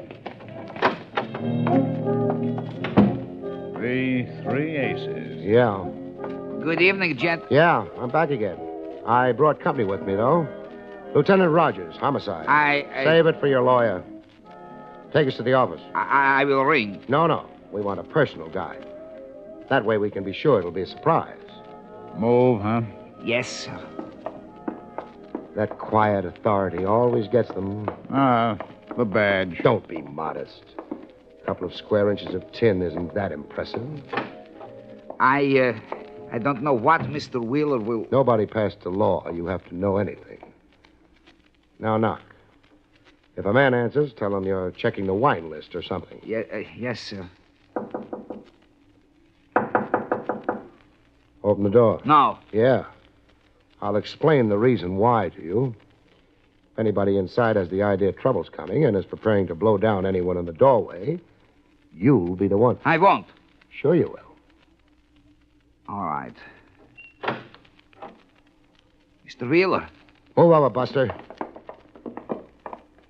That's Wheeler? Yeah. We met earlier. I had the pleasure of knocking him down with the butt of a gun. He got up. Yeah. Sat down behind his desk and proceeded to blow his brains out. Looks that way. But I'm stupid. What do you mean? I don't know why he killed himself. You'd escaped. He knew you'd come to the police. He was through in the bookie racket. He still had a skin, his own. Boys like that are very fond of their skin. It'll be a hard thing to prove anything. Looks like suicide. Sure. Just like Borley's passing on looked like accident. It was an accident. No, Trav. Not an accident at all.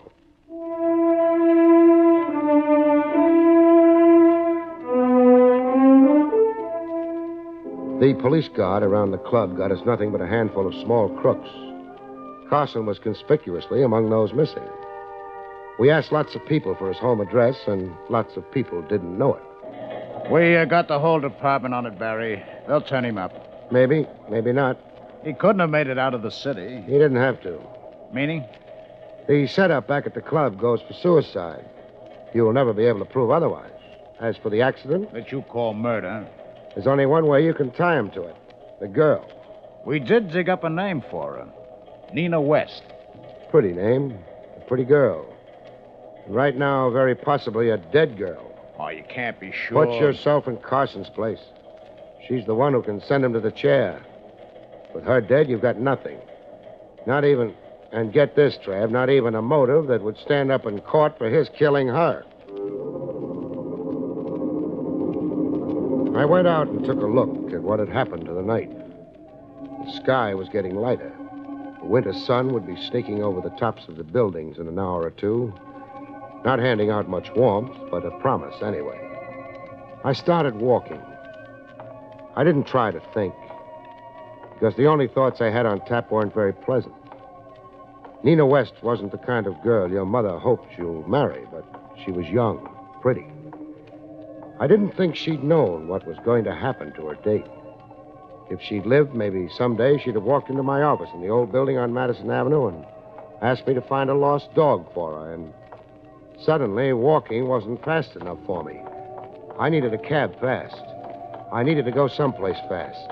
Only a hunch, but it was the one chance we had, the one chance Nina West had. If she'd gone where I had to get to within minutes, my office.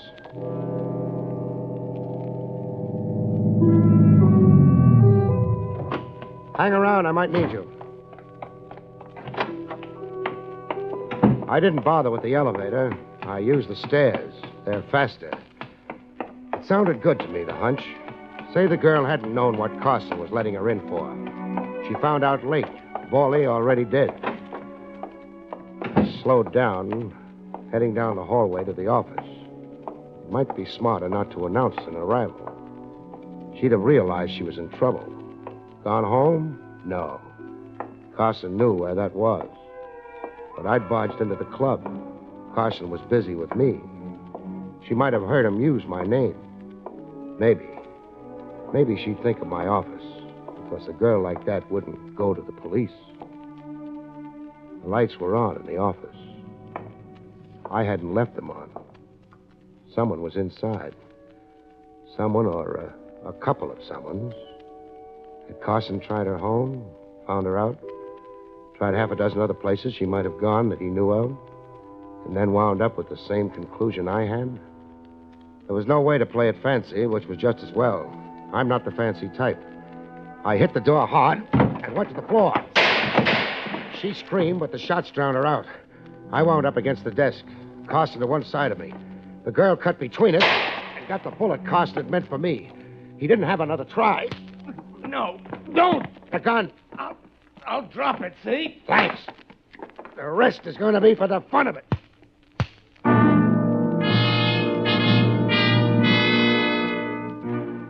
It didn't last very long. He dropped his hands. You can't hit even a Carson with his hands down unless you're a Carson yourself. I didn't qualify.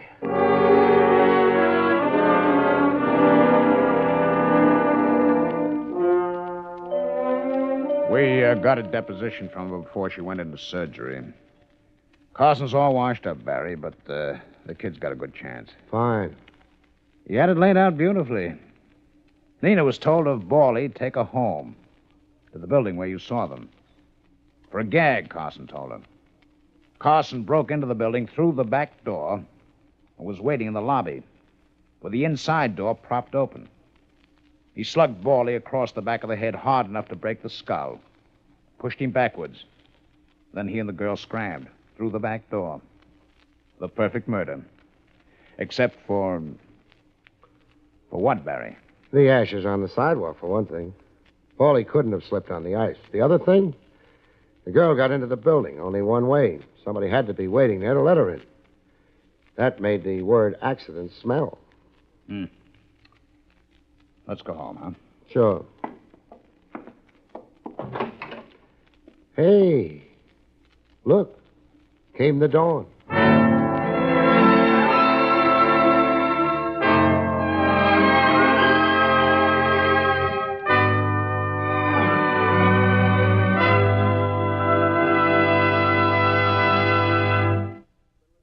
You have been listening to William Gargan in another exciting transcribed mystery drama from the adventures of Barrie Craig, confidential investigator.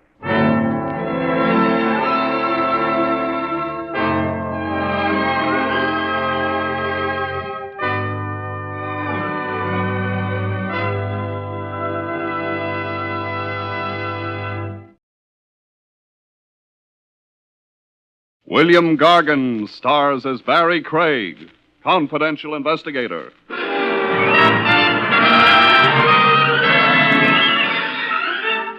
There's a familiar saying which goes, give a rogue enough rope and he'll hang himself. The theory holds fine, except in one instance. What if the chap doling out the rope happens to be the hangman?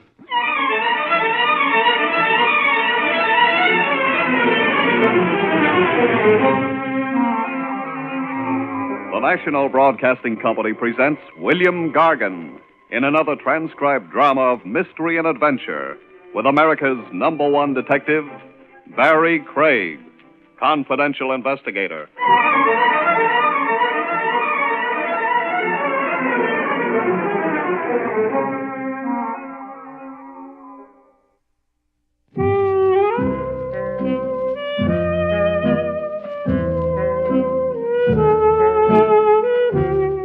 Barrie Craig speaking.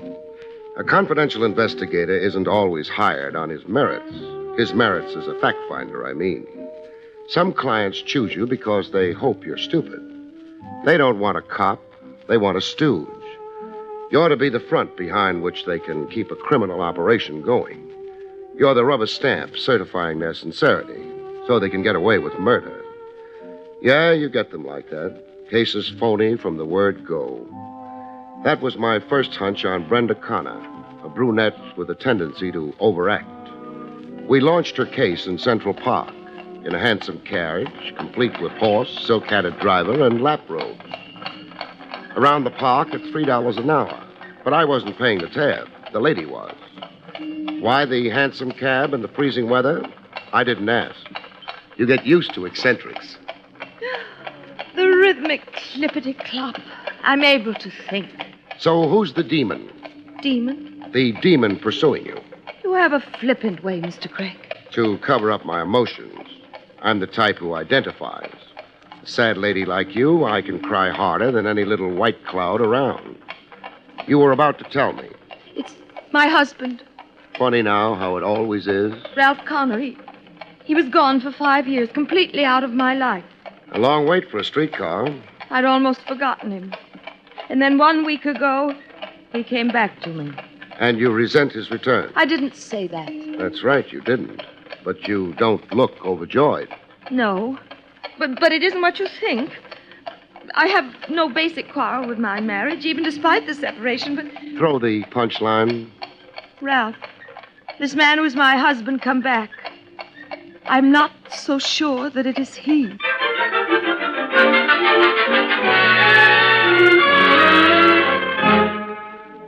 I let Brenda Connor continue to unburden her soul over coffee. The tab was on me this time. How much coffee could a lady drink?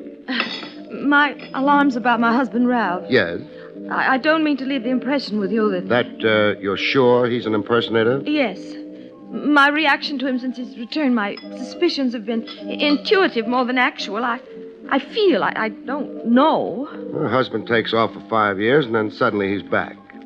How did you receive him? Well, gladly enough at first. You asked him questions? Yes. His explanation of his absence seemed genuine to me, understandable. He'd been out of sorts with himself. Suddenly 40 and restless, disoriented and neurotic, full of self-dislike, dissatisfaction with the career he'd chosen. Said career? Realty management. Connor and Saxton. Saxton is his business partner. When did the doubt begin for you? The doubt, intuitive as you call it, that this voyager come back maybe wasn't really your husband. The very first evening. Ralph was different. A stranger I didn't know. After 5 years, he would be. Yes, I know. But what I mean is the personality I once knew, the habits, the little things a wife knows about her husband. I could find none of them in this man. Little things. Can you give me something specific? Yes.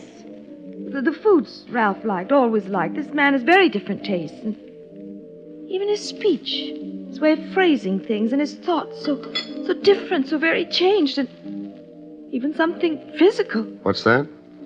Left-handed. This man is left-handed. My husband, the husband I knew, wasn't. Quite a switch, that. How about his appearance, looks? Oh, there are some differences. Still differences that could only mean time, how time changes the face. Ralph was full in the cheeks. This man is gaunt, thinner. Oh, mind you, I'm not saying... Oh, I don't know what I'm saying. I'm confused. I'm so confused I can't even think straight, Mr. Craig.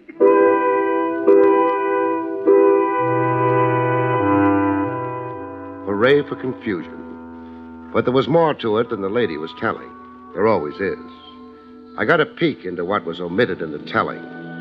The time was later that same afternoon. It was raining buckets. I had my formal tie on for a ride over to see the husband, Ralph Connor, firsthand. The great thing about a jalopy, it either starts or it doesn't. Mine wouldn't. Wet wires from the downpour, I figured. But my guess was wrong. There was a gentleman on hand to correct me on it. You only run your battery down, Craig. Get off the starter. A guy in a rain slicker slouched in the back of my car. Nice eyes and an easy grin, and a familiar swell near the left armpit. I knew what that swell was. I had one myself to match it, a gun holster. The wires aren't wet, Craig. There's another reason she won't start. What's that? This. Here. Your rotor. Rotor? You don't know about cars? I know they go or don't go. The rotor belongs under the hood on the engine where the distributor is. I removed it. Why? So your car wouldn't go. Why again? So you'd bum a ride from me. Where are you parked? Right behind you. Come on, I'll chauffeur you. You sound like you know where I'm going. Yeah, I think so. See Ralph Connor. You want to look him over. You're well informed. I took courses in mind reading. Come on, I'll drive you. To Ralph Connor, this is? No, not right away. I've got something else to show you first. You're stalling, Craig. No, I'm thinking. About? The penalty for armed kidnapping. 20 years. Life if you cross state lines. That's the Lindbergh law. And the chair if you compound kidnapping with murder. So what's it to be, Craig?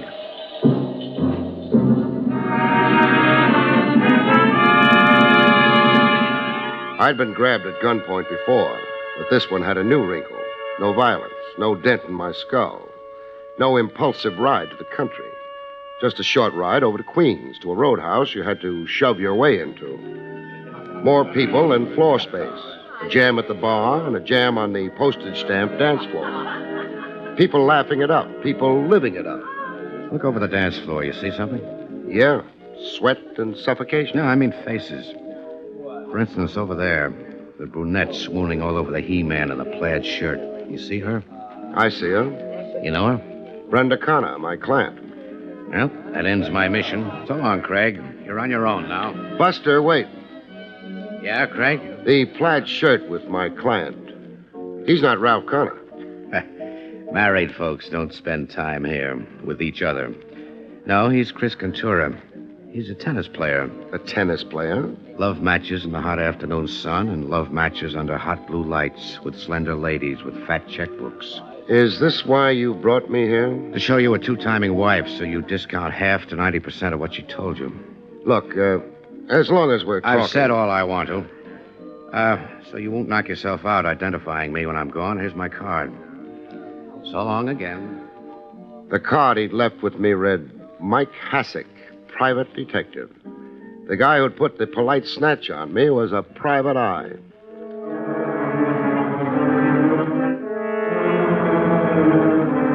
I switched my plans around. You do with new developments. I didn't try to interview Ralph Connor right off.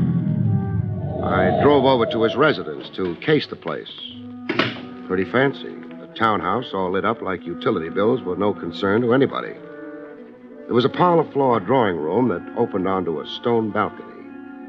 I was enough of a gymnasium genius to make the balcony without setting up too much of a commotion. After 10 minutes of eavesdropping on the rustle of thick oriental carpets, I got to listen to a live show. Brenda Connor and a guy I took to be her ever-loving mister on the other side of the glass. You've got that odd look again, Brenda. Look, Ralph. What odd look? The frail, pale princess in the grip of a nameless terror. Oh, you're being cruel deliberately. Deliberately? To unnerve me. Push me to the edge of reason. Push me... Beyond the edge? Into insanity. Yes. I see. Now, suppose you try the shoe. I tried the shoe. To see how it fits you. What's been your scheme with me? Scheme? I have no scheme. The terrified glances since my return, so nicely timed when company watches, so beautifully acted. And the way you contrived to look at me other times. The unfamiliar stares, if I were not your husband, but an interloper. Not an interloper, Ralph, but an... Yes, Brenda? An imposter. I see. I am not who I am. Is that what you're saying? Oh, what about me is so changed? I'd like to know, Brenda. Everything is changed. Your manner, your talk, your habits, so many little things. They're not like the Ralph I knew, the Ralph I remember. An imposter, that was your word. Do you then really think I am not Ralph Connor? That I am somebody else? Some diabolical somebody else playing at being Ralph Connor? I don't know. I don't know. It was time to get off the balcony and make a more formal entrance into the life of Ralph Connor through the front door. I started to do same when I had a mishap. Cute word, mishap. It can mean anything. It can mean a tear in your trousers from an unexpected nail. It could mean a ton of brass landing on your head. In my case, it meant the last mentioned. A ton of brass. Ooh! It fell from a height, from upstairs somewhere with cannonball speed. What? Who? I was too sleepy to care. I just lay down.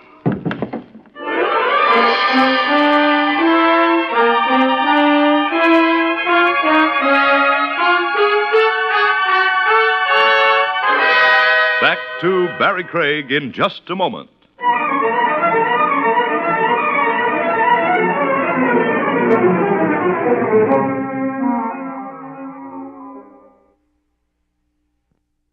And now, back to William Gargan, starring as Barrie Craig, confidential investigator.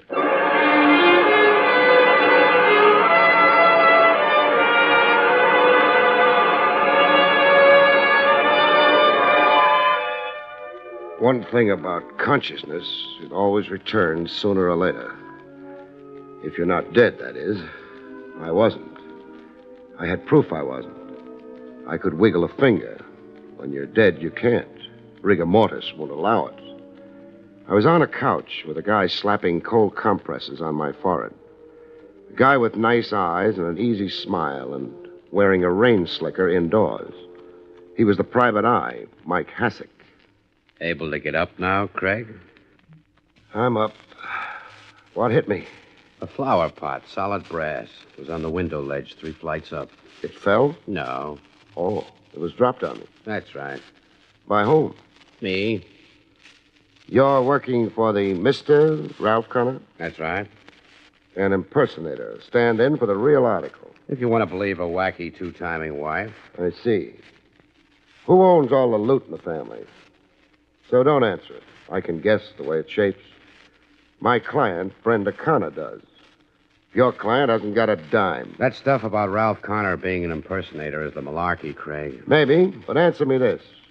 Can a man who's been right-handed to the age of 40 suddenly turn up left-handed? But don't answer it, Hassick.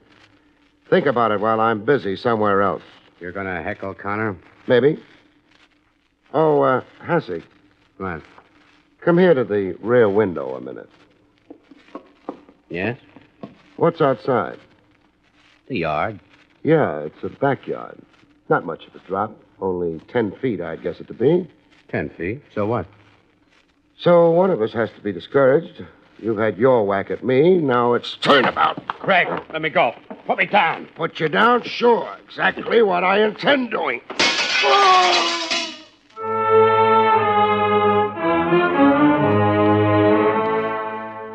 You meet some guys sometimes who have to be paid back in their own coin.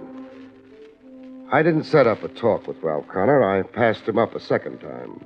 I had nothing to say to him yet. Instead, I looked up Saxton of Connor and Saxton Realty Management.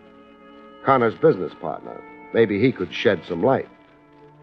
A short guy with 2 stomachs and pink ears like he was always blushing. There was an oily look to him, like he was an accomplished phony. I still don't quite understand the purpose of your call here to me, Mr. Craig. If you've stalled long enough, Saxton... If I've stalled? Worked out answers in your head... Well, I have no ulterior motives in evading you. Then? Well, it's just that I don't care to become embroiled in the man's affairs. That is, his affairs other than our joint business. Frankly, I've always found Connor strange and unpredictable, explosive. He was gone for 5 years. Yes? Did you keep his end of the business up all that time? Oh, yes, scrupulously. His share of the net profits were put into an escrow account for what they amounted to. His drawing account, of course, was suspended while he was gone. In the time he was away, did he write to you, keep in touch? No. Now, a big question. Is he Ralph Connor? Yes, Mr. Craig. You don't seem surprised at the question. No, I'm not surprised anymore. I've been asked the same question before. By whom? 2 persons. By Mrs. Connor and by a private detective named Mike Hassick. So Hassick wasn't so sure of his client's identity either. What's that you said? Just thinking out loud. What makes you sure this new Connor is the same old Connor? Why, everything about him. Like? Well, I don't know how to answer that quite. He looks like Ralph Connor, facially and physically. He knows about me, our business, the background of our business. He's demonstrated all that to you? Why, yes, of course. He has demonstrated an intimate knowledge of our business. It couldn't be faked. The man simply had to know.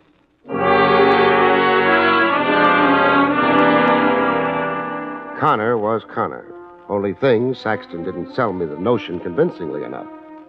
I double-checked on Saxton's truthfulness by applying some heat to the office bookkeeper of Connor and Saxton. Why, Mr. Saxton told you outrageous falsehoods. Outrageous! He didn't ring true to me too much. Good I got to you, Mr. What's it again? Pippet. I'm the one to tell the truth. Oh, that's peachy dandy. But get around to telling it. Well, now, Ralph Connor, the new one, he's a queer one. Meaning? Well, when he came back after being away all that time, he didn't know my name. He kept calling me Pippin and Poppin. Pippin and Poppin, mind you, when it's Pippet, like it's always been. Pretty staggering. And then about the business, he didn't know about the old Cameroon account. He didn't, huh? The biggest account in the Connor Saxton agency, and he didn't even seem to know he had it. Like this wasn't his business. What else? Well, his easy way about money. tipping me $1 when he sent me out for coffee. The old Ralph Connor only tipped 5 cents. Is the new Ralph Connor also easy about money in other ways? Business ways, for instance. I don't know what you mean. I mean, like not asking for an accounting from Saxton to cover the 5 years Connor was away. Well, then, there never was an accounting. And Mr. Connor never yet asked for one. Well, you'd know that. You're the bookkeeper. Oh, yes. I'd be the one to know, all right. Is there an escrow account with Connor's share of the profits of the last 5 years in it? Oh, no, there's no escrow account. Well, were there any profits the last 5 years Connor's been away? Oh, yes. Good profits. Business has been very good. How good were the profits? Well, I couldn't say without going over the books. $50,000? Is that close to it? It isn't far from it. Then a sharpie like Saxton would have reason to play ball with somebody not the real Connor, but an impersonator. To keep all the accumulated business profits, so long as the new Connor didn't stick his hand out or yell for the DA. Well, I'm afraid now you're getting too deep for me. Forget it. You've been a great help. You can go back to your books now, Pippin. The name is not Pippin. Oh, my mistake, Poppin. It's Pippin.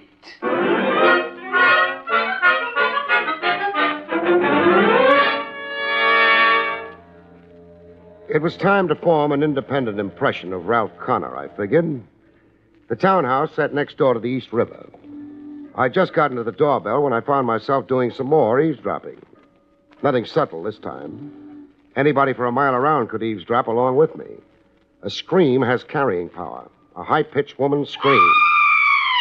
Brenda Connor. I could identify the voice. Brenda Connor at home, either being strangled to death or blowing her top. Inside the house, I didn't get to see my screaming client. She was in her room behind locked doors. The husband, Ralph Connor, told me the melancholy facts. Or do I mean the melancholy fiction? Brenda is in there in her room with her doctor. Doctor who? Does that matter? It matters. I'm jotting it down in my notebook. Mrs. Connor is my client. Dr. Phipps. 275 Dartmouth Street, if you also want the address. Phipps is Brenda's own physician. I get your emphasis. When can I see Mrs. Connor? I don't know. She's under restraint. Restraints meaning? She's had a nervous breakdown. All of a sudden? No, my wife has a history of, say, emotional instability. Hallucinations, compulsive behavior, a fascination for unsavory places and people. That's a careful reference to the roadhouse and tennis Adonis. Mike Hassick made sure I'd see. Yes, so that you'd be aware of all the facts. This emotional instability in Brenda, it's one of the reasons I left her 5 years ago. I've had all I could stand of hysteria. You make a glib case of it. It's the truth. What happens to Brenda Connor from here on? Hospitalization. It's not the first time Brenda has been confined before. And cured? Evidently not, as this new breakdown shows. Comes the time she's declared mentally incompetent. Who gets her money? That is an impertinent question. I'll answer it. You do. You step into her estate. I'll even bet you've already got the petition before the court with Dr. Phipps' affidavit pinned to it. I don't care to dignify this nonsense any longer, Mr. Craig.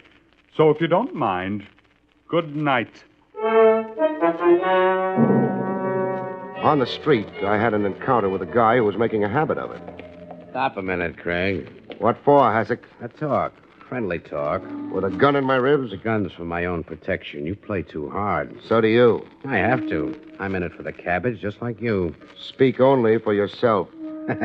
You'll change your mind. $100,000. We split it down the middle. Who gives it to us? Connor, if you don't spoil it for him. Keep talking. Connor is a phony, an impersonator, like you said. The real Connor, he probably knocked off somewhere, the way I figure it. But none of our business. Now, this Connor grabs the wife's estate. We let him. You let him.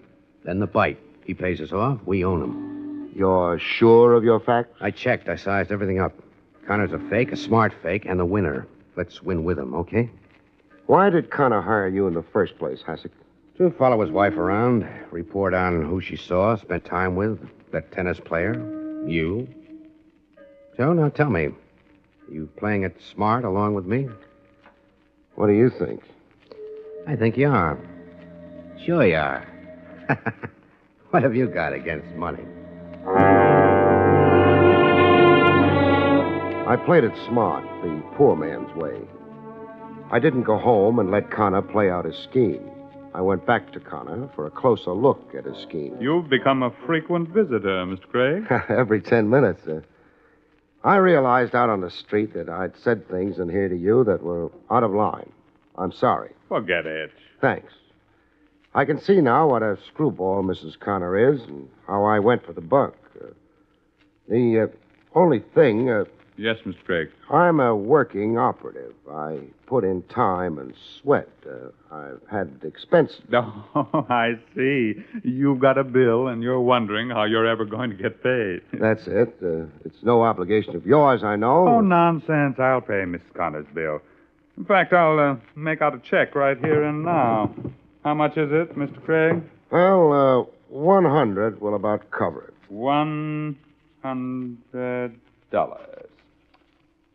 Very well. Here you are, Mr. Craig. A $100 check for you. It means more to me than you think, Mr. Connor. Oh, you don't have to thank me. The money's due you. But I didn't mean it like that. Guess again, Connor. I frankly don't understand you. I'll explain myself. You wrote out a check, and you also wrote out a confession. A confession? You're right-handed. You wrote that check out right-handed. Like Ralph Connor should, since he was always right-handed. Look here, Craig. Let me finish. But you've been deliberately left-handed for Mrs. Connor's benefit since you came back to her. To confuse her about you, start her doubting your identity. See you as an imposter, but never be sure. Until she went out of her mind like she has. Well, you can't prove a thing, Craig. All kinds of tricks like that to play on her imagination. You thin down, change your known habits and clothes and foods, your style of talk. All to make an already unstable woman a screaming lunatic. Have her declared mentally incompetent so you could take control of her money and her estate. How big is the estate, Connor? Big, I'd judge it to be. No end of money. It has to be a fabulous grab to rate your fancy technique in crime. I say again, you can't prove a thing. Because you're really Ralph Connor, huh? And can prove it. Birth certificate, relatives stuck somewhere, fingerprints. That's what you're gambling on. Why you're so cocksure. You're immune, you figure. Win or lose, you can't lose. Since you're really not an impersonator, but the genuine article. Get your hat anyhow, Connor. My hat? Well, where are we going? To the district attorney's office to see what charge he can fit to your kind of cute scheme. Offhand, I'd say conspiracy. But what do you bet the DA finds a few more in the book?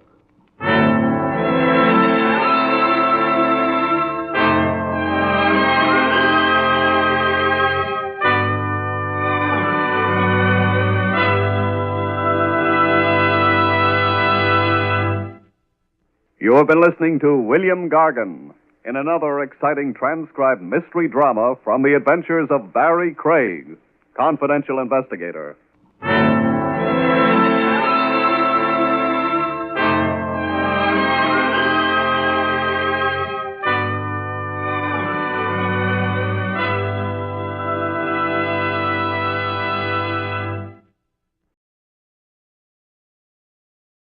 William Gargan stars as Barrie Craig, confidential investigator.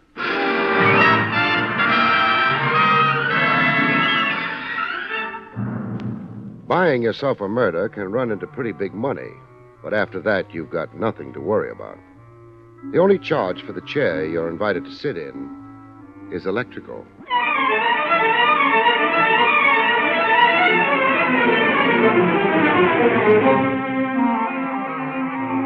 The National Broadcasting Company presents William Gargan in another transcribed drama of mystery and adventure with America's #1 detective, Barrie Craig, confidential investigator.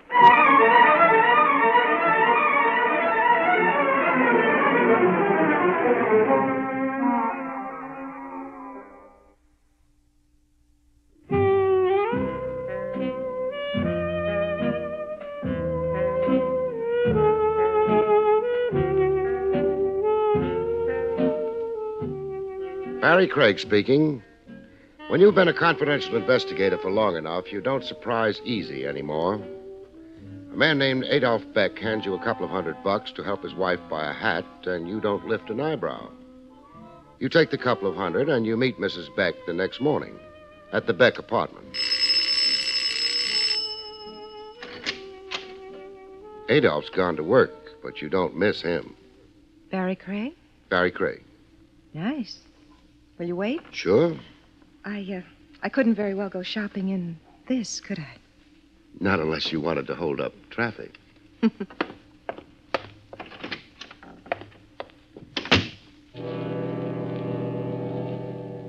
You wait while the lady changes into something that won't hold up traffic. You decide you're being overpaid. Given the chance, you'd watch Mrs. Beck even if there wasn't a nickel in it. Ready? Fine. You think traffic will be safe now? Sure. I don't know about myself, though. Oh, hold it. What? I'll take a look outside first. Oh. Well, the street looks normal. Let's go. Ah, it's such a lovely day. Yeah. But that's my car. Well, can't we walk? The shop's not very far. No. Well, all right, but... Safer this way.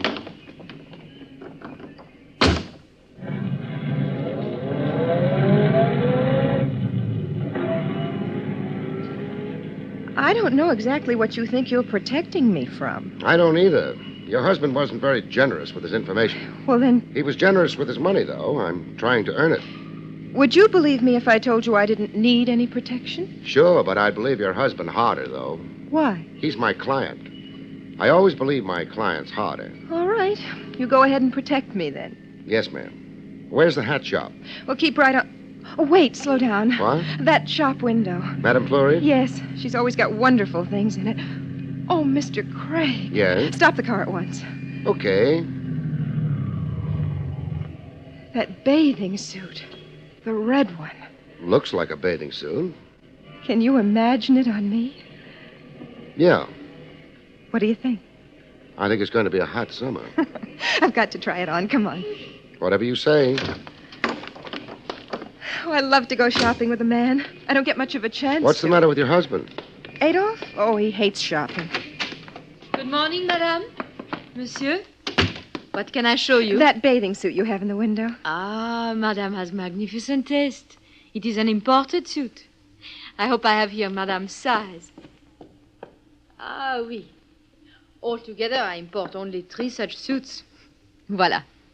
That's all there is to it? Tiens, monsieur, it satisfies the law, no? I wouldn't know. And what is more important, it satisfies the eye of the husband. If, of course, the wife is so charming as madame. Charm isn't exactly what a girl needs for a suit like that. Oh, maybe not. But madame has it, no? She has it. I've got to try this on. Where? This way, please, madame. Madame will find the dressing room comfortable, I think. I must congratulate monsieur. Yeah? There are not many women who would even dare to think of wearing such a suit. It is, of course, ridiculously expensive. It is, huh? But monsieur will not mind paying, eh? I guess he won't. I guess in the kind of deal he's got, he pays and likes it. Or anyway, pretends to like it. Madame Fleury wasn't quite sure how to take that. So she shrugged her shoulders, charmingly, the way the French do, and shut up. Time went by, and I got restless. Monsieur looks forward to seeing his wife in the suit, eh? Monsieur has been looking forward to it for too long. She's been in there over 15 minutes. Oh, a pretty woman always keeps her husband waiting, no? I wouldn't know about that. I still think she's been in there a long time. Would you mind hurrying her up? If monsieur is impatient. He's impatient. Tiens, then I go to advise madame. Madame? Madame? What's the matter? Madame does not reply. The door. She's locked. Well, let me. Yeah. Locks automatically? Automatic? No, it is necessary that one moves the latch. One has moved the latch. Mrs. Beck. Mrs. Beck. Madame Fleury. Oui? Get back a bit. I'm going to break the door down. But monsieur... I'll explain later. Right now, I'm in a hurry. But this is barbaric. Is monsieur so jealous? Monsieur is scared. Well, latch wasn't too strong. Oh, nobody home. Not even in the closet. But that door there, where does it go? The back of the shop, a storeroom. Fine. Storeroom. Nobody home here either. But I do not understand. You and me both. You always keep that window open? Mais no, one cannot because of the thieves. Well, it's open now. Yeah. Short drop to the alley outside. She could have managed it. Tiens, you are of the opinion Madame flees? That could be the opinion I'm of. Come on. Oh, the bathing suit, yeah, she left it behind. The mystery grows. Fixing that door up is going to cost you a few bucks. Here's 10. Merci, monsieur, but what... Put the bathing suit back in stock. I've got a feeling Mrs. Beck isn't going to return for it.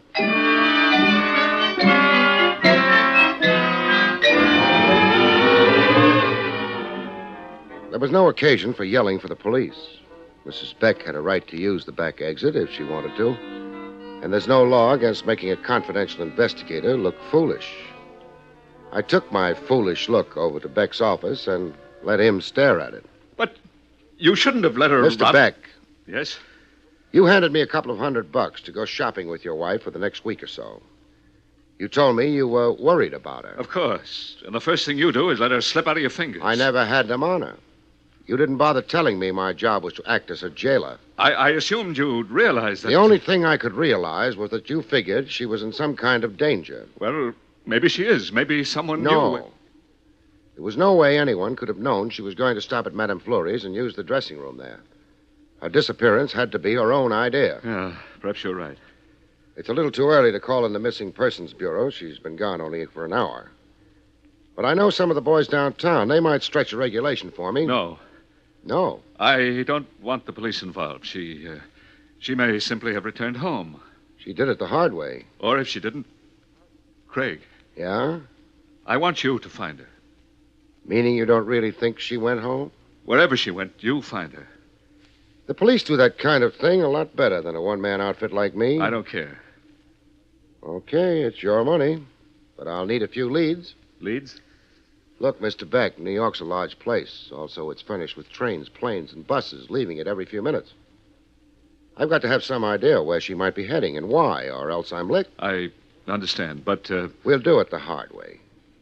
Who was your wife before you married her? Her name was Lila Lorne. Lila Lorne? It sounds phony. It was her professional name. What profession? She sang. She was a club singer. Where'd she have her last date before giving it all up for a home in Kitty's?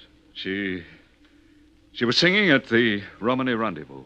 The Romany Rendezvous. East 40s? Yes. Fine. Before marriage, your wife was a singer named Lila Lorne, singing at the Romany Rendezvous. Now, you tell me the rest. What rest? You know, somebody listening in would think I was working against you instead of for you. I had to drag this information out of you. Why? There's nothing wrong with a girl singing in a nightclub. Nothing to explain a disappearing act, either. You're shrewd, Craig. Isn't that why you hired me? I didn't think shrewdness would be necessary. The way you talk, people might get the idea you didn't want her found. I do. Okay, then what's the rest of it? Before Lila married me, she was sort of engaged to Eddie Myron. What does he do? Pitch for the Dodgers? He owns the Romany. Keep going. Well, Myron was very angry with Lila. And myself, I suppose. I've always been afraid that he might do something. That's why you hired me? Yes. Myron didn't grab your wife. Nobody did. That flight out of the back window at Madame Fleury's was both unscheduled and strictly her own idea. So I understand. Meaning maybe she decided money wasn't everything? Look here, Craig, this is terribly difficult for me. And I'm not helping. All right, I'll get started. Only one thing. Yes? Suppose I find her and she likes it where she is. All Beck had for that was a stricken stare. Didn't look good on him, and I didn't waste time admiring it. I got out.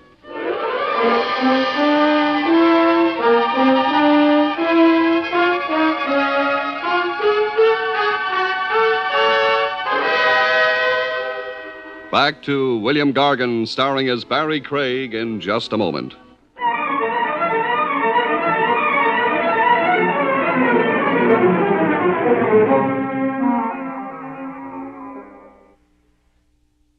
And now, back to William Gargan, starring as Barrie Craig, confidential investigator.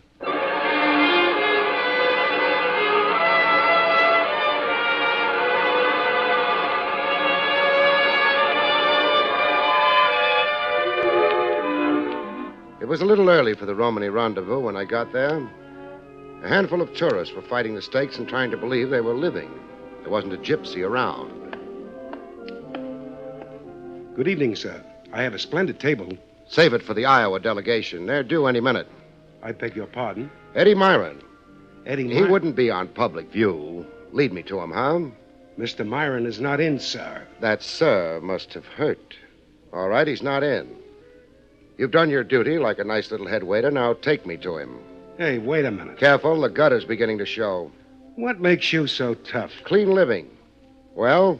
You didn't mention a name. Oh, careless of me. Barrie Craig, how's that? Craig? Private eye? Confidential investigator. More syllables, higher fees, class. Let's go, huh? Okay.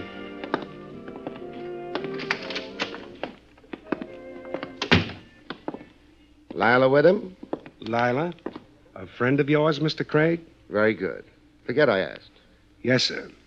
Mr. Myron's office is down the corridor. You can see the door from here. Thanks. But I'll take the sap first. Let go. Sure, the better Now I'll take the sap. Thanks. I get so tired of being hit on the head. Don't say it. We'd both be shocked. You were a little obvious, friend, asking me to walk in front of you. Now go back to the dirty napkins, huh? I'll show you the... No. Okay.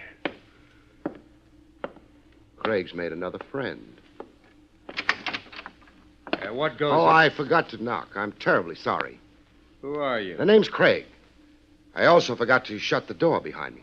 Excuse me, Mr. Myron. Wonder if there's a lock. Yes.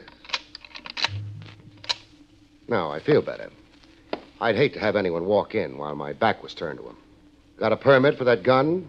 Got any authority to ask? No. No. That makes us even.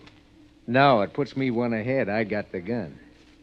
Some days I can't keep score worth a darn. Is this some fancy kind of holdup?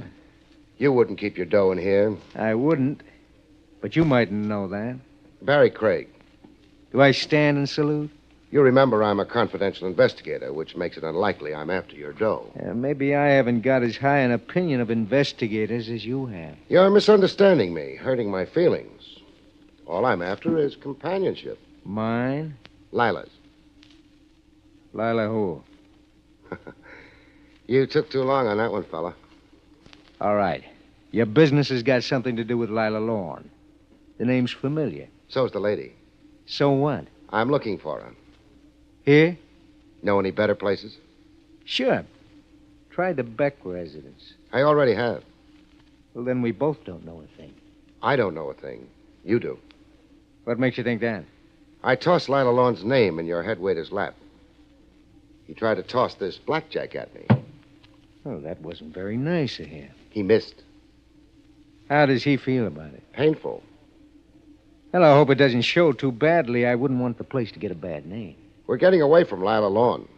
I haven't been near her in months. That's why your head waiter was so sensitive? I could pry it loose from him. Okay. Maybe I could use you on my side. Maybe even I might need you. Oh, yeah? Yeah, I got a call from Lila early this morning. First time I'd heard from her since she got married. Must have been a surprise. And it was even a pleasant surprise. She wanted me to meet her. She was upset. Beck was running short of money? Well, Beck, it seems, was running after another blonde. That's what Lila said. That's what she said. She wanted me to meet her up in Creekdale. What's Creekdale? Well, I got a kind of cottage up there. It's maybe an hour out of the city. She wanted you to meet her up there this morning? You agreed? I agreed. I drove up there. The cottage was there. And Lila? No. Well, I hung around for maybe a couple of hours. Then I started thinking. Somebody was playing me for something. I made fast time back to town. I worried. Boyle, that's the head waiter you tangled with, got his instructions. He'd been with me all day in the apartment. Why are you breaking down and telling me all this? Well, partially because Boyle lost his head when you mentioned Lorne. That wouldn't make him a good witness. And partially because I don't even know what I was being set up for. I'd like you to find out. I've already got a client. Beck? Yeah. What's your job for him? Finding his wife. Well, that won't have to conflict with anything I want you to do. One client at a time is all I can handle. But if I find out anything that might interest you, you'll hear from me. Or maybe from the police. That was thrown in to worry him. He was already worried, but maybe not about the right things. Even at that, he was ahead of me. I didn't even know what the right things were.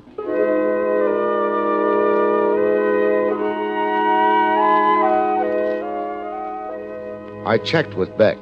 His wife was still out. That left me a choice. I could do nothing. I could try the Creekdale end. According to Myron, that was a dead end. But he could be a liar. Evening. Good evening. You're the sheriff, they tell me. I guess they tell you right. I'm Barrie Craig. I'm a confidential investigator from New York City. That's so. That's so. Are you figuring on setting up business in Creekdale? Not exactly. Something else. I came up here to look through Eddie Myron's cottage. Yep. I thought I might find something there. I drove to the cottage before stopping here at your office. Yep. The cottage wasn't in very good shape. No. Somebody was careless with matches. Looks that way, don't it? Place was burned to the ground. When did it happen, Sheriff? This afternoon. I don't know the exact time it started. Couldn't have been later than 12 or so. Any ideas about why it started or who started it? What were you figuring on maybe finding in the cottage, mister? Something that might lead me to a lost lady. That's so. What might her name be? Lila Lawn, perhaps. Or more recently, Mrs. Adolph Beck. Yep. Come along, son.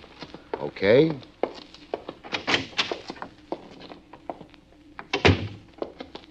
There she is, son. What? Yep. You found her in the cottage? Yep. Like that? Like that. You couldn't have identified her. All you can tell is that she was blonde. Enough of the skin on her fingers left to get half a dozen prints. No doubt about her identity, son. She's Lila Lorne, Mrs. Beck. She was pretty. Once. Yeah. Sheriff, could that fire have been set earlier than noon, say? Maybe. Thanks. Doc Peabody's got no idea if she was dead or not when the fire got her. Not enough of her left. You got ideas? I got ideas. Names attached to them? Not yet. Well, you'll get in touch with me if you get around to attaching names to those ideas. I'll get in touch with you. Goodbye, Sheriff. Oh, just a minute, son. Yeah? Doc Peabody couldn't swear whether she was alive or not when the fire got to her. He'll swear to something else, though. What's that? She had a couple of bullets in her lungs. The sheriff didn't have any expression on his face I could read when he let me have it. I held the pose for a minute, couldn't think of anything else, and got out. I didn't mind the long drive back to the city. I needed it. Mrs. Adolph Beck hadn't been lovely to look at. It's open. What do you want now, Boyle? It's not Boyle. Not... Oh. Thought we were finished for the night. Not exactly. What do you want now? I've been up to Creekdale. Well, I hope you got more out of the trip than I did this morning. I got more. Tell me about it. Your cottage is never going to be the same again. Termites? What time did you leave there this morning? Oh, around 12. Hey, wait a minute. That sounds like somebody's checking alibis. Maybe somebody is. Alibis for what? Arson, for one thing. Arson? Your cottage was burned to the ground sometime today. Maybe you're careless with cigarettes. I don't smoke. I think you better get out of here. Okay, but nobody really worries about arson in connection with a cheap summer cottage. What do they worry about? Lila Lawn is never going to be the same again either. I didn't give him much of a chance to respond to that. I walked out. That would give him an opportunity to figure out what his response would be. I had another job. Who is it? Barrie Craig. Oh, come in. Thanks. Well, it's very late. I hadn't noticed. I hope you've got something to report. I have. You found her? Yeah. Splendid work. Is she coming back to me? I don't think she's got any choice in the matter. I hope you didn't bully her or... The reason she's got no choice is because she's dead. Huh? Yeah. The shortest way is sometimes the kindest. She was shot and then burned to death in a summer cottage that belongs to Eddie Myron. She gone back to him? For a while, it seems like. Or maybe a shorter while than she figured on. Have they arrested him? Not yet. But they'll get around to it once they tighten up a few things. The way it goes, your wife ducked me this morning, phoned Myron, and met him at the cottage shortly before 12. Uh-huh. What happened and why right after that, we don't know for sure. What we do know is that Myron headed back for the city sometime after 12. And sometime after 12 was also when the cottage started burning. Oh.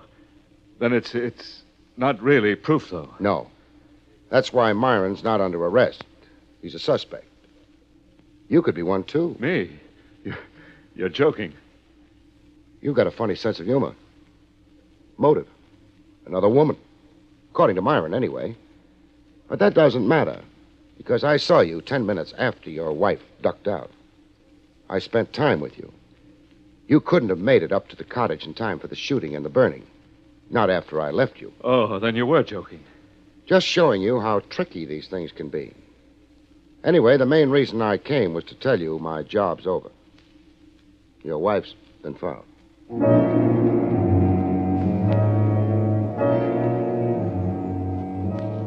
I walked out. He didn't see me to the door. Loved her, hated her. The fact that she was dead meant something to him. I got out into the street and started walking, but not far. Somebody else was walking behind me. I stopped. He stopped. This wasn't my idea of fun. But it didn't matter because still another guy showed up. He didn't notice either of us, but we noticed him. I went after him, the hired man went after me. He must have made quite a procession. He turned off the pavement and walked into one of the small houses they still keep in New York City to prove that once upon a time it was a nice place to live in. I gave him a few minutes and then... While I waited for the doorbell to be answered, I scribbled a note on my card and dropped it. It would give the man following me something to think about. Yes? Police. Oh, all right. Thanks. You're not a policeman? No. Now, let's shut the door. I don't want the whole street to know I impersonated a cop. Mrs. Beck. Mrs. Beck? You sound surprised. Well, Maybe you're embarrassed. About the way you ducked me in Madame Fleury's this morning. I never did get to see how you looked in that red bathing suit. It's terribly late. It hasn't even begun to be late, Mrs. Beck. But I've got a problem bothering me.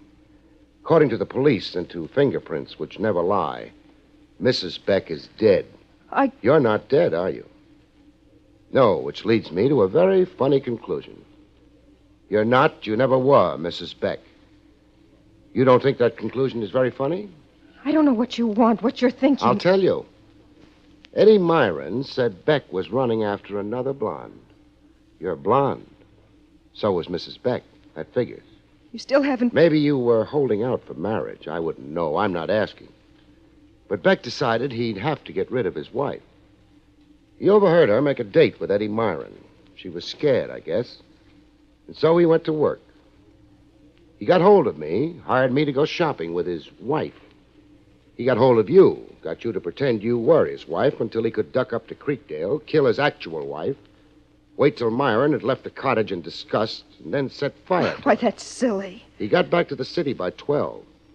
You were still alive then, according to what my testimony would have to be. Then you disappeared. So I'd think Beck couldn't have killed his wife. But he did. You prove it. I'm not doing anything. Myron put himself at the scene of the murder at the time of the murder, with no alibi. If he'd killed the girl, he wouldn't have done that. Therefore, the rest of his story has got to be believed. That leaves you. I followed Beck here. If you turned out to be someone I'd never met before, fine. Beck's in the clear, but you're not. So what else do I need? Killing, Craig. Finally came out of the woodwork, Beck. Why don't you introduce me to the lady who's going to hang with you? Excuse me, they don't hang you in New York. Stop it. Stop it.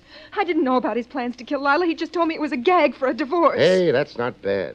Any jury with men this side of senility on it will go for that. Beck, it looks like you take it alone. I don't take anything. I can take care of her, Only too. trouble is, Beck, Eddie Myron was worried about me. He trailed me to your place. He trailed both of us here. I dropped a note to him when I came in. Advised him to pick a good seat. He's outside that window. You're lying. I'll take care of you first.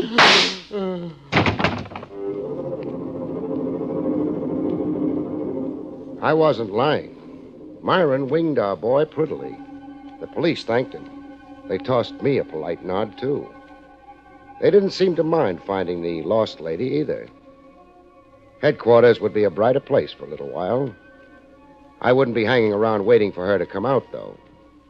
I don't like red bathing suits.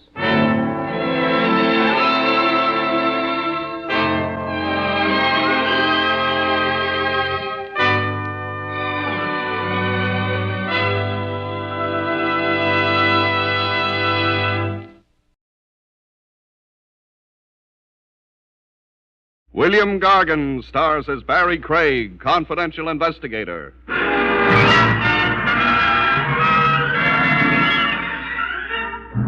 There's one chap around who never fails to electrify you. He sure can turn it on and turn it off. Am I referring to the state executioner, I wonder?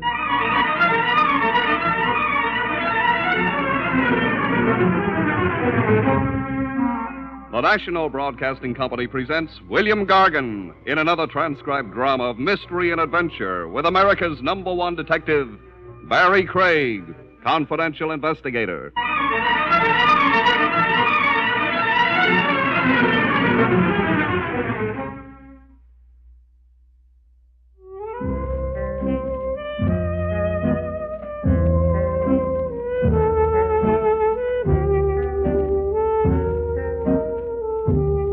Barrie Craig speaking. A confidential cop enjoys a certain public popularity. He gets haberdashers' circulars in the mail, anonymous threatening letters scented with perfume, and he gets invited to parties. A fancy shindig is thrown somewhere, a special invitation is tossed at ye cop, and no RSVP to it. The host wants you so badly, he comes your way to invite you in person. My would-be host in this one was Badger Boris, the sort of guy newspaper society columns called a bon vivant in French. Bon vivant meaning Boris slept all day and stayed up all night. And when the cabbage got thin, all he had to do was go to the bank. The short, moon-faced guy who looked like a cherub weaned on pasteurized champagne. You will, of course, be paid handsomely, Mr. Craig. Paid yet for coming to your big blowout. Now I'm really overwhelmed. Stand aside for a body fall. Then you agree to come? After you give me the other inducements. Well, fine foods. I've ordered 200 pounds of buffalo steak. What do I wash it down with? Liqueur Kisette. What's that? A Mohammedan beverage. I had it specially flown here from Istanbul. What's for dessert? Raisin cake. A plebeian touch to offset the noxious effects of a too rich repast. Rich? I just felt the whack of that word.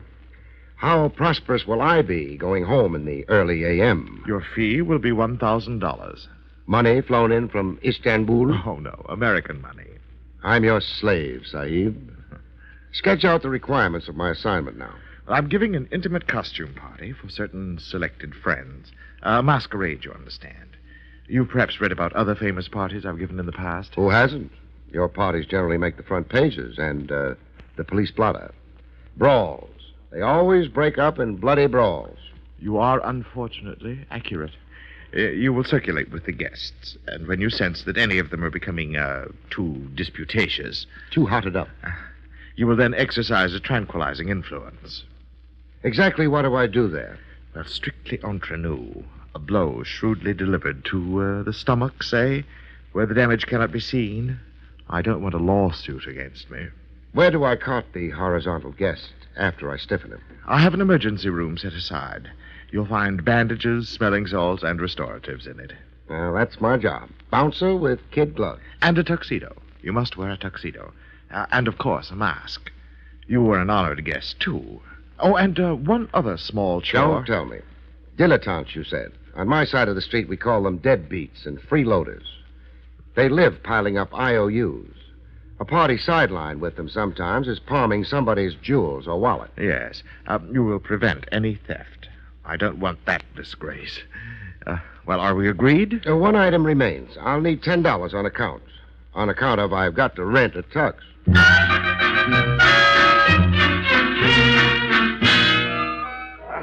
I attended the party wearing a straitjacket, a tuxedo, a mask, and a noose around my neck. That would be the black bow tie. An intimate crowd like Badger Boris had promised. Everybody in costume and mask. And all of them milling around the food and drink, and each other. I got up on a balcony for a better view of the menagerie. Up on the balcony with me was a society photographer. A guy in striped pants who looked like an unemployed diplomat. He was taking flashbulb pictures. I watched him until I felt a hot breath on my neck. Mr. Craig. Oh, how are you, boss? Call me Mr. Boris, please. I dislike informality. You've got a problem? This is the wrong station for you here on the balcony. It is? I don't like you looking down on my guests. I'm not. They're looking up to me. Mingling with them, you can overhear and anticipate. Prevent any disorder by forestalling it. Okay, I'll get down off my perch. Besides, the ladies below resent the standoffish male. You must dance with them and flatter them. And be witty. Witty? Say, can you tell me a few fast jokes?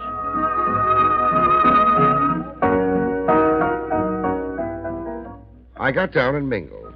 I wrestled through a few dances with a lady who had one stomach in front of her and one in reserve. She was costumed as a witch and wore a pink mask. You dance beautifully, Mr. No name dropping. Everybody's incognito until midnight. That's how Boris wants it. This step I'm doing, lady, Yes? it's a one-step. My grandfather had no further use for it, so he gave it to me. I love being gay. Oh, do you, my potted flower? Your wit, it is a sharp rapier's thrust. Don't let me slice off too much of your funny bone now. Shall we trip it over to the punch bowl? No, I prefer this intoxication. Your strong arm. My barking dogs. Lady, once more around, I'll need an oxygen tent. Why, you are unusually winded. All right, you rest somewhere. My headdress is awry. I'll go repair it. Godspeed and amen. We'll meet out on the patio in 5 minutes. Oh, 20. I don't want to overdo this. In 20 minutes. It will be midnight then. We'll unmask together.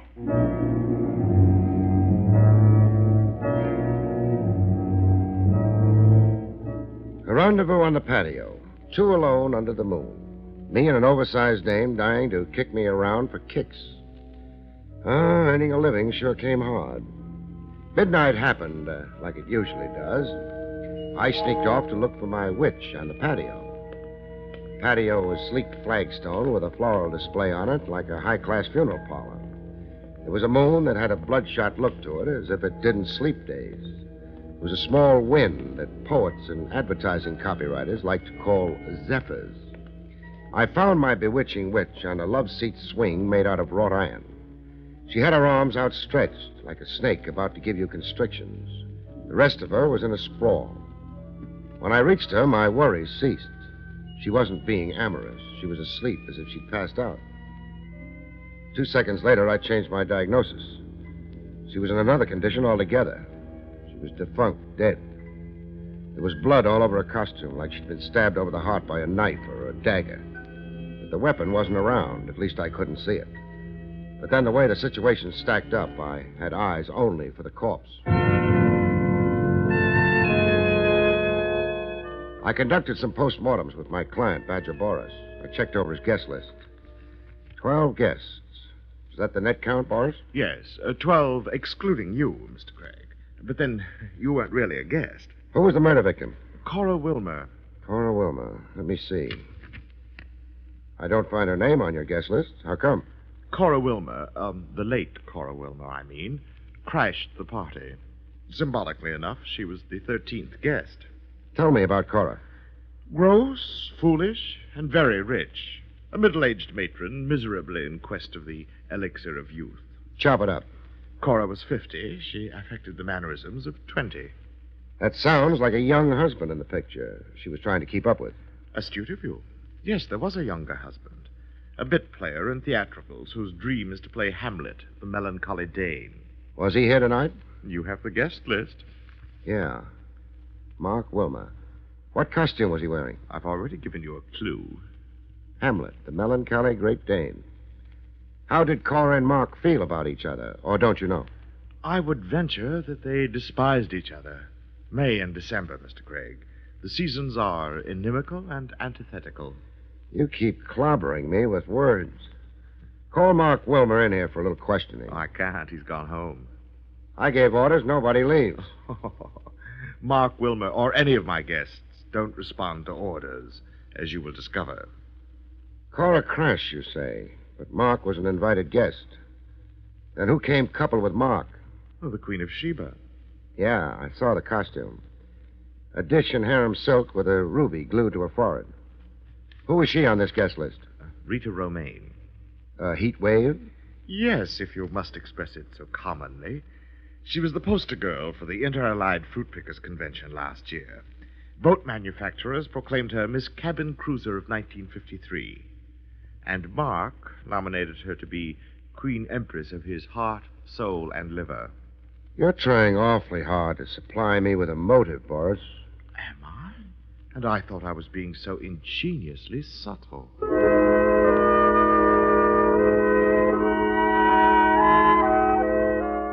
A May-December marriage that ended in divorce by murder, and a doll who won the hearts of married men. I hurried over to the Wilmer house. There was a wind nipping it up, the parlor floor lights were on brightly, and a piano was going. A late hour, kind of, for a piano. It was 4 a.m. I decided not to announce myself. Instead, I crossed the big lawn and found a station just outside the big French windows. There was a hard-looking character inside, standing over the pianist. He had the look of a private eye. I made that guess, anyhow. I also guessed the pianist to be the new widower, Mark Wilmer. I got an earful. Wilmer. Yes? You're ignoring me, Sonny. You got lost in Beethoven. Liszt. I'm playing Liszt. Now let's start playing truth or consequences, huh? I hear I lost a rich client. Yes, you have. Cora is dead. But you have a new client now. It's you. Yes, me. Sounds like you're trying to bribe me. I'll be accused of it. They'll say I murdered my wife for her money. Money? And how? A lot of loot falls into your lap. They'll say I did it to be free to marry Rita Romaine. That I was secretly in love with Rita. Which you are, Sonny. They'll subpoena Gurko, a private detective, and put him on the witness stand. And I'll testify the late Cora Wilmer hired me on the QT. I was to check with her once every 24 hours and see if she was still alive. She was that scared. Cora pretended her fear to humiliate me. I've got other facts, Sonny, in my little notebook. I read this off to the court. February 16th at 10 p.m., the defendant, Mark Wilmer, attempted strangling his wife, Cora. Dr. Enright treated her for throat bruises and shock. Cora baited me into assaulting her, to hold a weapon over me, to keep me from ever leaving her. Maybe, but who'll believe you? That's why you're working for me now. Maybe I am, maybe I'm not. You know, what you're asking is a lot, Sonny. I got a big investment in my license. A lot of loot falls into my lap. How much do you like money, Gurko? Oh, who doesn't like money? The bribe has to come pretty high for me to be tempted to forget my duty. It will be high. Even higher than your dreams, Gurko. A big bribe. Offer and acceptance. Some husbands had their own tender way of mourning the dead.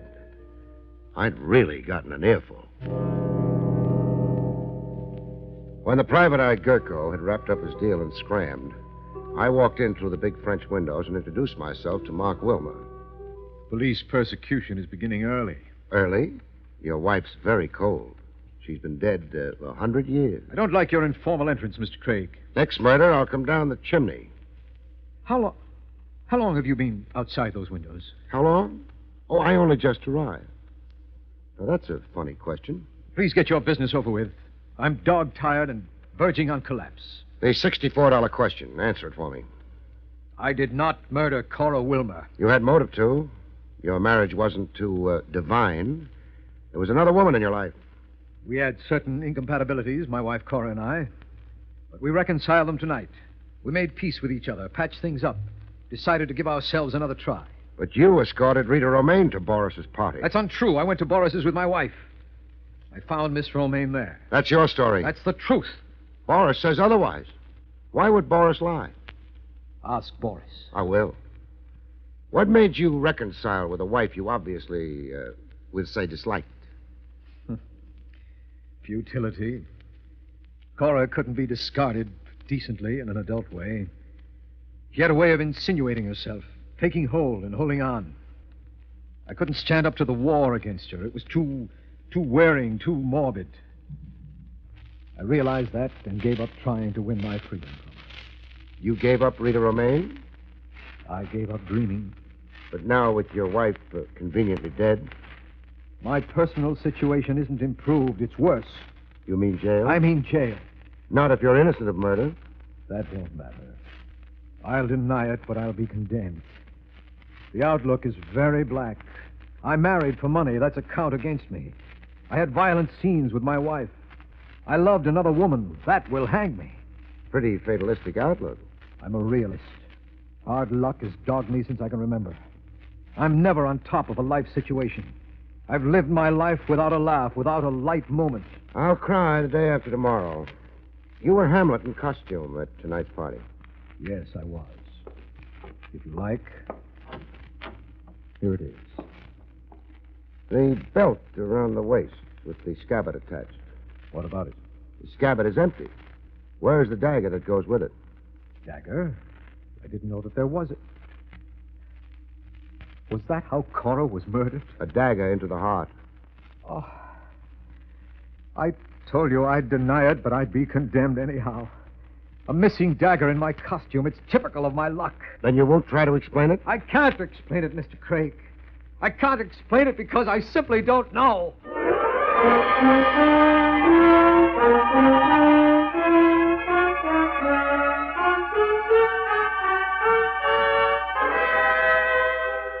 Back to William Gargan, starring as Barrie Craig, in just a moment. And now, back to William Gargan, starring as Barrie Craig, confidential investigator. A guy on the edge of becoming delirious, you leave him for another day, a calmer time. Besides, I needed sleep myself. I got into my car.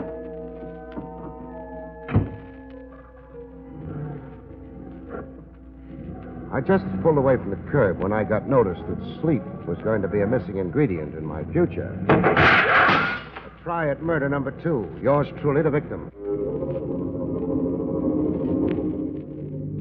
I drove around the block and around again with my headlights out, watching for a car somewhere to come to light, start up and show the glow of its taillight. My car was the only way the rifleman could quit the area. The area was suburban, way off of the main hub. No taxis, no bus lines, and it was 4 a.m. Somebody had to try and escape by an automobile parked somewhere in the vicinity. All I had to do was cruise around and watch and hope. When I saw it, I saw the taillight first. A car starting up a half block away, pulling away from the curb. I raced over to it. I cut across its path, trapping it. A lady motorist took offense at what I'd done. Mister, you're in my way. That was the understatement of the century. I got out to go hunt for a rifle. Sorry to be so melodramatic, miss. Romaine, isn't it? Yes. How did you know my name? Search me. It was the first name that popped into my head. I want to look in the back of your car, beautiful. You have no right. Don't please overplay the indignation, doll. I'm a detective. I'm at work. Well, I don't find it. Find what? A rifle used on me a little while ago. Oh, this whole thing is absurd. Yes, isn't it? I'd apologize, only I found something even more exciting than a rifle. You found something? Right on the back seat, wedged into a cushion. A dagger, beautiful. More specifically, a blood-stained dagger.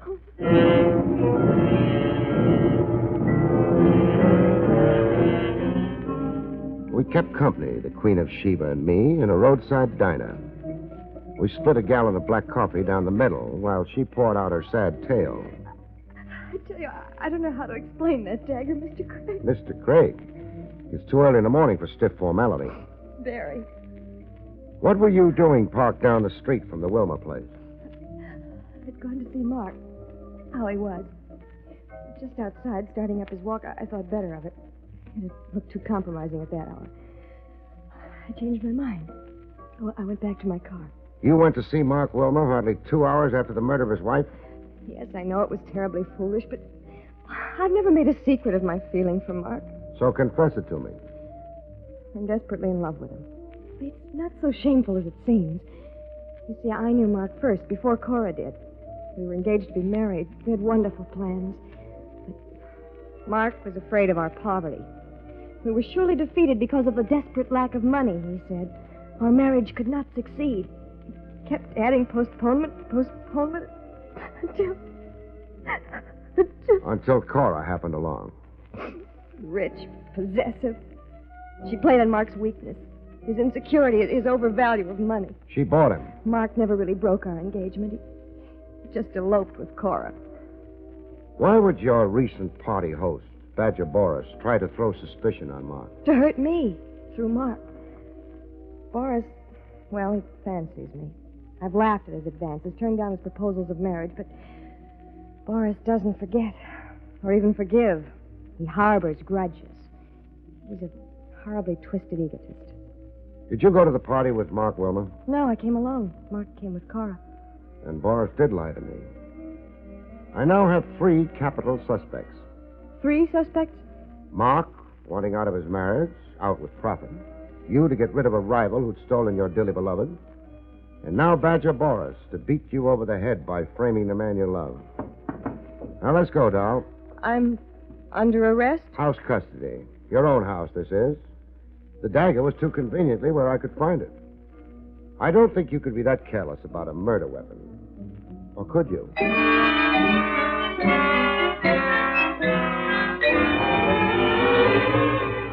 While catching a snooze on my office chair, a visitor barged in. The private eye, Gurko, just a little tipsy, like he'd been celebrating something.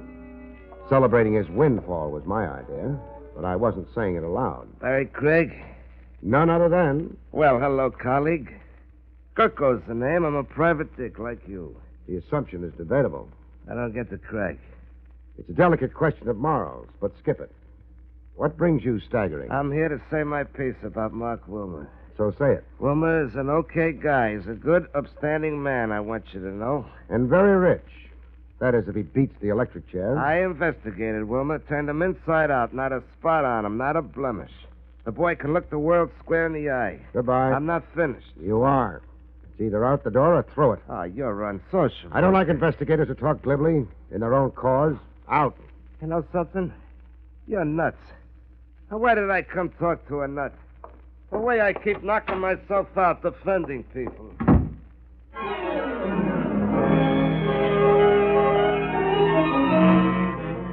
I got Boris on the phone.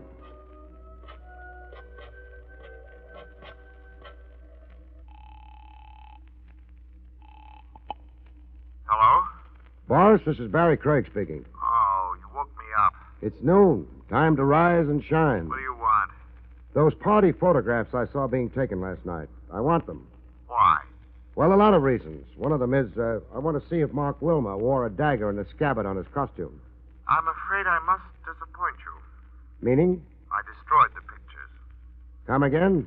The party was such a distressing bore, Mr. Craig. Hardly worth the sentiment or memorial of pictures. I dislike preserving dismal memories, so I destroyed the pictures. Do you find me eccentric?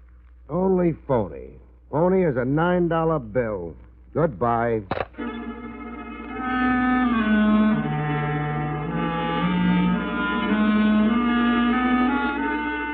I stopped in to see Badger Boris personally, without appointment. You have no business molesting me. I know. Home is your castle. The pictures or the negatives, I want them, Boris. But I told you I destroyed them. Yeah, you told me. The memory of last night is acid in your soul. So why preserve it? It's cute ad lib. You've got a genius for evasion. Now come across. I'll have you thrown out of here. We'll hit the sidewalk together. We'll ride downtown arm in arm. So close because we're handcuffed together. Let's measure your wrist for size. You would dare handcuff me? And arrest you. Suspicion of murder. You're sure going to look elegant penned up with the rabble. Well? Well, you argue resourcefully. You've uncovered my one weak spot. I am allergic to odors. I could never tolerate the reek of your prison rabble. The negatives, you'll find them in that cabinet there. The bottom drawer. Take them and go. I'll take them and go after you write a check for $1,000. My agreed fee for last night's rhubarb. Don't look so pained, host.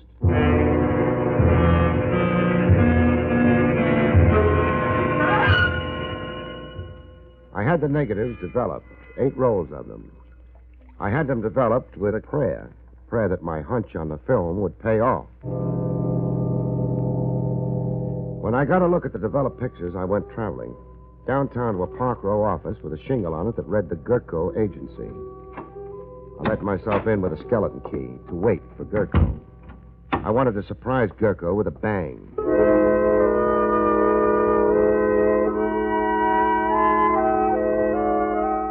Gurko rolled in at the stroke of 3.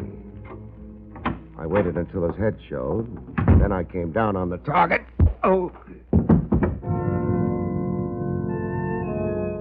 When he came to enough to stare up at me groggily, we got down to cases. You slugged me, Craig. Why? Precaution to take the fright out of you. I checked into your background a bit. What you did before you became a blackmailing shamus. You were a champ boxer, runner-up for the light heavyweight title. I didn't relish coming to blows with you. I want my nose looking exactly like it looks. What's your play? An arrest. I'm arresting you for blackmail and murder. I said you were a nut. I developed rolls of film taken at Boris's costume party. Mark Wilmer never carried a dagger in a scabbard. I've got pictures covering the whole evening. No dagger ever in Mark Wilmer's costume. So what? Boris's guest list totaled 12, so Boris said. Boris was faking. It was actually 13 officially. He wanted me to think Cora Wilmer crashed the party and that Mark Wilmer came with Rita. All over my head, Craig. Try getting up, I'll crack down on you. I've got pictures showing that there was even more than 13 guests. That's excluding me. On one picture, I count 14. 14 guests. The 14th was the murderer. Boris knew it, but he tried to cover it up. Not that he wanted to spare you, Gurko, but because he preferred seeing Mark Wilmer take the rap. He hoped to frame Mark. Your turn to talk. Craig, what kind of guy are you? Try me out. That's better. I didn't figure you to be an angel. I didn't see any wings. 50-50. We'll split a fortune.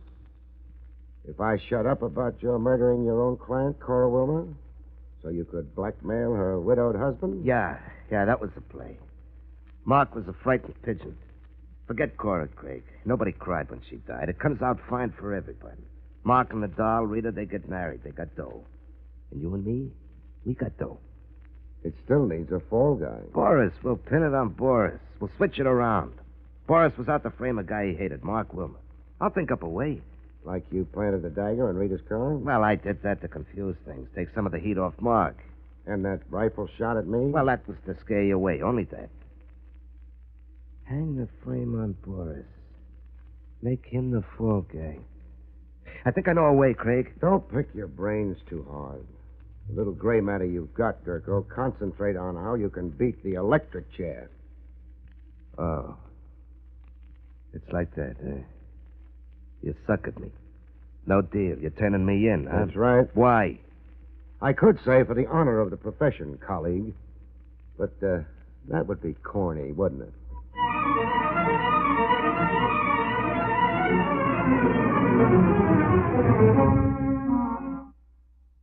You have been listening to William Gargan in another exciting transcribed mystery drama from the adventures of Barrie Craig, confidential investigator.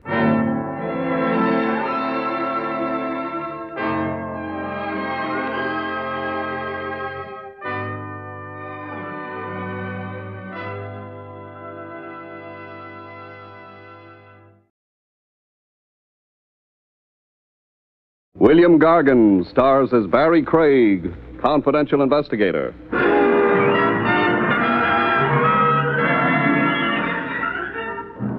Murderers must have a lot of trouble keeping their books balanced. For one thing, they can't always be sure when they're going to make their next killing. And for another, so many of their assets are buried.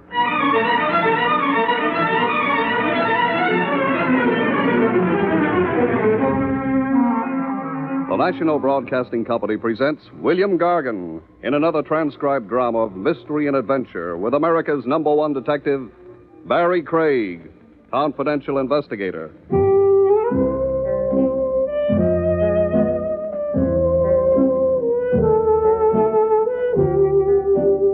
Barrie Craig speaking.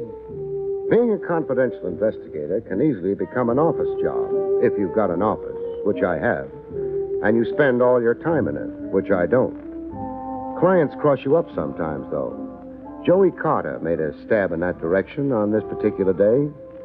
I had a meal at Willie's Wagon, if you could call it a meal. What would you call him, Mr. Craig? Penance. Big joke. Something wrong with the hamburger? Well, it's been fatally wounded, Willie. Huh. Next time, you might wait till it dies before serving it. My customers should live so long. Why, thank you, Willie. I can remember a time when Private Dix could hardly read. Leave alone making witty remarks. Sorry. Have a cup of coffee? Oh, I'm not that sorry.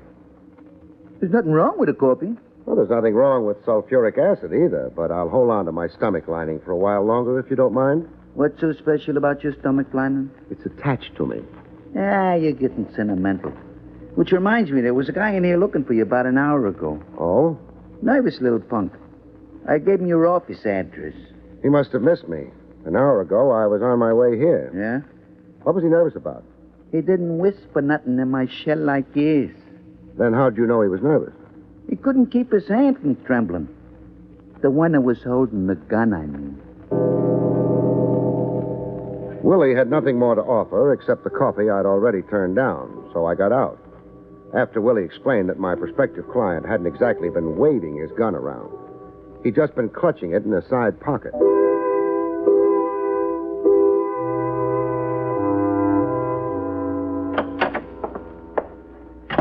Jake, who'd given up a handful of stony acres in Vermont for an elevator cage in the building where I had my office, added a few, very few, well-chosen words. Hi. Hello, Jake. Nice day. Yep. How have things been on Madison Avenue today? Dull. No pretty girls? I reckon there was. Oh, don't tell me you're getting old. Busted my glasses. Oh. Well, tomorrow will be another day. Yep. But I'd like to get up to my office before then. Oh, I keep forgetting. Going up? Where else could I go from the ground floor? I guess you're going up. Other fellow went up, too. Which other fellow? One looking for you. Well, thanks for letting me in on it. Was he a small man? Yeah. Nervous? Yep. Said he'd wait for me in the office? Yeah. Ain't come down either. Which means he's still up there, unless he used the back stairs. Yeah. Did he mention why he wanted to see me? No. He was carrying a gun, wasn't he? Oh, you heard about him? From Willie. He tried to get a hold of me at the wagon, but... Fella drink any of Willie's coffee? I don't know. You better hurry on to your office, because if that fella did... Yeah? He'll be needing major surgery. You're exaggerating. Well, I had some of that coffee when I first come to town, before I knew better. You're still alive? Yeah, but mighty feeble. You just hear something, Mr. Craig? Your buzzer. Somebody's ringing for you downstairs. What's the matter with them? Can't they walk up a few stairs? They may never have used your elevator before. You want again? Noisy fellas. Excuse me. Not at all. Jake's elevator headed downstairs at considerably less than the speed of light. I headed for my office, in no particular hurry. I don't like small men with guns. Sometimes they get to thinking they need a gun as an equalizer. It might be psychological, but bullets never heard of Sigmund Freud. I didn't spot him when I first got into the office. It was late afternoon. The dying sunlight didn't quite make it to the corners of the room. It was in a corner that my client was waiting for me. A lonely corner, the loneliest of all. The corner where a man creeps to die.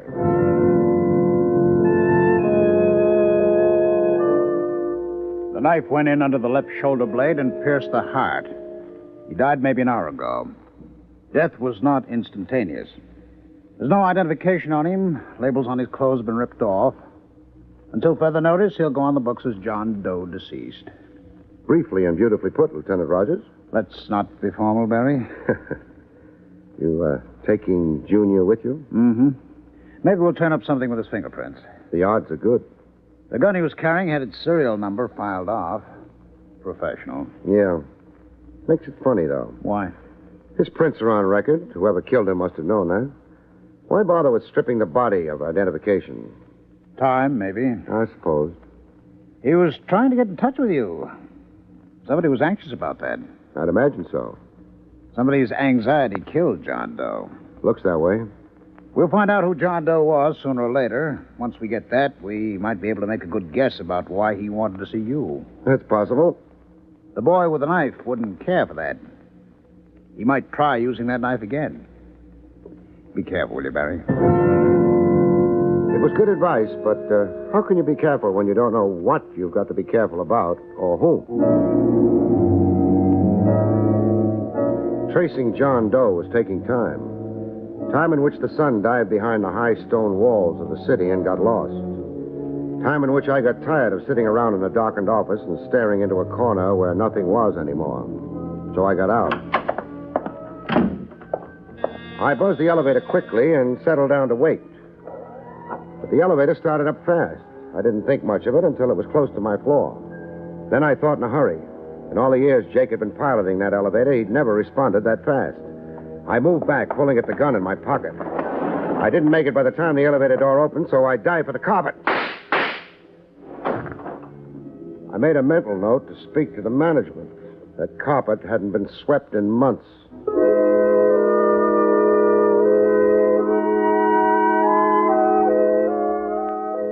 The little stranger in the elevator hadn't waited to see if the bullets had found me. I thought maybe I could let him know if I got down the back stairs fast enough. Then I ran into Jake. At the foot of the stairs, slumped behind the door that led to them.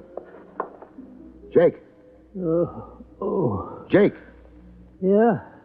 If Oh. I remember correct. Boy, you had me worried for a minute. Hi. Hi. Head don't feel so good. You were hit on it. Maybe that's why it don't feel so good. Must have been hit by a piece of my farm up in Vermont. A rocky piece. That was the only kind there was. Here. Oh. Here. Thanks, Mr. Craig. How is it? It was better laying down. I figure I'll live, though. Good. Getting my glasses back tomorrow. You're... Oh. You mean you'll be able to see the girls on Madison Avenue again? Yeah. Well, maybe we better get back to the lobby. Might be customers. All right, but hold it where you are. Well, the lobby's empty. Come on. You figured the fellow that hit me might still be around? Possibly. Too bad he ain't. Not so bad. He was carrying a gun. Oh? Minus a few bullets now. Fellow took the elevator up? When I rang for it. Oh, you got dust on your suit, Mr. Craig. Carpet upstairs? Yeah. Ought to be swept sometime. You might take it up with the cleaning woman. Yeah. When she gets over her lumbago. The carpet hasn't been swept for years. Well, Miss Abercrombie's had lumbago for years. Jake, did you see the man who slugged you? Not too good. My glasses. Oh, you yeah. see. Well, he's probably a half a dozen miles from here by now. So long, Jake. Going out? Sure. Mr. Craig. Yeah? The fella that took them shots at you, he might be hanging around. What for? Another helping. No, it was a professional job. Hit and run. If they don't make it the first time, they wait until they can arrange another setup. Well, I hope you're right, Mr. Craig. So, do I. My analysis was probably right. That didn't prevent me from holding my breath as I went through the lobby door. Then across the strip of pavement that separated me from my car and into it. I didn't waste any time getting underway. No gunfire. I decided I could start breathing again. Mr. Craig? I beg your pardon? Oh, I'm the one who should... Let's not quibble about who begs whose pardon. I'm just a little worried about whether this is my car. It's your car. I never noticed that it came equipped with a small blonde before. Do you mind? I was a normal red-blooded American boy, Miss... My name is Doris. Doris Cheney. How do you do? And do you spend much of your time parking in other people's cars? Only when the other people are Barrie Craig. Must be my new tie. The man who sold it to me said it would attract blondes like flies. It's not a very nice comparison. Flies are pests. Blondes can be, too. On the other hand... now that the gay chit-chat is over, well... But I had to see you. I've got an office. Oh, I couldn't be seen going there. You're shy? I'm afraid. And you figured staking out in my car, you'd be safe. Well, for a while anyway, and eventually you'd come out and get in the car. And then we'd be together. Yes. Without witnesses. Yes. You're fumbling with your bag. Is there a gun in it? No, there isn't. I'm nervous. It's too early. We haven't come to the reasons for your being here yet. We've come to the reasons. My mistake. The name of the man who was killed in your office today was William Cheney. I concentrated on my driving. Concentrating on a small blonde is more fun, but is more likely to end up in a crash. She didn't add anything to the identification. I didn't figure she was finished yet, though. I gave her the cue. Relative? My husband. No relative. We haven't been living together for some time. He made noise when he ate soup? He was a thief. Oh, and that wore on your nerve. Well, I hadn't known when I married him. That happened. You don't sound as if you believe me. I don't have to believe you. You're not a client. What? Some reason or other, people never tell the truth to detectives if they can help it. Maybe they figure detectives should be smart enough to find out the truth for themselves. Sometimes detectives do. But if I were a client? I'd have to believe you. It's not on my license, but it's the way I play. I want you to believe me, Mr. Craig. It's $50 a day in expenses. That's not too bad. Depends on what you're buying. Suppose you hire me. What are you in the market for? An alibi, maybe? Alibi? For what? Your husband didn't die of old age. Oh, you think I... You could have. You knew where my office was. You knew he died there. But... Did you kill him? No. Okay. For now, we'll accept that as being true. The next thing is, what do you need a confidential investigator for? I know who killed my husband. She had a habit of throwing small bombshells as though she didn't know they were explosive. I sat that one out for a few seconds. It gave me time to wonder if the car that was trailing us intended to get any closer. It didn't. Not yet, anyway. You know who killed William Cheney? Yes. The district attorney will love you with a great love if you drop in and tell him. I can't. You don't care for the legal profession? I don't have any proof. That's a discouraging detail. But I know it has to be... Has to be who? You've been staring up into the rearview mirror all the time. Why? Car's been following us ever since we left my office. Who does it have to be? Car? Then someone... So far as we know, no one saw anything but me getting into my car and driving away. Who killed your husband? They must have noticed... It's night. They've not been close enough to make any identifications. Maybe not even to spot the fact I've got a passenger. Why are you holding out on me? I'm not, only... The headlights are getting bigger. We're going to have company pretty soon. Look, Mrs. Cheney, it's corny. Somebody with something important to tell is stalling about it until it's too late. You mean until they get killed? Yeah. And by then, the something important isn't important anymore. At least not to the one who dies. John Hurley. John Hurley. My husband worked for him. And since your husband's profession was a thief, you mean he stole for him? Yes. That's background. Now hand me motive. My husband stole something.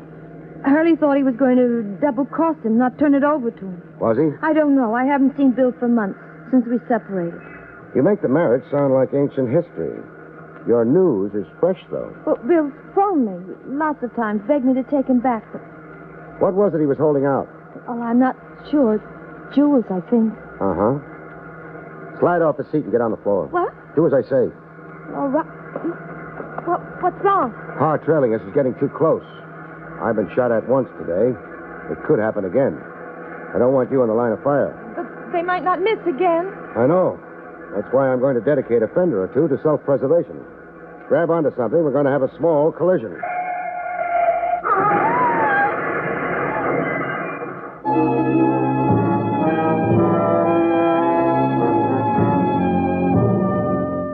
For what happened immediately after I'd cut my car in front of the one coming up behind, you'll have to consult somebody else. Obviously, both cars spun, slid across the street, and wound up attacking a lamppost. I was among those present, sure, but I wasn't sitting up and taking notice. I was lying down and being unconscious. Oh. Barrie. Oh. For a little while, I thought maybe my sins had been overlooked and I was in a better place. But what would the voice of Lieutenant Rogers be doing in a better place? I guess you're alive. Thanks. Oh, ouch. I could have told you this was no time to brush your hair back. It's my older brother who has two heads. Maybe I'm my older brother. That lump you're fondling isn't another head. Oh. Crab. Yeah? News. You and another car had a collision with each other and a lamppost. That I remember, partially anyway. Except the collision was intentional. Oh? I'll explain later. You keep going. Well, a crowd collected immediately, but despite that, or maybe because of that, whoever was in the other car disappeared. Too bad. However, that crowd probably saved my skin. The car was trailing mine, Trav. Outran me. I figured it would probably outgun me, too, so I had an accident. For a man with a thick skull, that was probably the brightest thing to do. Thank you, Lieutenant. I don't feel very much like making sudden movements with my head. That's why I haven't looked around, but, Trav, does there happen to be a small blonde on the premises? I've looked around. Not even a big blonde. Uh-huh. Means the crowd gave her an opportunity to duck out, too. Trav. Yes? Hasn't the police department got a couple of other lieutenants they occasionally use? I was phoning your place when you left. I got Jake. Oh.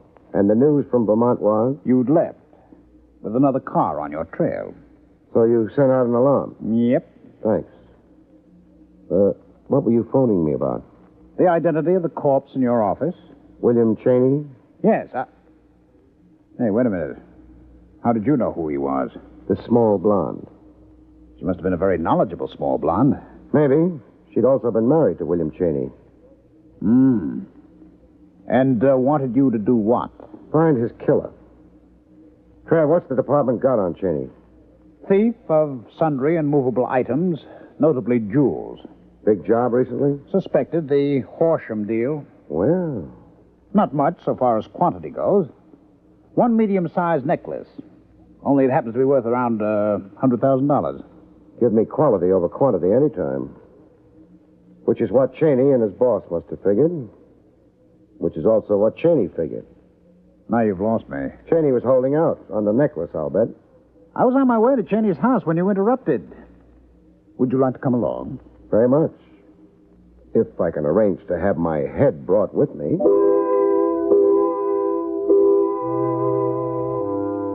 But I was pleasantly surprised. My head stayed with me. We got to Cheney's place.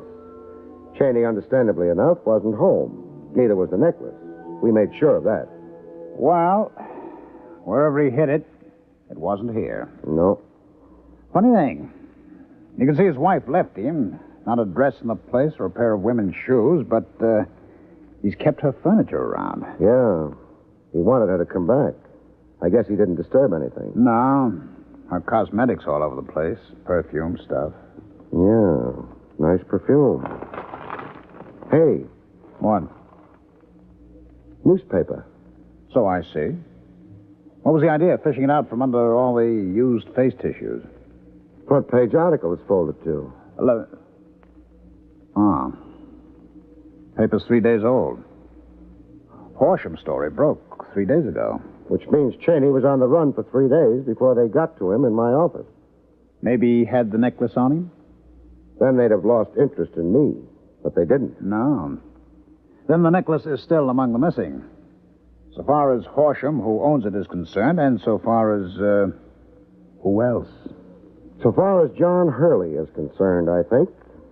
The small blonde gave you Hurley's name? Yeah. It might be a lead. Why not try it? John Hurley's been a bad boy for some time now. The department's got lots of warrants out for him. Trouble's been, nobody's found him to serve them on him. He must be around. Oh, I'm sure he is. Not half as sure as I am. I'm the one he's been spraying bullets at. We can always issue another warrant. I don't doubt it. The only thing is, I'd like to be around when it happens. Around and alive. That, for the time being, was that. Trav returned to wherever lieutenants of police return in the middle of the night, and I got some work done. Not finding Hurley. No private detective can come even close to the police when it comes to tracing people. The thing is, I didn't waste time looking for Hurley. I concentrated on a small blonde. According to what your fleet dispatcher tells me, you guys work the cab stand here nights. That's right, Bud. 3 of you. The one I want is the one that knows a guy named Cheney. The address is 2906. Larchmont, apartment 3B. You're the man I want. You generally take his calls? Yep. You other guys, $5 apiece make you happy? Sure, okay. Okay. Now, this Cheney was married, wasn't he? You digging up stuff for a divorce case? No. Matter of fact, you won't be called upon to testify to anything. You know what his wife looks like? Yeah. Blonde, small. Fine. Now, maybe she did this during the daytime. If she did, I'm sunk. But I've got a feeling the nighttime is the time a gal generally moves out. Some time ago, she left Larchmont with suitcases, but no husband. You're not guessing. Not anymore. She used your cab? Yeah. Where'd you take her? The other guys rated 5 apiece. You rate 25. Thanks. 3912 East 67. Thanks. Maybe I just wanted to see a small blonde again. It's one of the pleasanter things that happens to a private detective. But that wasn't the way I saw it, which could be why I didn't feel pleasant when I got to Doris Cheney's place.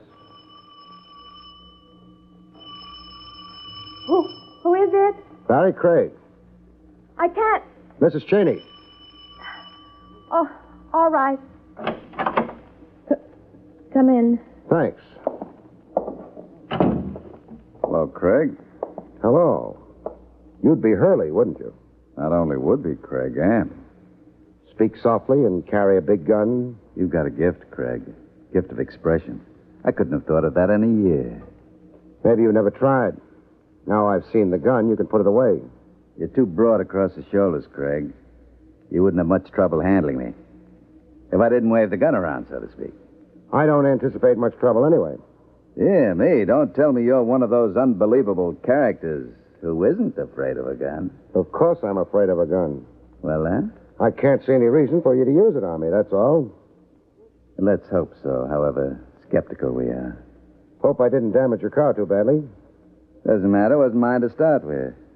Doris. You were unconscious, Barry. I saw Hurley get out of his car. I ran. I had to. Sure. How long's Hurley been here? Oh, just a couple of minutes. In that case, he hasn't found the necklace yet, has he? Craig, now I'm really surprised. Fancy her admitting that. Or was it a slip of the tongue? Pretty obvious, isn't it? Maybe. But it takes a rare man to recognize the obvious. Now, congratulations, Craig. Now, if you don't mind, Doris, my dear. I don't have the necklace. Now, you see, Craig? She won't admit the obvious. Maybe she's frightened. Hurley, if she turns the necklace over to you, what then? You mean, will I be nasty? Kill people? Why should I? Police are after me anyway. All right. The necklace is in her bag. Barry. Bag? Oh, here it is. She kept plucking at it when she came to consult me. I thought there might be a gun in it, but... Not a gun at all. The necklace? Yeah. Well, Craig, you were quite right. There's no need for me to bother you at all. Oh. Please, drop your gun, Mr. Hurley. I'm terribly nervous. I might... I dropped it. Comes of having eyes for only the mercenary, when I should have kept them on you. Please, Barry, call the police. Yeah. No question about Hurley's being the man who trailed us in that car. Man responsible for the jewel robbery. The phone? Oh, yeah.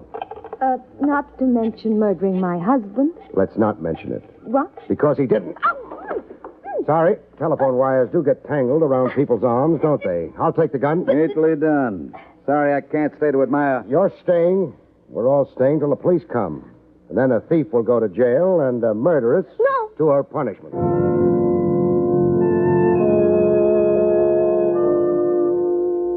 Some of it I've got, Barry. Fine, Trev. Whoever killed Cheney took the necklace. But Hurley was still after it, so... He didn't kill Cheney. More than that, Trev, if Hurley had the necklace, why would he have bothered keeping after me? Well, but Doris did. Doris had to. She had to find out if Cheney had told me about her part in the deal. Hurley wouldn't have cared. Well, that's true enough. So Hurley hung around, socking Jake on the head. And it was Doris in the elevator, wasn't it? Yeah, she missed. Jake was knocked out. All she did was walk out the front door and wait in my car. Fits together nicely. I'd like something a little more dramatic, though. Oh, I can supply that, too. Doris told me she'd left her husband months ago. Hadn't had any contact with him except over the phone.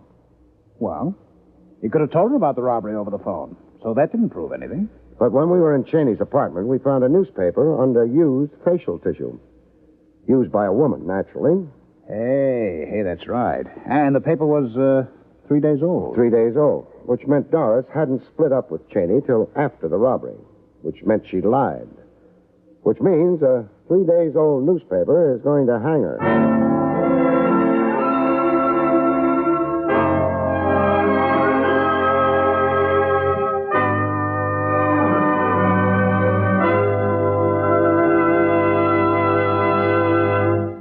You have been listening to William Gargan in another exciting transcribed mystery drama from the adventures of Barrie Craig, confidential investigator. Tonight's story, The Lonely Corner, was written by Lou Vittis. Next week, it's the strange story titled The Killing Pace, about which Barrie Craig has this to say. Next week, 3 wise men brain each other, and a lady doll goes to the dogs when a champion greyhound makes a record-breaking sprint into the hereafter. Good night, folks. See you next week.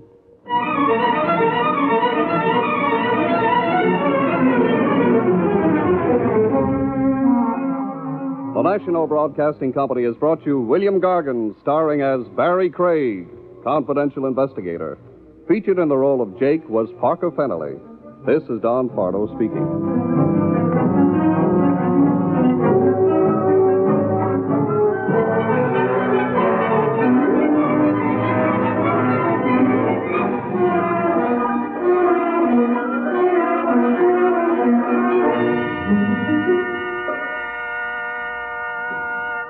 Mark Twain used to say, everybody talks about the weather, but nobody does anything about it.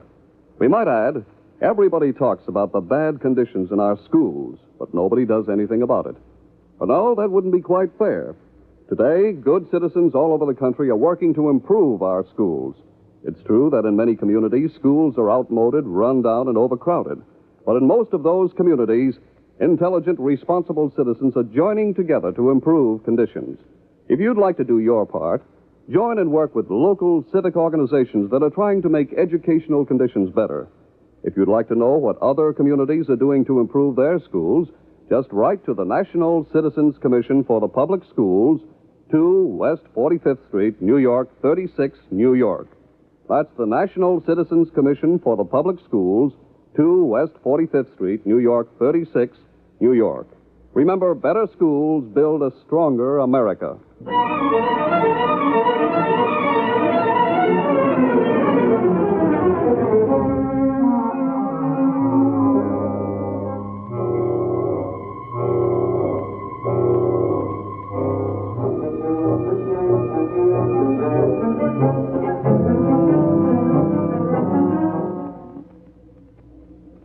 Now enjoy Dragnet, starring Jack Webb on the NBC Radio Network.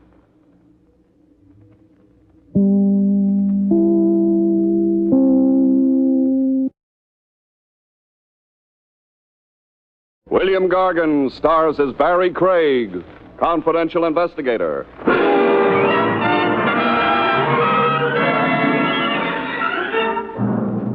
The best time to die, folks, is in your own good time. But try arguing with a bullet.